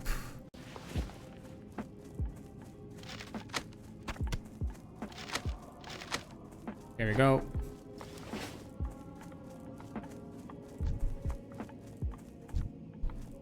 Oh. Oh, no, no, it is.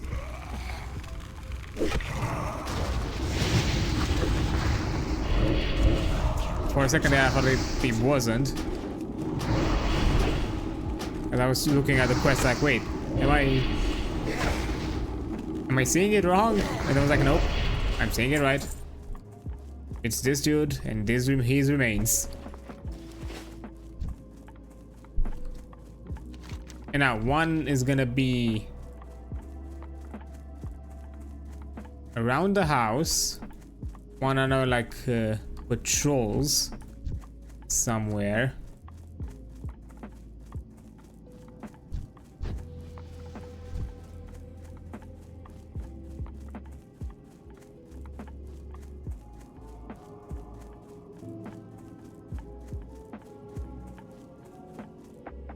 If I remember correctly, I think she was in this house, right? Yep. I'm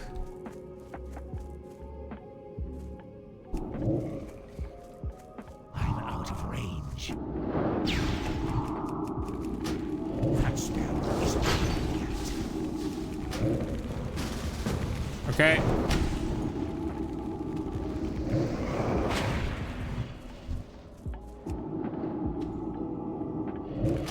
Yeah, don't worry, I got it.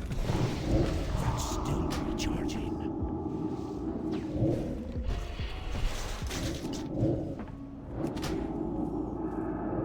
Yeah, let's dot her up.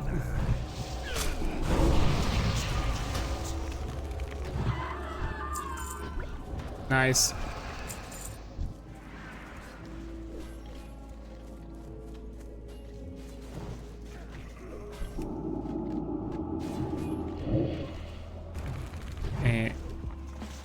I think we're in the clear.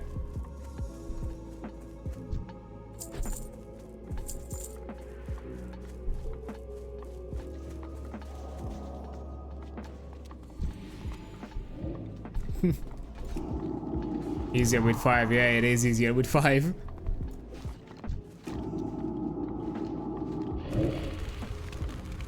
I'm gonna help them out. I won't mind.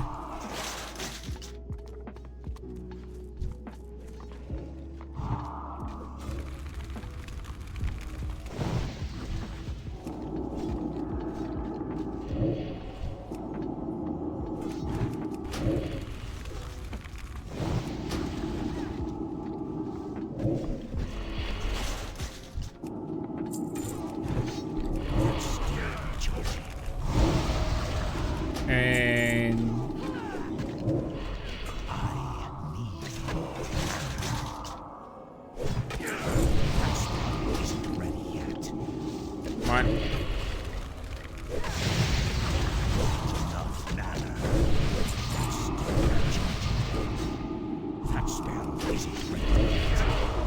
And they keep spawning in.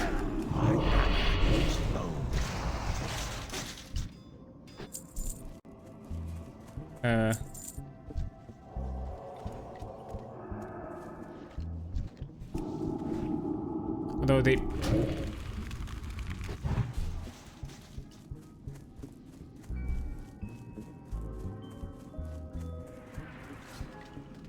I need to target something first.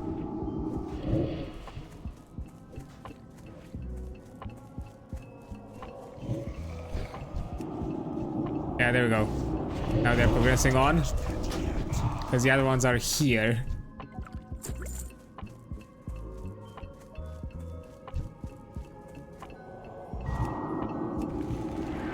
That's still recharging. Really?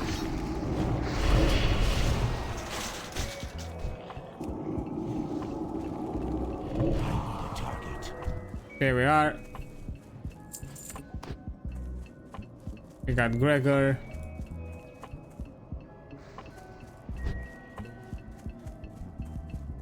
And our dude should be around here somewhere.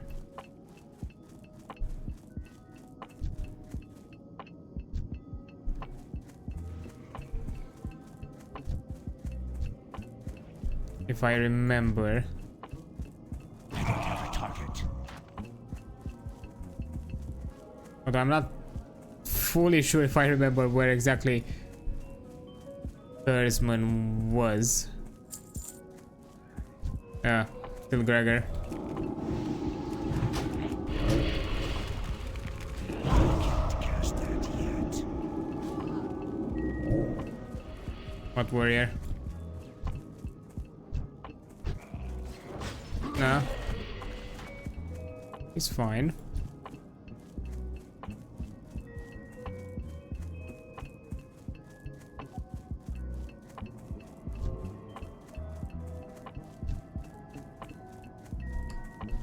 That's another bonecaster. That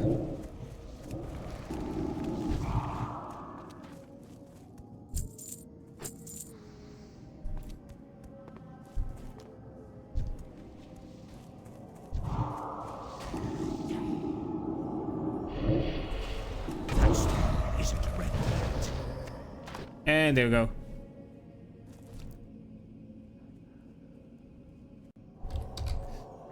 Thanks.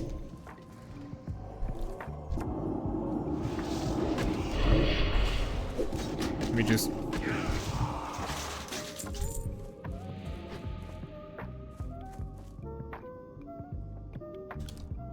Good luck.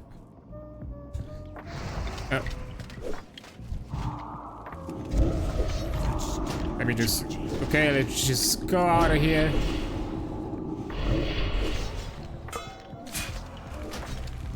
Oh.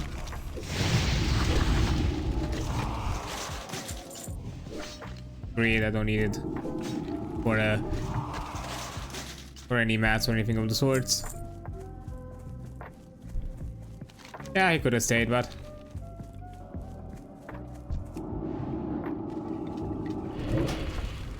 it's fine.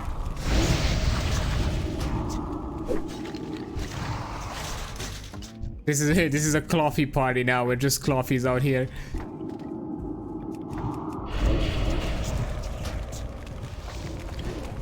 Warlock, a priest, and a mage. I guess this could be a walk into a bar joke, but I can't think of one.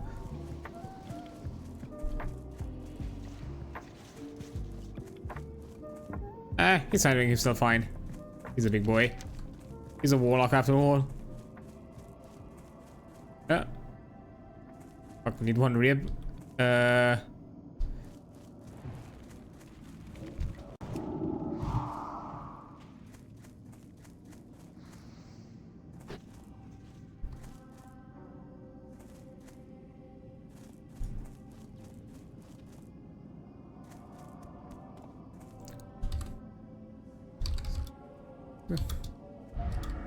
Lock on your knee.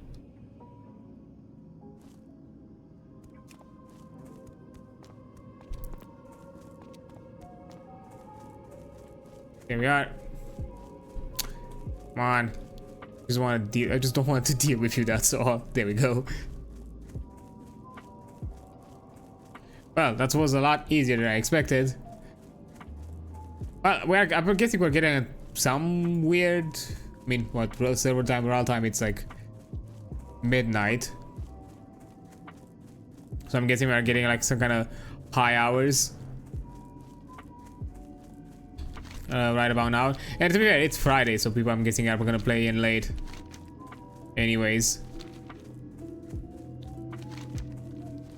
Because that's how it is with MMOs usually. The sense of time vanishes away. Because honestly, I didn't even realize it. Because now that I'm looking at it, like, I'm almost like 5 hours in. I'm like, damn, I don't even feel the fatigue out of it. Because with some other games, with some other streams, I occasionally felt it. But not with this one.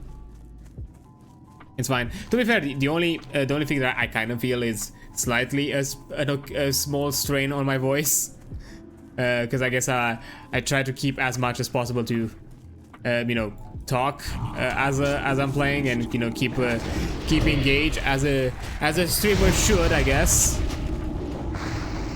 And even though I'm hydrating and that kind of thing, I still feel a slight strain in my throat. So. But nothing too bad. I think it's gonna be similar to like other times, like for example when I did like my TTRPG streams, which also were like usually on the 6 hour long-ish kind of streams. They were mostly fine. Like yeah, my voice feels strained by the end of it, but by tomorrow I'll be fine.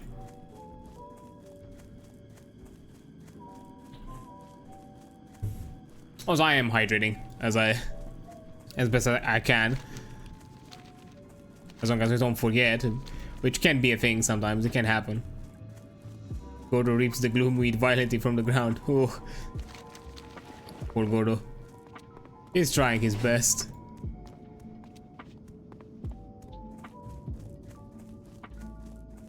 Yeah, let's see. I mean, not enough materials to craft anything. Oh, weird texture spasm. I think I'm just gonna move on, because yeah, like the cheapest material wise that we can craft, I mean, not necessarily cheapest, but the one that's gonna be the most beneficial is this one, and I'm not gonna get the materials for it, so nah, I'm not gonna do it.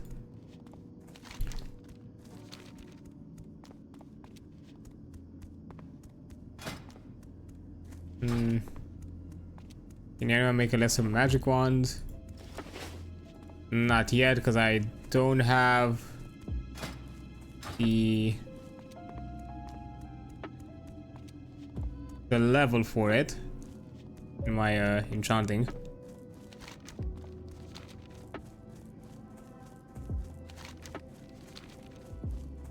But there we are. Now that we are here, able to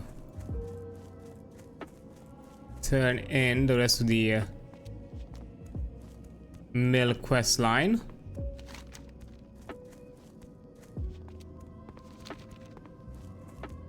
I think we should be in the clear and jump into Undercity to do also the What is it? Trust no one. Yep. Victory for Sylvanas. Okay, I can also speak with the magistrate. There we are. Hey, first thing, improve corruption. That's what we're gonna take, because corruption is a staple for this for leveling. We need to make it instant cast as soon as possible.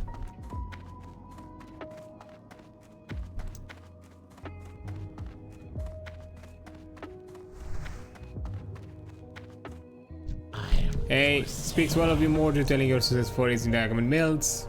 Goodbye. Okay, kill.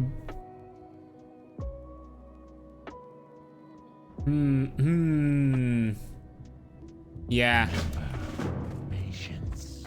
Discipline. Let's let me check. Family crypt, yeah. That's gonna be a bit, but I think it's time to make a run into the Undercity now that we have the levels for it.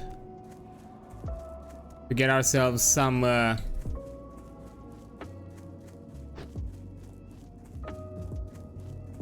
turning sort of the bear. Ah, don't need it.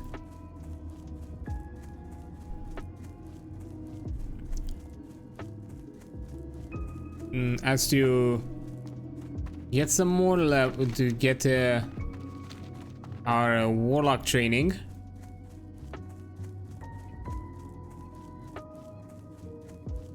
And also do the prodigal lich. Ah, tongue twister.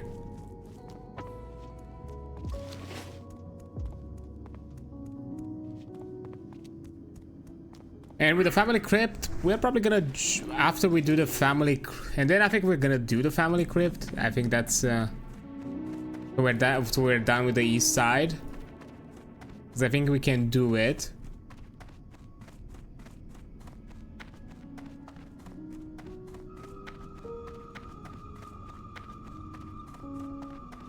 And that way we can go on and I love the ruins of Lord. This is also another reason why I love this so much. Is like the ruins of Lord, like the ambience echoes in Wales, and there's also the small Easter egg that if you keep everything down and you just keep the ambience, you can hear the cinematic voice lines from Warcraft through, like, "What are you doing, my son? Succeeding you, father." Which is an amazing touch.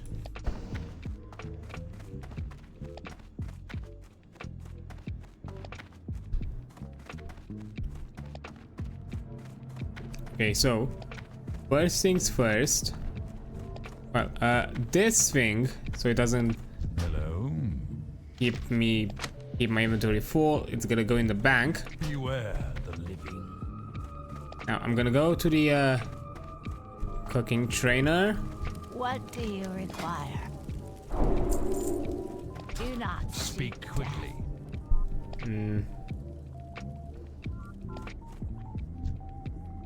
What would you ask of death? There we are. Sylvanus. Although if I remember correctly, well, actually I can do charred meat, so let's do that. We level it up for a bit more.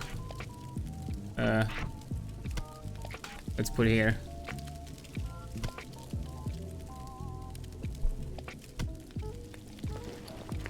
Forgot for the mini bat wing where exactly we can get the recipe.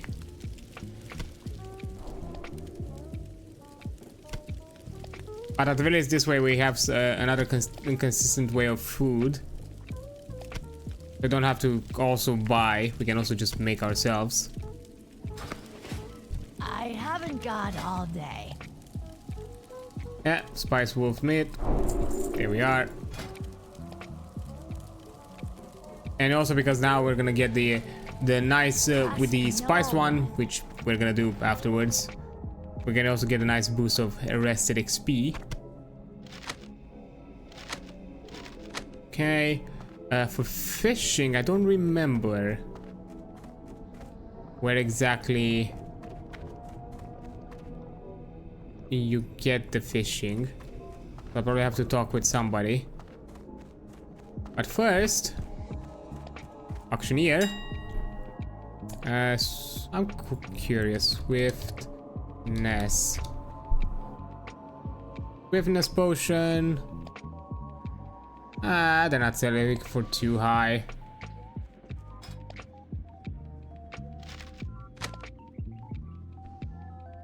For like an alchemy 60, so I'm gonna be nice about it. This deposit is like 24. Getting double out of my deposit. Why not? I don't get too much about them. I'm not here to play like the auction house game. It's just, you know, I collect them. Maybe somebody's gonna get a use out of it. I get something out of it in return. It's fine. White leather jerking. White leather. Oops. Misspelled that. Ooh, this actually is a lot better.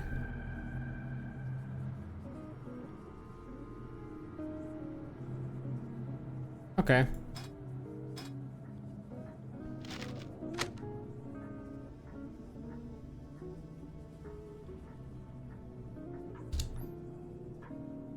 I think I'm gonna put it at 2 silver for this one.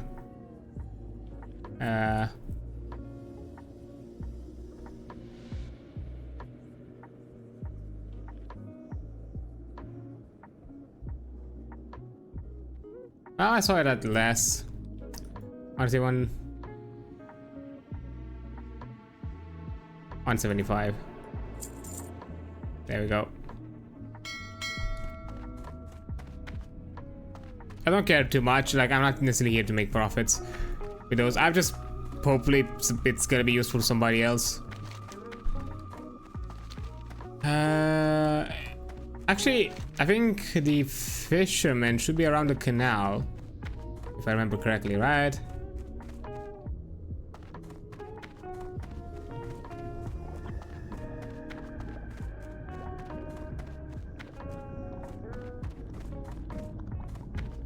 The question is, which side of the canal?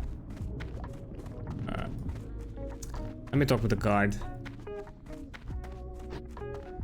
I think it was one of those, on one of these docks on the side of the canal. Let's see. Fashion trainer. Fishing. Here we are. Oh, nice! It's next to the magic quarter. Convenient.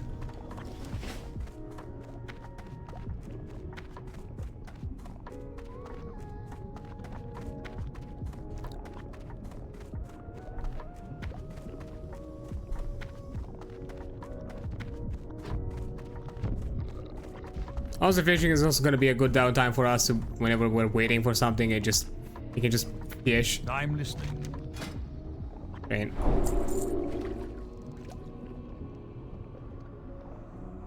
Okay, you trained me in fishing, but you didn't give me. Oh, fishing supplies. I have exactly what you need. I'll take the recipe. I'll take the pole.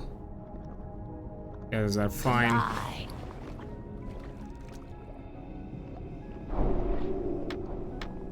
There we are.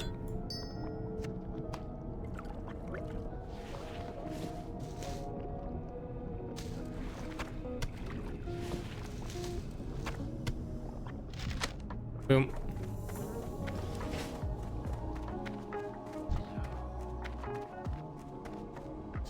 There we are. Creature of the Void.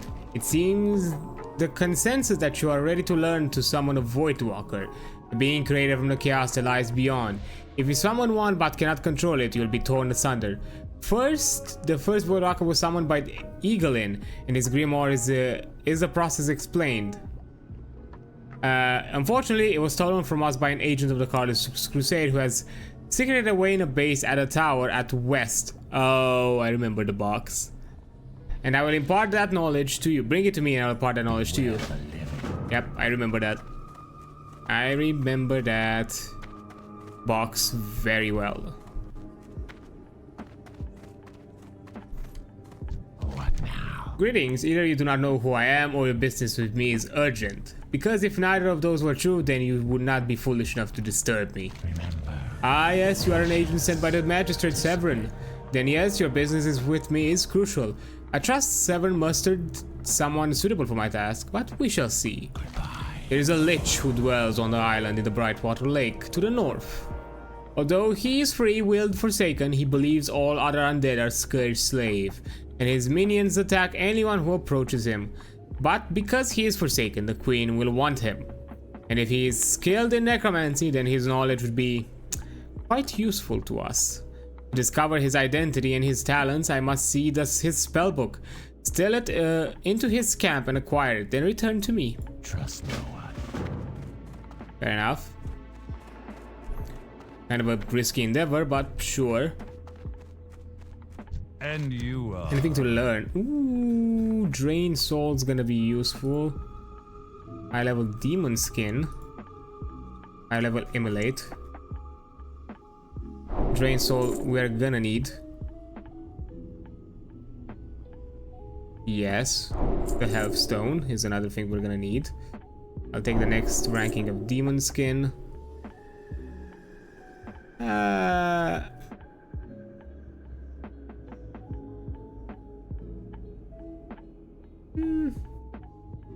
I think we're fine with the emulate for now. I'm not gonna buy it yet.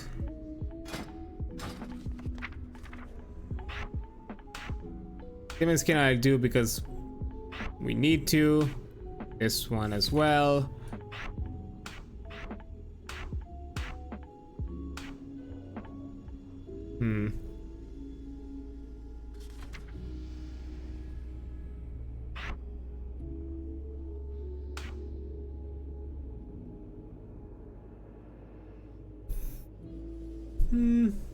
We'll see. Actually, no. I think I'm gonna put it here. Okay. Oh, actually, Will of the Forsaken. I forgot to put our racial on. Nice. There we are. We're good. Now, the focus is the Lich identity, creature of the void. At War of the Scarlet Crusade, that's a different thing, but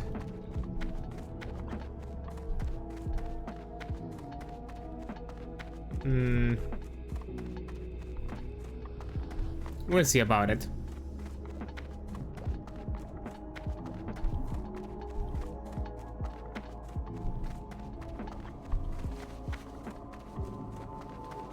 I'm focusing on these two because these two are also gonna send me back here anyways, so that's kind of the reason why.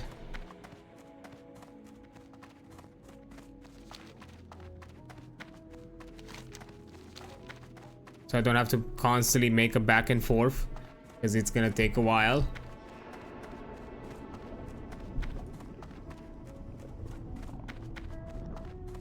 Because the Undercity can be a bit mazy.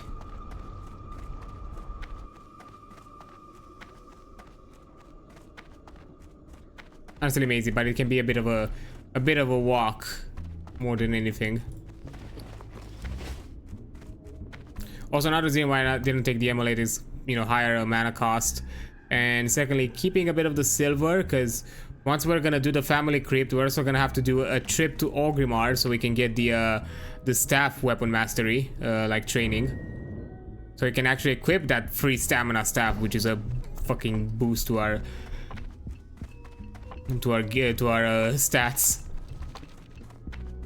Okay, there we are.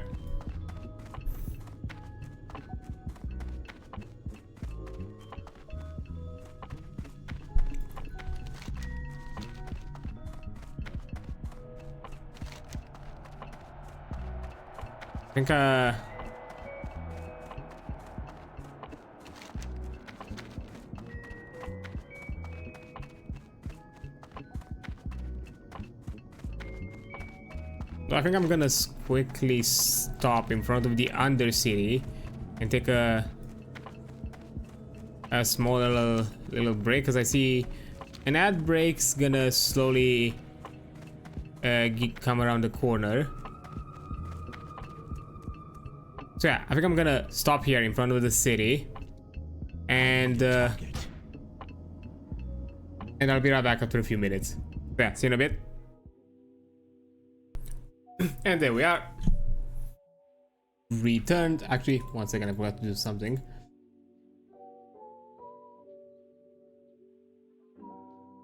There we go. That's it. Now, let's take that funny little box that we saw previously, because I remember something about that box, and I now you know, the light has turned on. Ah yes, I needed it for my warlock quest. How quaint. But thankfully, now we're high level. Now we have fear. Now I cannot. No simple two enemy gank can get me.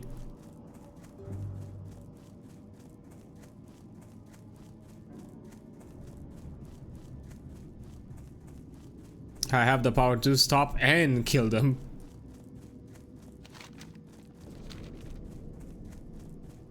That is if nobody else already jumped there and you can just quickly go grabs for the quest.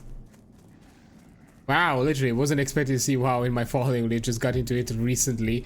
Oh, did you, Cassius? Also, hi there. How you doing? Let me quickly give you a shout out before I continue. I think I'm safe here. Nobody's gonna attack me. I'm safe. I'm safe. I'm safe. There you are. Well, how did you find it so far? What exactly specifically you got into? Classic WoW or retail? Because, you know, those are completely two different experiences.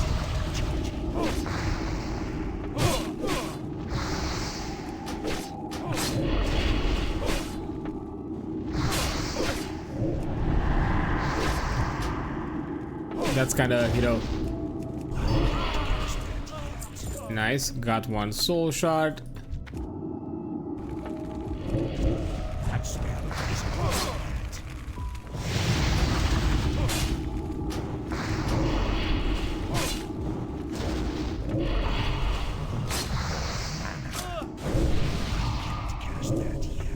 Come on, come on, come on. Got it. Don't spawn, don't spawn, don't spawn. Thanks for sharing. Yeah, my girlfriend is really into MMOs. WoW is her favorite, so I wanted to try it out and get into it. For her, I play mod. I haven't touched classic yet. Oh, okay. Yeah, I was just curious. I'm not saying that one is better than the other. I'm just saying, I was just wondering which of the ones you have gotten into. Because both of them are different experiences for different reasons. Oh, also forgot to put my demon skin armor.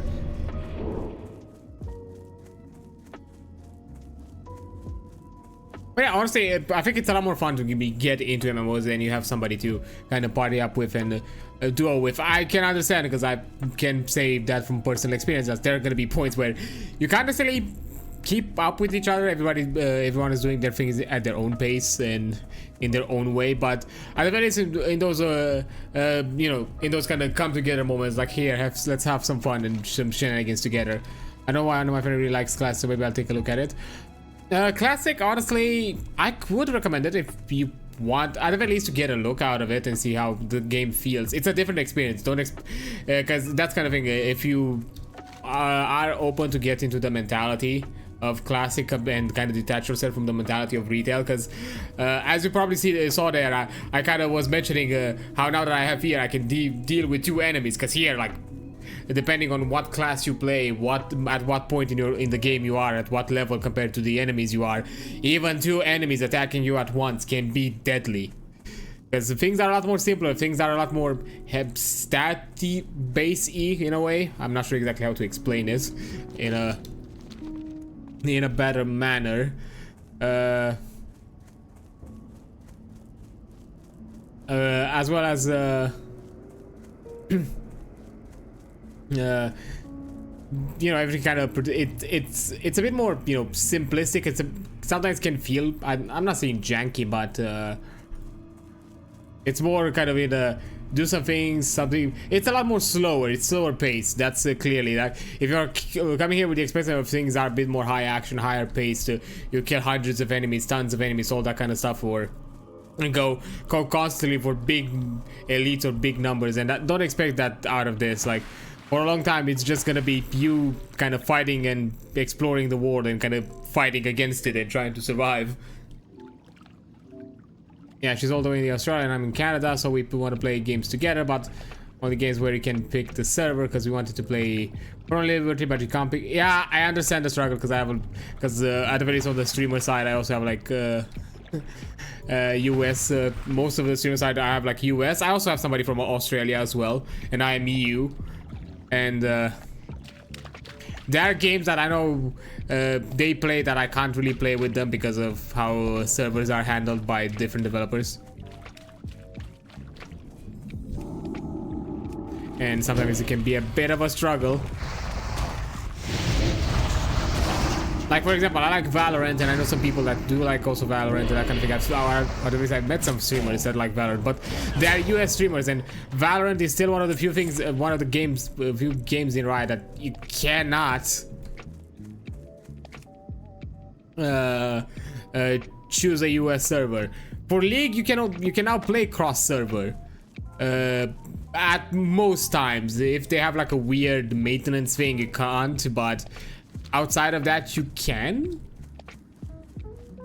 But yeah, sometimes I mean I get the reservation, but I want to join on the Aussie side. Like, yeah, I to some extent I can also understand it. Like with certain games or certain titles, it's also about the idea that, you know, latency, it's a big thing between different realms and that kind of thing, so it can be a bit of an issue. With MMOs, I didn't see too much that big of a deal, which is why I see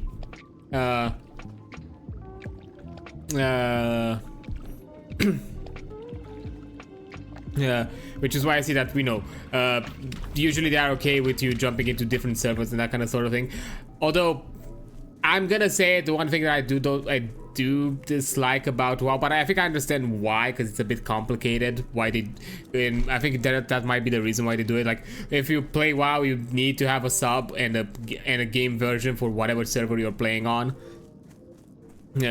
Like for not server, region you're playing on. Like if I wanted to play US, I needed a US sub and a US game account. If let's say I wanted to play retail and not classic.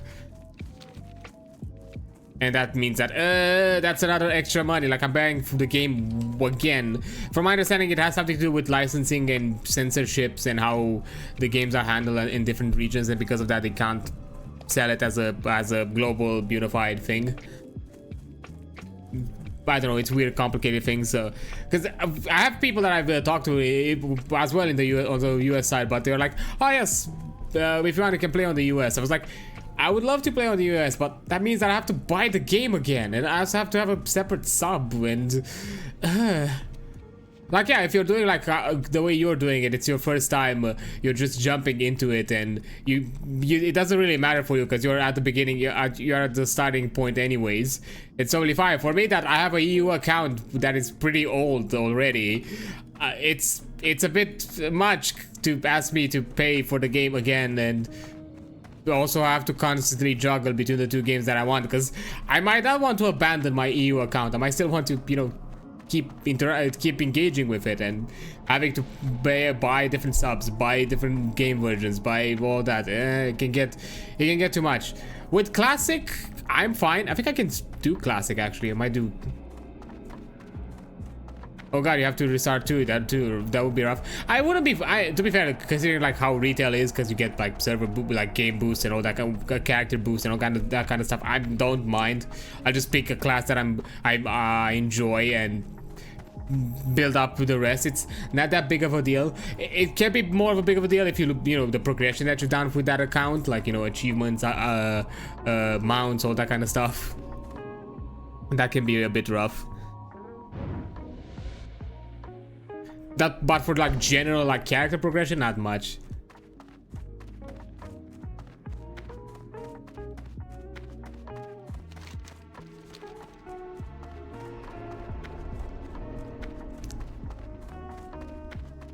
Yeah, that's the only thing. Because yeah, because I've talked with somebody like, yeah, hey, we could play like a War Within, but they're US. We're like, yeah, I would love to, but I'll have to pay for the game again, and technically twice because I don't have the expansion yet. I only have a sub. I'm playing retail right now because I'm doing the anniversary events, which don't require you to engage which are not happening in the newer zones in War Within, so I can do them for free. I can do them without having to buy the expansion. So I'm locked at level 70 at Dragonflight content, but at the very least I can get my cosmetics reward. So yeah. Because this is classic, right? I don't know if I'm seeing classic or it's, you know, just no. It is classic. If you can see, you know, the more lower polygon character models. I mean, Undercity looks the same even in retail because of how Undercity is. So yeah, that's not that big of a deal. They haven't really updated Undercity. I hope now that, you know, technically. There will be a point where we're gonna get an updated Undercity after the Battle of Lordaeron, which was a part of the, you know, storyline. Because right now, technically in the story, Undercity has been completely overtaken by the plague, and it's uninhabitable. But hopefully, maybe they'll do like a. I'm listening. But to be fair, I'm fond of the classic Undercity. It's an amazing zone. It's an amazing city. It's probably one of my favorite capital cities. From the game.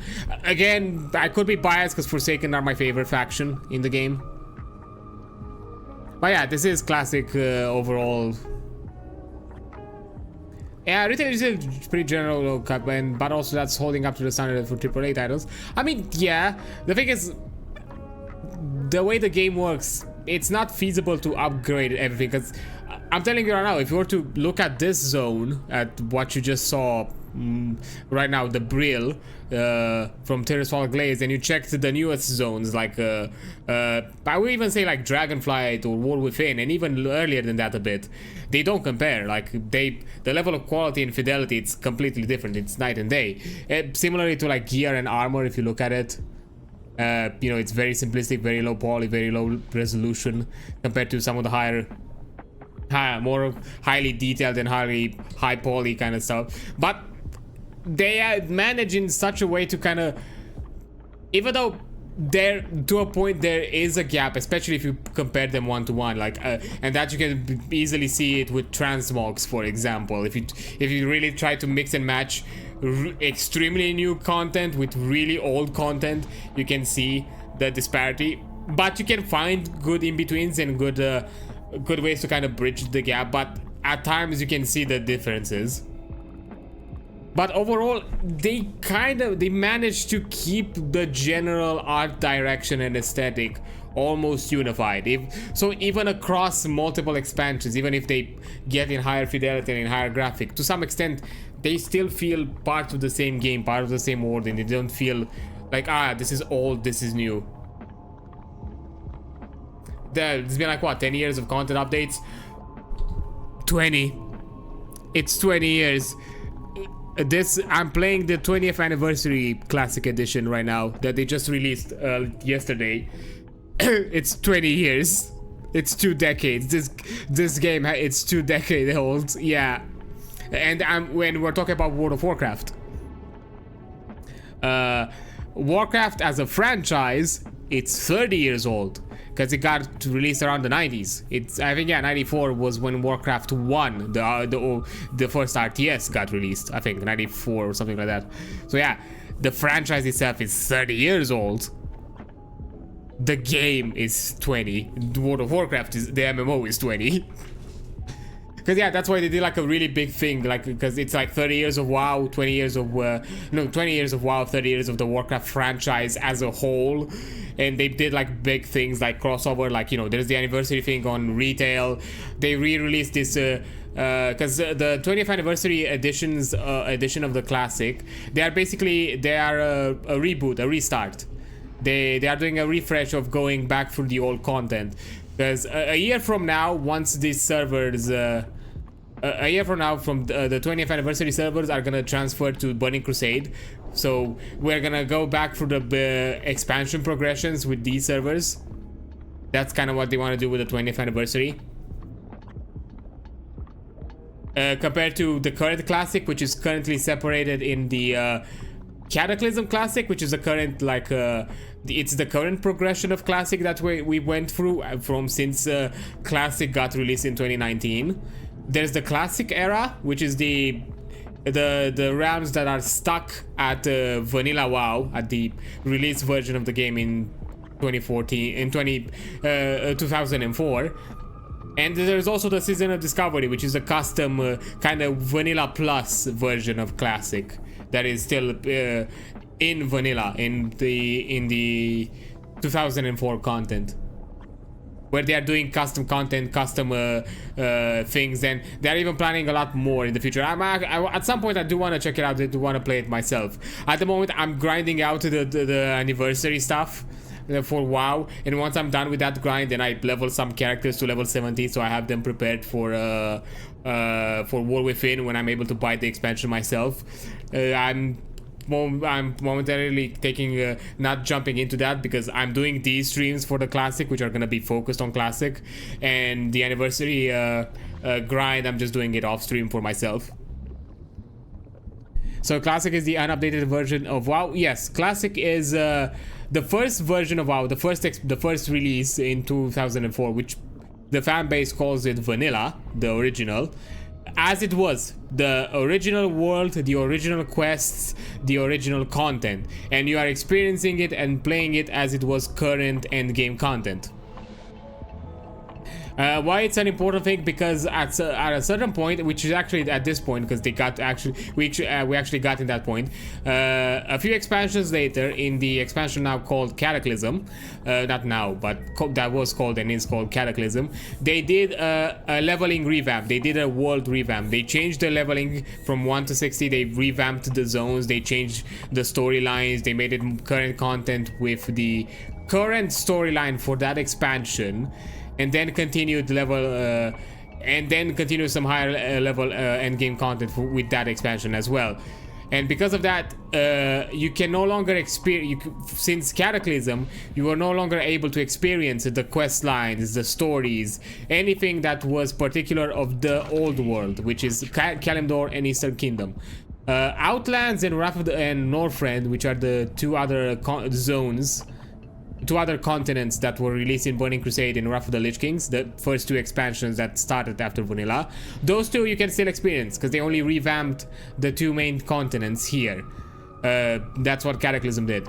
But again, if you wanted to experience that content, yeah. But it's just, yeah, aside from having the zones and all of that, the classes, everything, content, items, classes, everything functions, levels, and works as close as it possibly can to how the original game is. Like talent system, the talent tree is exactly how the talent tree was back then. They are technically they are using the latest version. The last patch of the expansion. They are taking it as the kind of final balance tier, and occasionally they do additional extra balances here and there if needed be, but mostly for the purpose of keeping it within the classic experience. And if they feel like it does not partake into the classic experience, they might shift it. If not, they keep it. Yeah, it's completely different. The specs work differently, itemization works differently, there's different type of gear. Like for example, you have things called skills. You have weapon skills that are really important. For casters, they're not as much, but for example, for martial classes, for melee classes, they are really important to do weapon skills, because weapon skills determine how often you hit an enemy. Because if you have lower weapon skill, a higher enemy, in most cases you're gonna miss. So you have to grind it out. And the simple way to do it is you have to attack people. You have to auto attack until you just make the level higher. Defense partakes into how you miss, how you dodge attacks, that kind of thing. Itemization is a bit different. The way talents work is completely different. The talent trees are different. Spells and how all of that works are a bit more simplified. They don't have necessarily the complexity that you see in current WoW. Like you don't have like more, depending on what class you play, you don't have like special resources and that kind of thing. That was like a very unique thing. Like for example, Warlock is still one of the few ones that has, for example, soul shards. But even soul shards work differently. Like soul shards are an actual physical item that you hold onto, that you have to collect from mobs that you kill. You don't have it as some kind of additional resource that you generate separately, that it's not equipped in any way. I like that you have like things like skill things. Yeah, the thing is, how the way the retail evolved, it no longer fitted that style. That's kind of the thing. Things simplified in some ways and got more complex in others, so it's a give and take. Maybe they could have kept it, maybe not. It's hard to say. It really depends on, you know,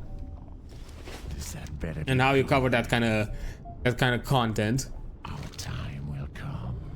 Another thing that this is one of the few things that I'm really fond of, because it's it has been lacking in WoW for a long time. Class quests. Each class has, as you level up, you obtain specialized quests that offer you abilities special to your class that you can only have, and which in some cases they can be crucial. For example, right now I'm doing a quest that allows me to unlock one of my demons that otherwise I would have not learned. Actually, with all demons, all warlock demons, that's how you learn them. You have to do a quest to obtain them. Other classes might obtain something different. For example, paladins need to go through a small quest line to learn the resurrection spell. I forgot what exactly other classes did. Like, I know rogues have to go through a quest line to learn either a special item that allows them to generate more energy, or I think it was something about lockpicking. Oh no, you learn poisons. That's how you learn poisons, is by doing a class quest. Oh yeah, I'm playing a warlock still. It's been so confusing. Yeah, it really depends what kind of warlock you play. If you play demo lock, yeah, it can be a bit confusing. That comes for someone who was a demo lock. I think affliction is a bit more affliction or like destruction. I think are a bit more simpler. But demo lock is a bit all over the place, and it has been for a long while. And I'm also debating on switching in something else with my spec. Victory for Sylvanas. Okay. Beware the living. And now we use the runes of summoning. Yeah, that kind of thing got lost. Legion, one of the later expansions in WoW, brought that back for a while because Legion was focused on the idea of obtaining artifact weapons, which were weapons that you're gonna use for the entire duration of the expansion, that were specialized to your, not only your class but your subclass specifically, to your spec.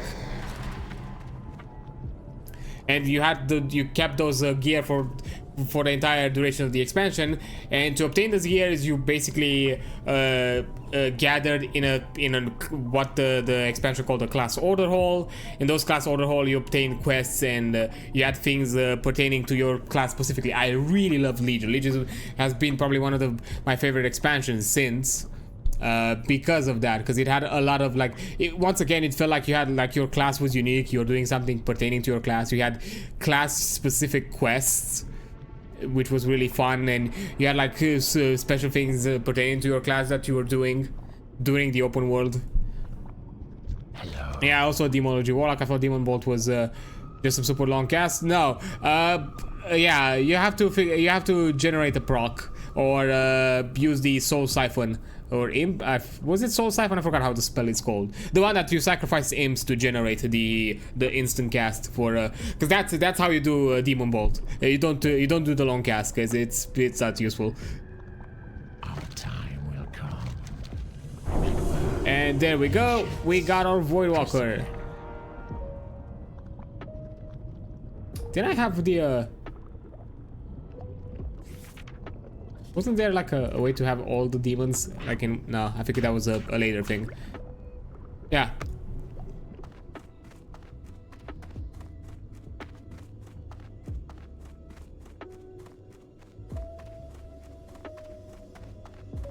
I'm listening. Have you acquired the book? Yeah, you send the imps to explode onto the enemies. Each imp has a Each imp has a 10% to activate the effect on the cast, yes, but I think it might be because you're still lower level. Later down the line, you also get an ability where you can sacrifice imps. I think you sacrifice 2 imps that you summoned to actually generate 2 castings of that bolt. Victory for 2 instant casts. I think it's a later ability that you get.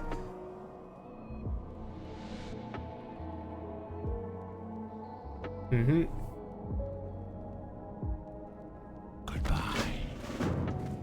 Oh, I'm just level 21. Yeah, I don't remember at what level because I've been a warlock main since from Mists of Pandaria till end of Warlords of Draenor, so I was already high level. So, and they've changed how leveling up in from Warlords of Draenor to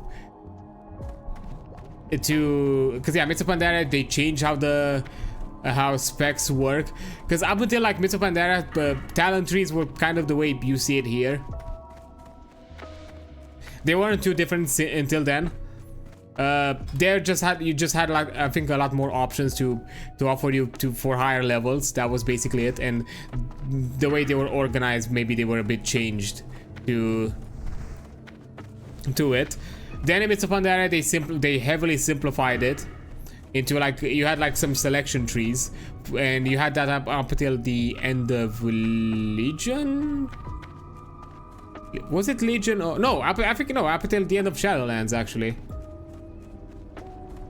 And then from Dragonflight, they brought back kind of this style of talent trees that you see now. I mean, it kind of partakes back to this version. It's just it doesn't have that only with a separate thing that you have a talent tree for your class. You have a talent tree specific to your spec. And you also have now also like hero talents, which you get after level 70, which are like a war within thing, which I've not done because I don't have the expansion to get them. So yeah, the talent system changed with time, so I can't tell you at what point you get what because I don't know. I wouldn't not personally know.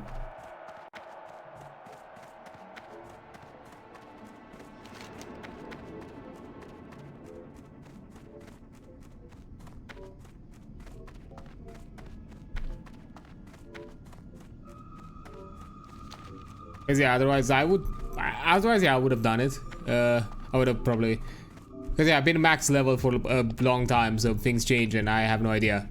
It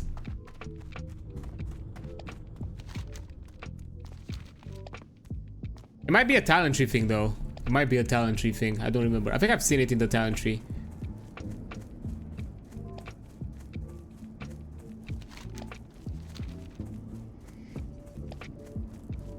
But yeah, classic is different. It's a bit more simplistic in that way, in how talents work. Some other things. It has some other particularities, like yeah, you have skill sets in other departments. It's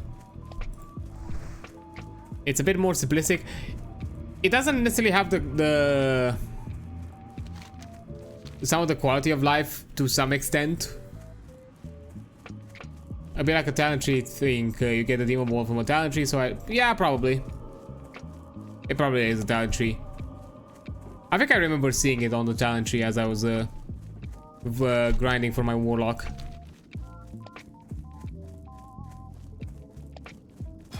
Oh, I have the looking for group here. Nice. New players. Ooh, indicates that you welcome new players into your group. Ah, nice. Don't need this yet, so it's fine.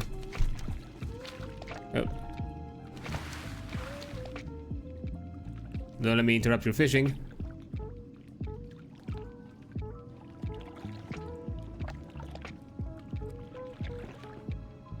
I mean, personally, I would consider that, you know, you get access to Classic just by having a sub active.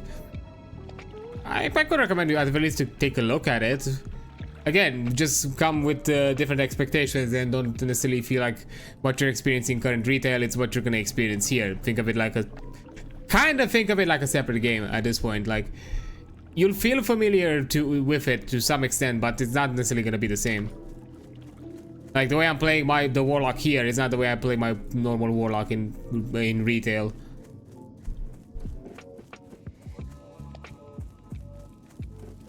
What is it? Yes, I bring back your book. Dark Yeah. Lady, watch over you. I know you need to. You want the candles, so I can do a weird ass summoning to prove myself that I'm not an agent of the Scourge, because I guess by killing a Scourge is proof enough, even though the Scourge could kill each other anyways. Or as well, I gotta head out for this final gauntlet of homework that I gotta do. Happy to stop by though. You have my lurk. I'll leave the stream open in the background. I appreciate it. Good luck with your homework. Thank you so much for being here and having a chat.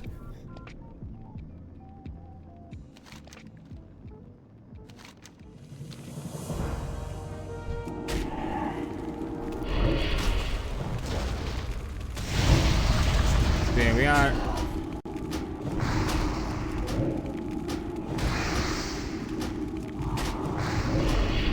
There's a particular one that seems to be a pain in the ass to.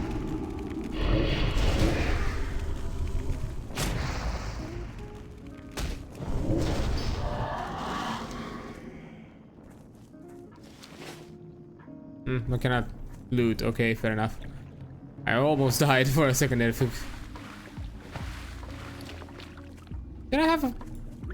Did I throw the I might have thrown them. Because I swore I had them put on the hotbar. Anyways.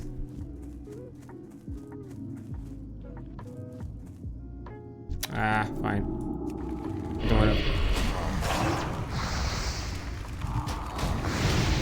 to deal with them.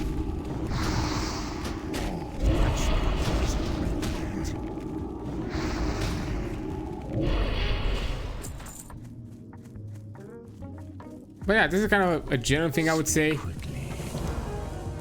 Bring trust.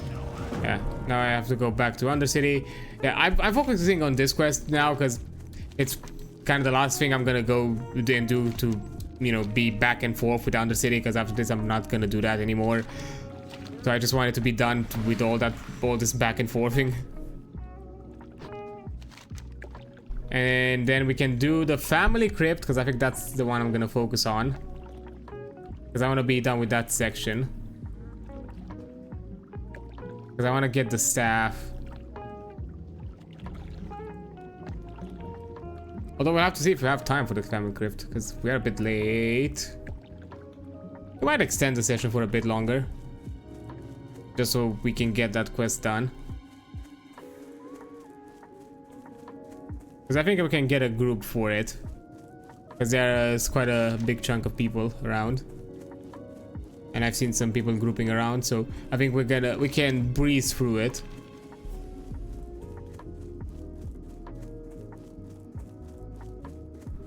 So that way I can get the staff, make my journey to Orgrimmar, learn the staff mastery skill. Because yeah, that's another thing. If you are still listening, Cass, you don't have to reply. You keep on with your work. Another thing that you have that's different. Not all items that your class could equip, you can equip. Specifically, weapon items. As a warlock, you start with only one-handed items. You can only equip daggers. Swords and staffs, you need to learn to equip them. And you need to go to something called the Weapon Master. And depending on the faction race, you need to go to a different location.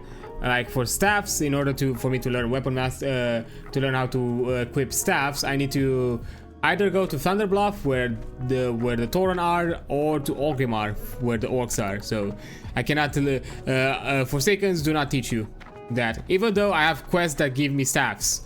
I had like 2 quests that gave me staff rewards. That's another thing. Itemization and the way you are rewarded items in classics works completely differently. You don't ever expect you'll always get things for your class. You're gonna have quests where you're gonna receive items that are not gonna be for you. They're just gonna be useless, and the only thing you can do for them is sell them. Not even give them to players, because in most situations they are gonna be soulbound. So you cannot give them to a different group or anything of the sorts.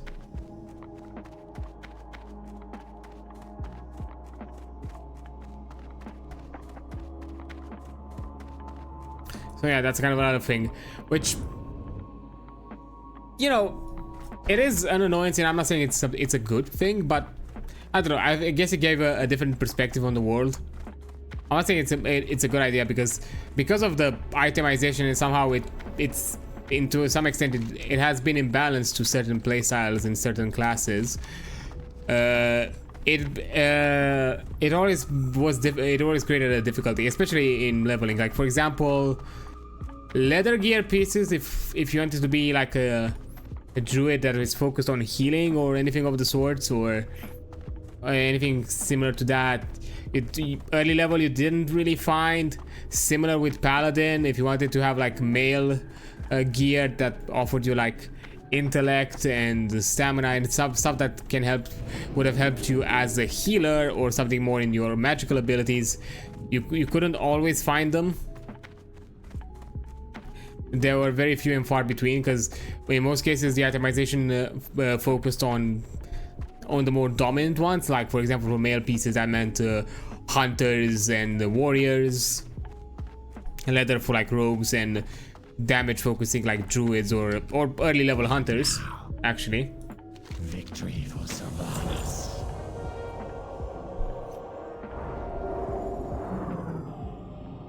Yeah, we're gonna have like a small combo here. It's Gunther. It's been a long time, Beffer, my friend. When time permits, we must speak at length. And thank you, Mordru. Without your aid, we may have never found a way to the Forsaken. Farewell, my friend. I do hope this is one of my hopes and one of the things that I'm hoping that at the very least the WoW Classic team starts doing and kind of starts experimenting, because we already are starting to see bits and pieces here and there of the team doing new content, new custom content for Classic. I have exactly what you need. And one of the things that at the very least Trust no one. has always been on the fan base mind, and especially those who are in the of the Forsaken faction, is you had this quest with Gunther about you know, recruiting this powerful mage, a necromancer mage specifically, that was able to break out of Lich King's free will on his own before his powers were weakened. Because that is technically the lore of this character that we've interacted with in this really low level quest. That about a necromancer so powerful that broke Lich King's control before he was weakened. And wanted to, and you know, he got recruited into the Forsaken for his necromantic knowledge, so he can be used for our for the Forsaken's, you know, benefit and purpose. And we never got anything close to a necromancer, because I'm not counting the Unholy Death Knight as a necromancer. Not even close to that thematic, in my opinion.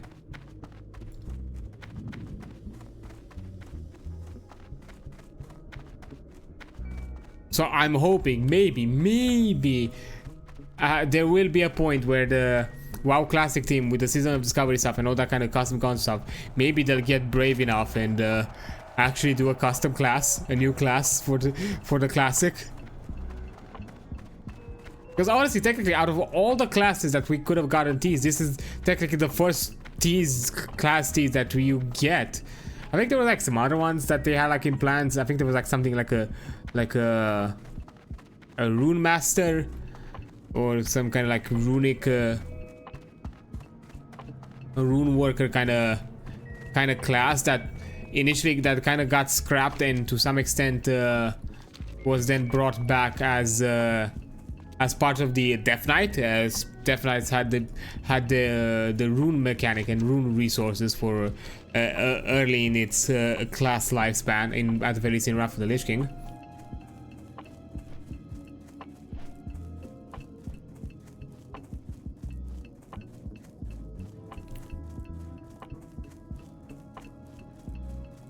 I forgot if there were like other classes or content of similar fashion in the works. I honestly do not remember.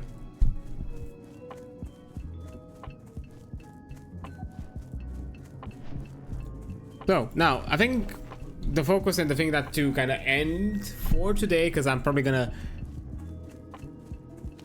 be done with it once we do this quest, because I don't want to simply end it on a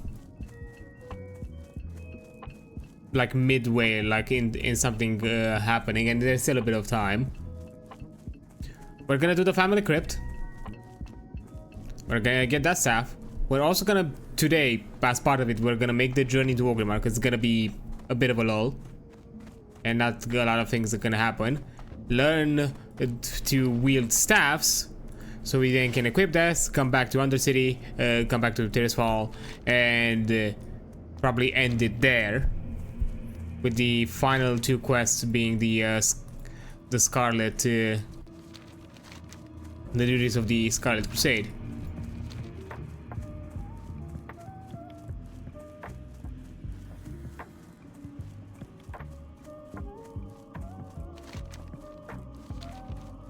Because to be fair, like again, we're like in the 6-hour mark. I think we've done a decent amount of progress. Like we got to level 10, we got our Void Walker, we even got it our first, you know, green item, which is the robe we crafted.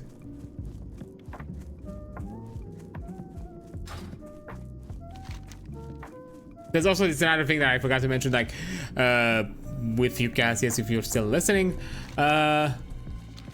Another thing that has a different level of importance and actually matters a lot more, especially in early levels, this actually is professions.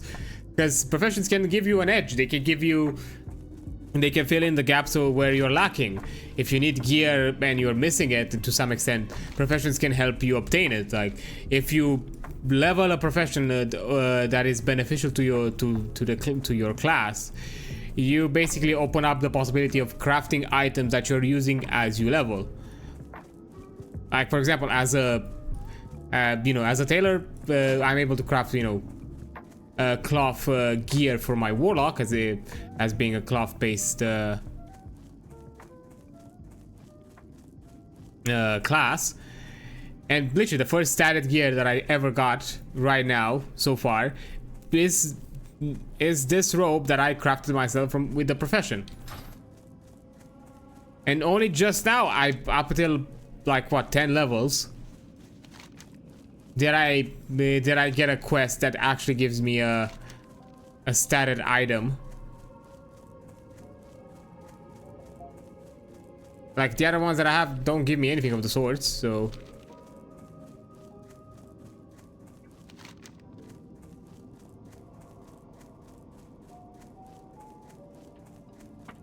Yeah, I need to go to Garen's haunt. Again, so the need to get to the family crypt, which if I remember correctly,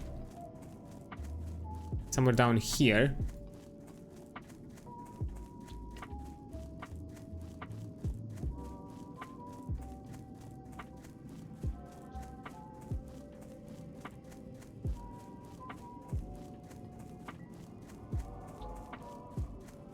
Yeah, there is the Wailing Ancestors. I'm not gonna focus on them because we're gonna encounter a lot of them in the crypt anyway, so we're just gonna go there directly.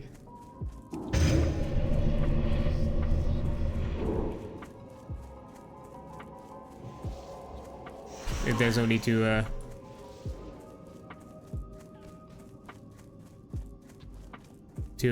do all of that, because once we get the Dargo's Call, we can then get out and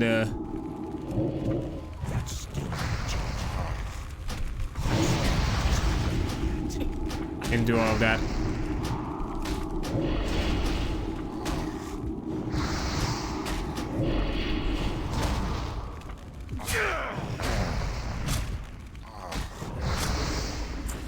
There we go.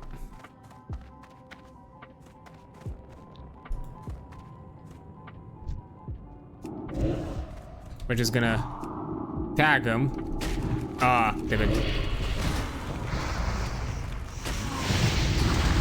This is why I love Classic.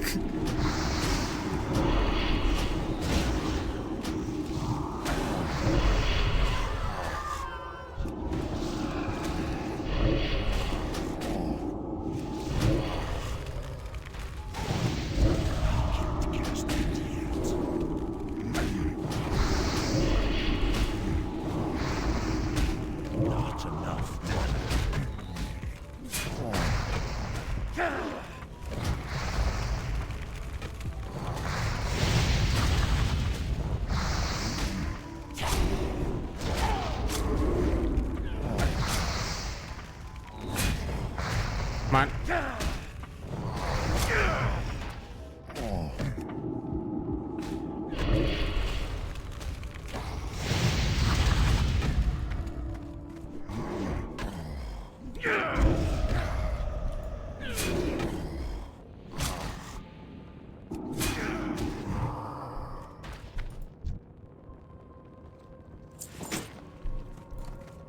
There we are.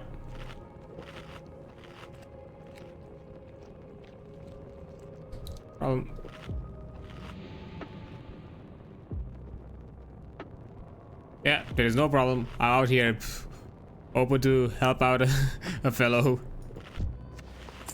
man in need, especially that he's a priest and I know the pain. Yeah.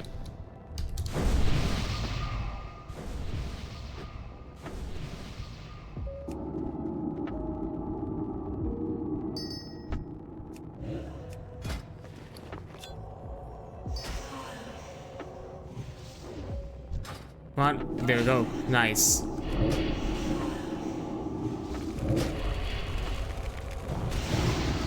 I should make myself one because I completely forgot I can. There we are. Nice.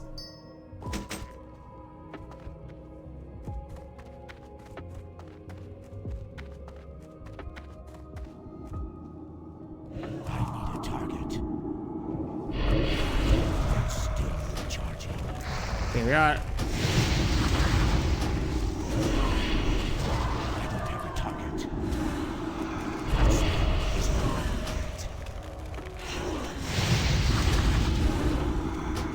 Yeah, I need to make a macro for my oh.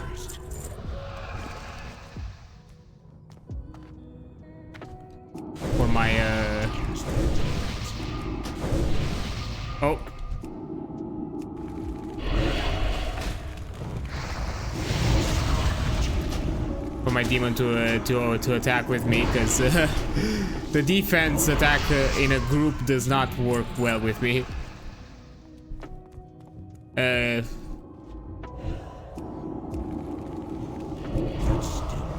Oh. Ah, they're immune. Fuck.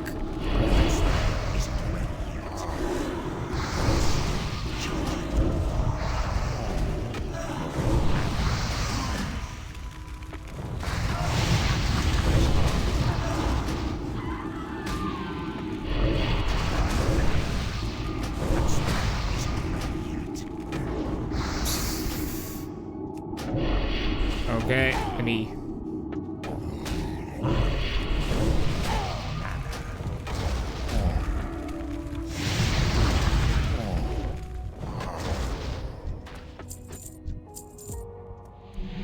There we are. Let me just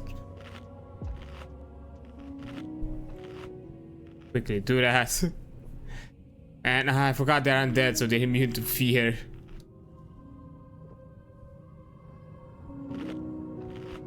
Ah, fine, I'll also take a drink, why not? I don't have to constantly. Although, you know, life tapping is the way to go with the warlock, because you need more than you actually need spring water.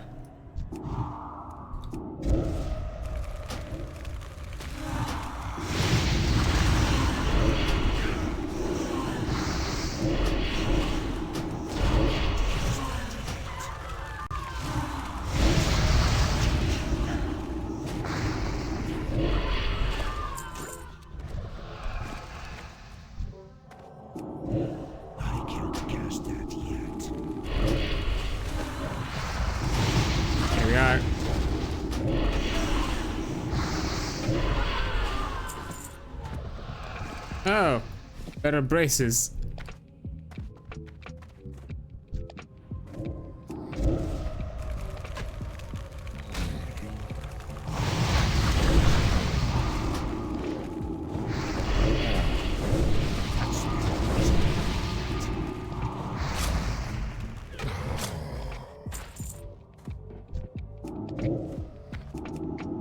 Oh, it's fine.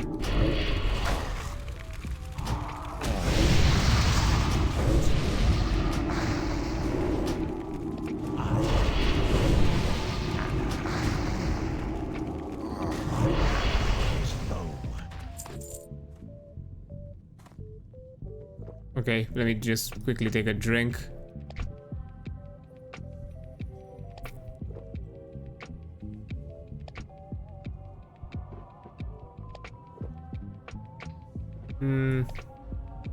We put the Void Walker to tank.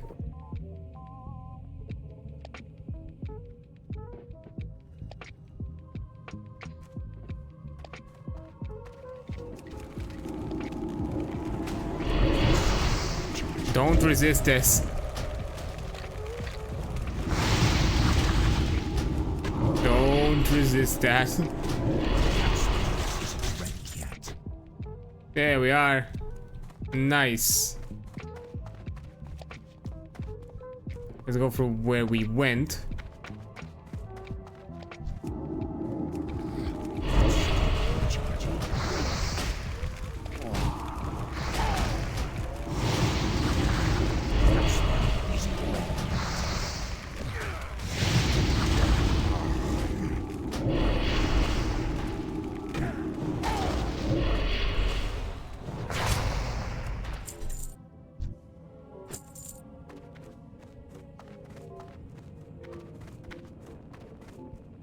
Okay, we're good.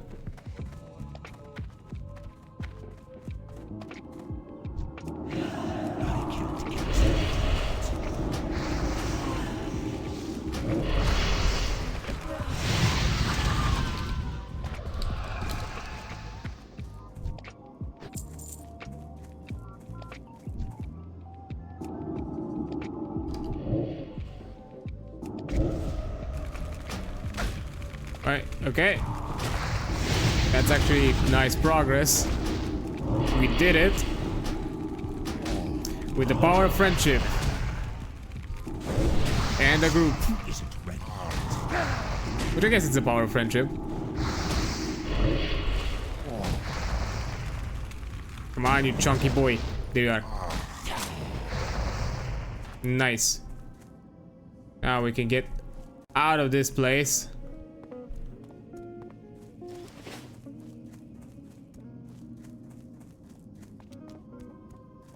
And hopefully without attracting more friends. They're needed. There we go.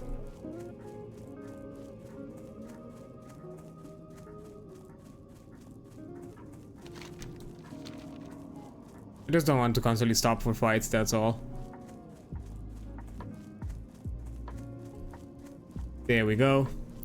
So now, we're gonna go, turn in the quest, get the staff, go to Orgrimmar, learn how to equip the staff, and be done for the day.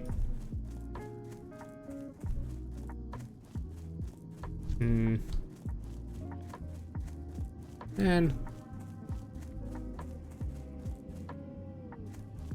are you for real? Fine, I'll go around.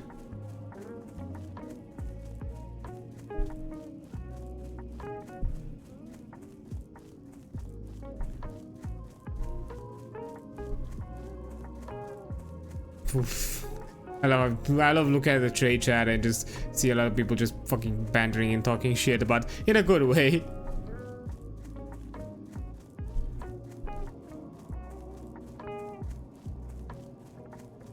Like some undead a mage trying to scam people and just being some kind of like snake charmer.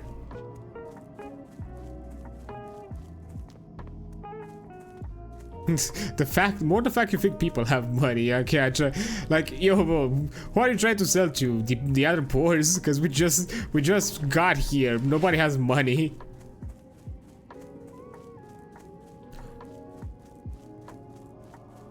Anything below 10 silver is enough for me. Feel that.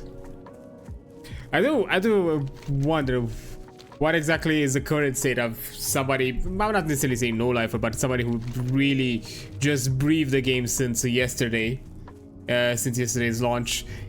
How far did they get? If they did like some kind of insane speed run of it.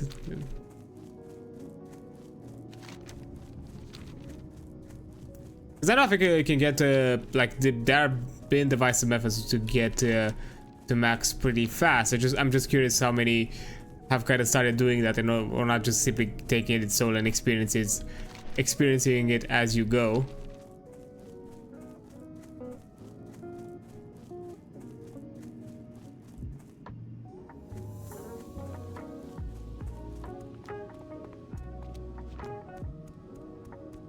Because man, is it something else.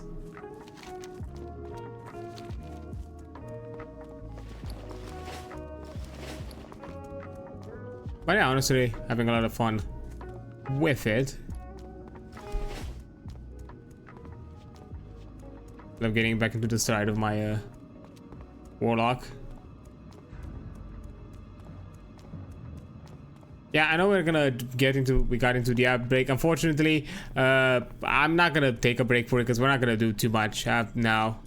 We're just gonna turn in the quest, do a quick run, a quick errand run, and beat down for today. So I don't want to just take a break just for that. So considering that right now it's kind of a downtime moment where I just go from one place to another, it's fine enough if you lose stuff from the ad break. If there's anything significant that you missed, I'll make sure to make note of it once you are all back.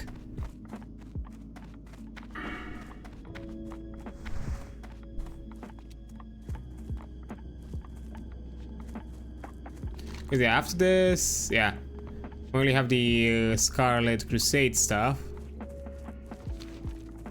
I wonder if this is enough to level us up. I don't think it would be. You know, it's pretty high in XP. Considering it's it was, if I remember correctly, orange meant if it's 2 levels higher than you, or 2 or 3 levels higher than you. Yellow means that it's around your level, like one, either your level or one or below, one above or below. Green, I think it's from 2 or 3 under. I think it's 3. I think that's the number it usually takes as a reference. If it's 3 higher, 3 lower.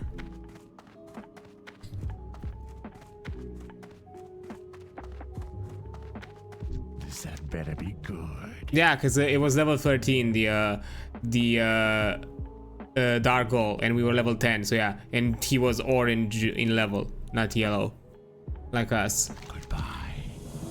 Yeah, we got our staff. Patience. Discipline. Let's go.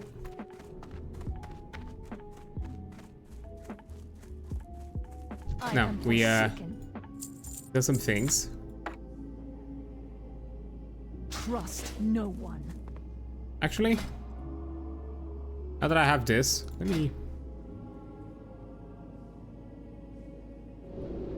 enchant these braces with some extra health. Now that I have the mats for it. Oh yeah, let me What is just it? delete this. Our time will come. Now, we have to make a quick run to Orgrimmar. We can learn how to make staffs. Thankfully, we have the Zeppelin right here.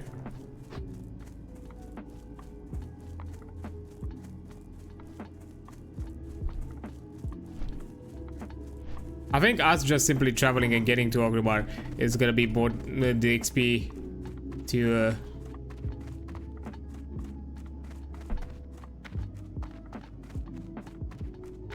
get us there to level 11.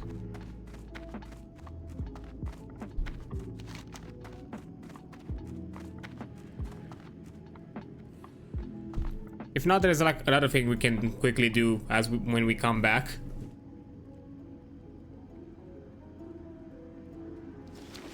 Look at all of us out here waiting. Not Silsong, when?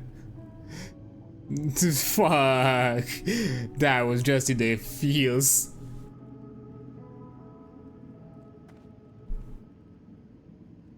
Man.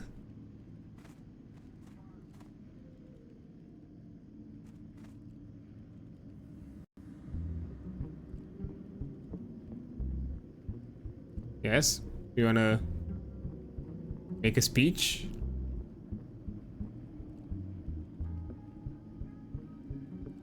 Chronicus and Reen. Almost identical.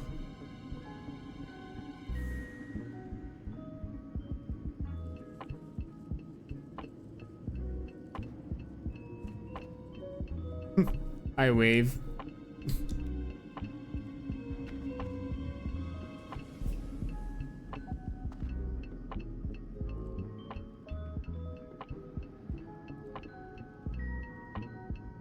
Yeah, currently the thing is with the anniversary realms, there are only 3 realms, and meaning that it's gonna be kind of a mixture. Because I think I saw some Germans. I also saw Time is money, I just want to man. be, yeah, it is Ogre. I just wanted to be sure that I'm not the dummy here and took the wrong one. I remember correctly.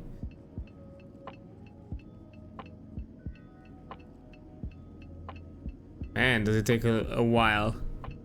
Huh? Oh, nice weather we're having, huh?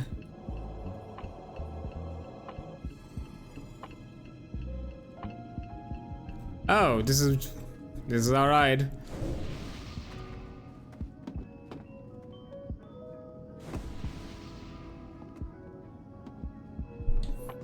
Nice and easy.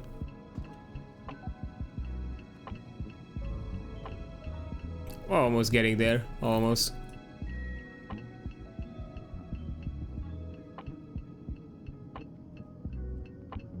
It's a slow go.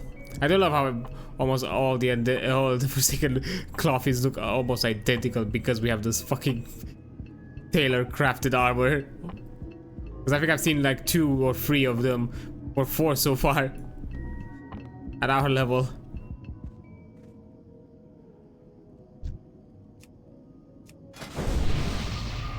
Red linen robe. 19, what the? What's mine? Oh, it's the same thing, it's just white. Okay. Maybe I kind of wanted the red one because that looks a bit more warlocky. This one looks kind of priest looking. I guess I'm subverting expectation. I'm a warlock that believes he's a priest.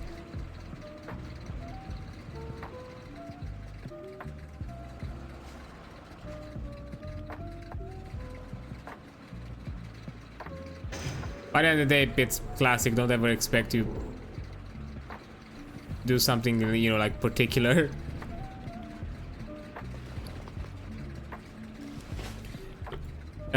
No, it's classic. Don't expect to have some sort of fashion, because believe me, soon enough, it's just gonna be a mixture of a vomit of colors. Right now, it feels, especially now with the robe, it feels kind of cohesive with the robe, with gloves, and even the cape is okay-ish. I think before, when we had the vest and now the robe, it looked awful. Even the belt looks nice-ish enough. So yeah, right now we're looking okay. Nobody wants a dip? Nope, I guess not. I'm pretty sure for our level, that jump is not survivable.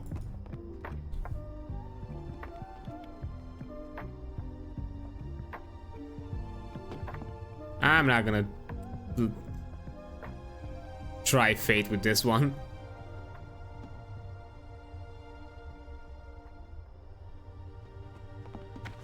Here we are. And we got in Dorotar. I like in this Titanic movie.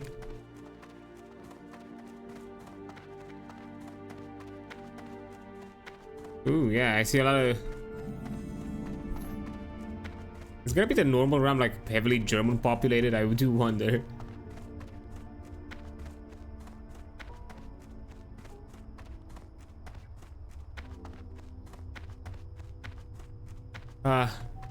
Old Ogrimmar, look at it.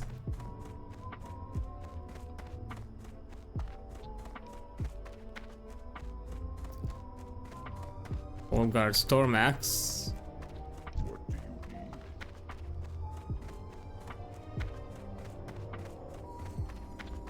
Greetings. Strength and honor. Pebble Master. There we go. Go with honor. I just don't want to wander around aimlessly. I gotta have value honor. Fair enough. All the way back.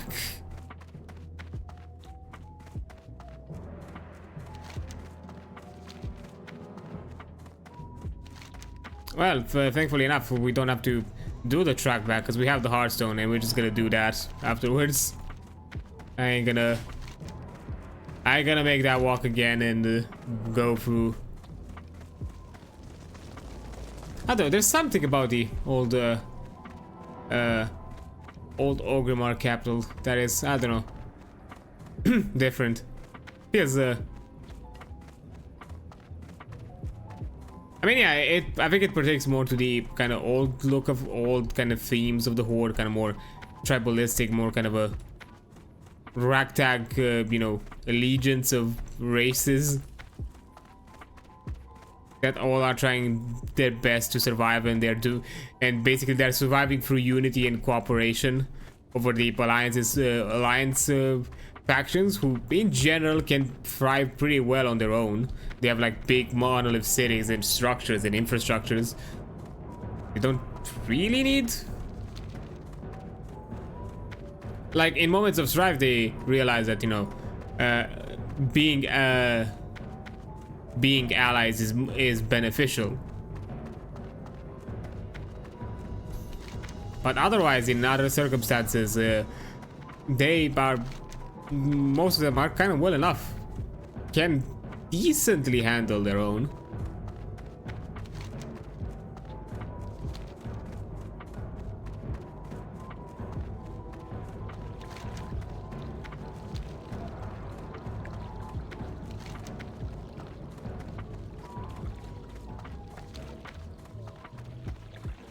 Oh boy, so not long, not too long.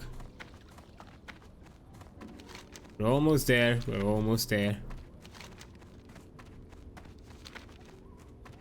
Oh, it's down here, my bad. Yeah. I see the weapon master. Teach me in your ways, sensei. Sug. Now come get the voodoo. Ah, there we go. Saves. Yes. Be sealed. Got my free stamina stick.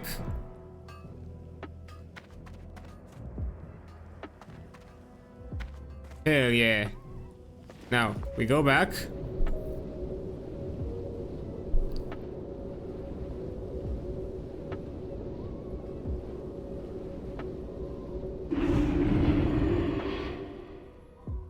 There we are. And before we go, one last thing I want to do.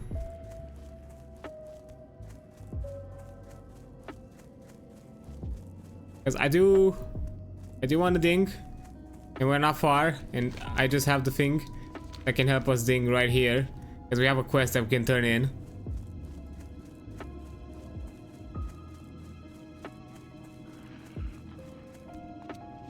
Like, it's right here. I have the German leatherworker, the Skinner.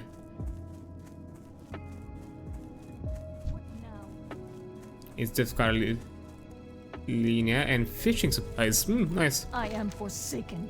Beware For the living. secondaries. Ah, not enough. There. Return to the magistrate in Brill rear guard patrol.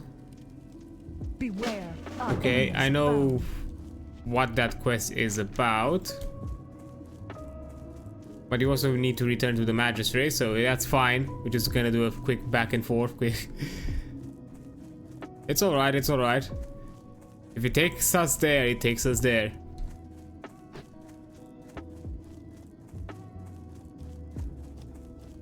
Come on, we just need less than 300 XP. Should be enough.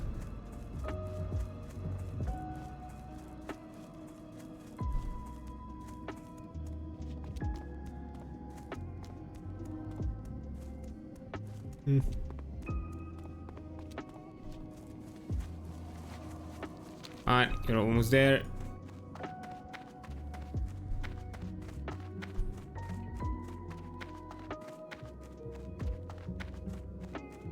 I am forsaken. And there we are. We just dinged. Another point in corruption.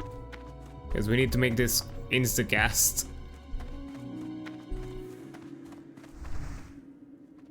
And now with only 2 quests to our name in here. The Scarlet and the Rear Guard.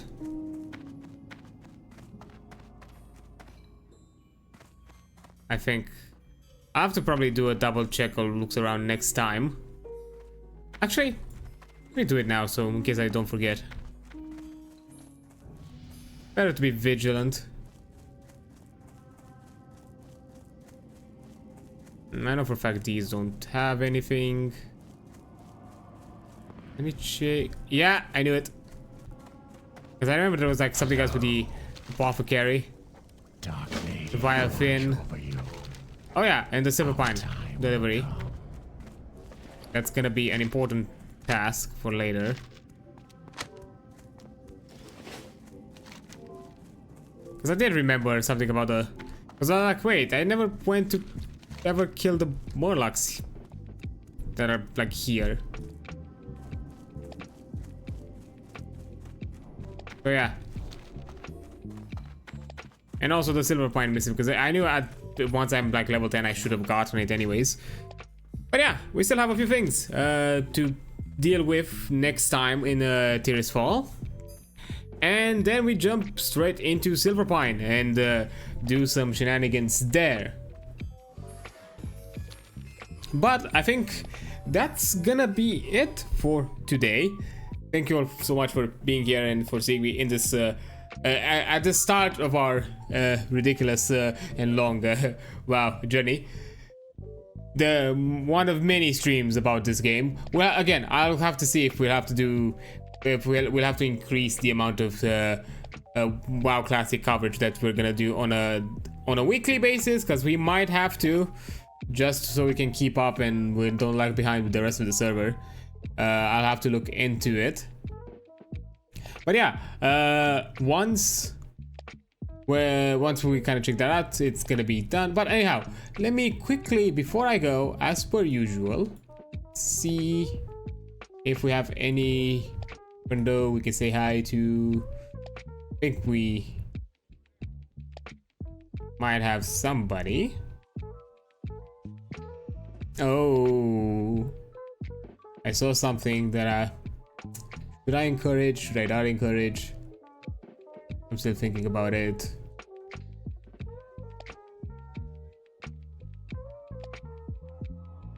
Yeah, why not? From one Vice game to another. Let's say hi to Chu. As I see here, she's playing some League. Oh boy, that's gotta be something. Because I know for a fact like Chu does not usually play League. I think this is like her first time in it. So I think she did like kind of like a stream goals or something of the sorts. So yeah, let's jump from one Vice game to another. Let's all say hi to Chu as well as we do that. Let's go with the raid message as per usual. For anybody that doesn't know, with the raid message of the emotes are follower emotes.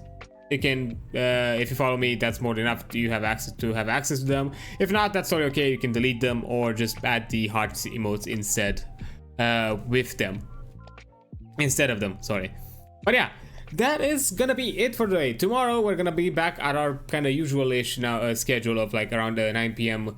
GMT with some more Void Train and continue that survival journey chillax experience.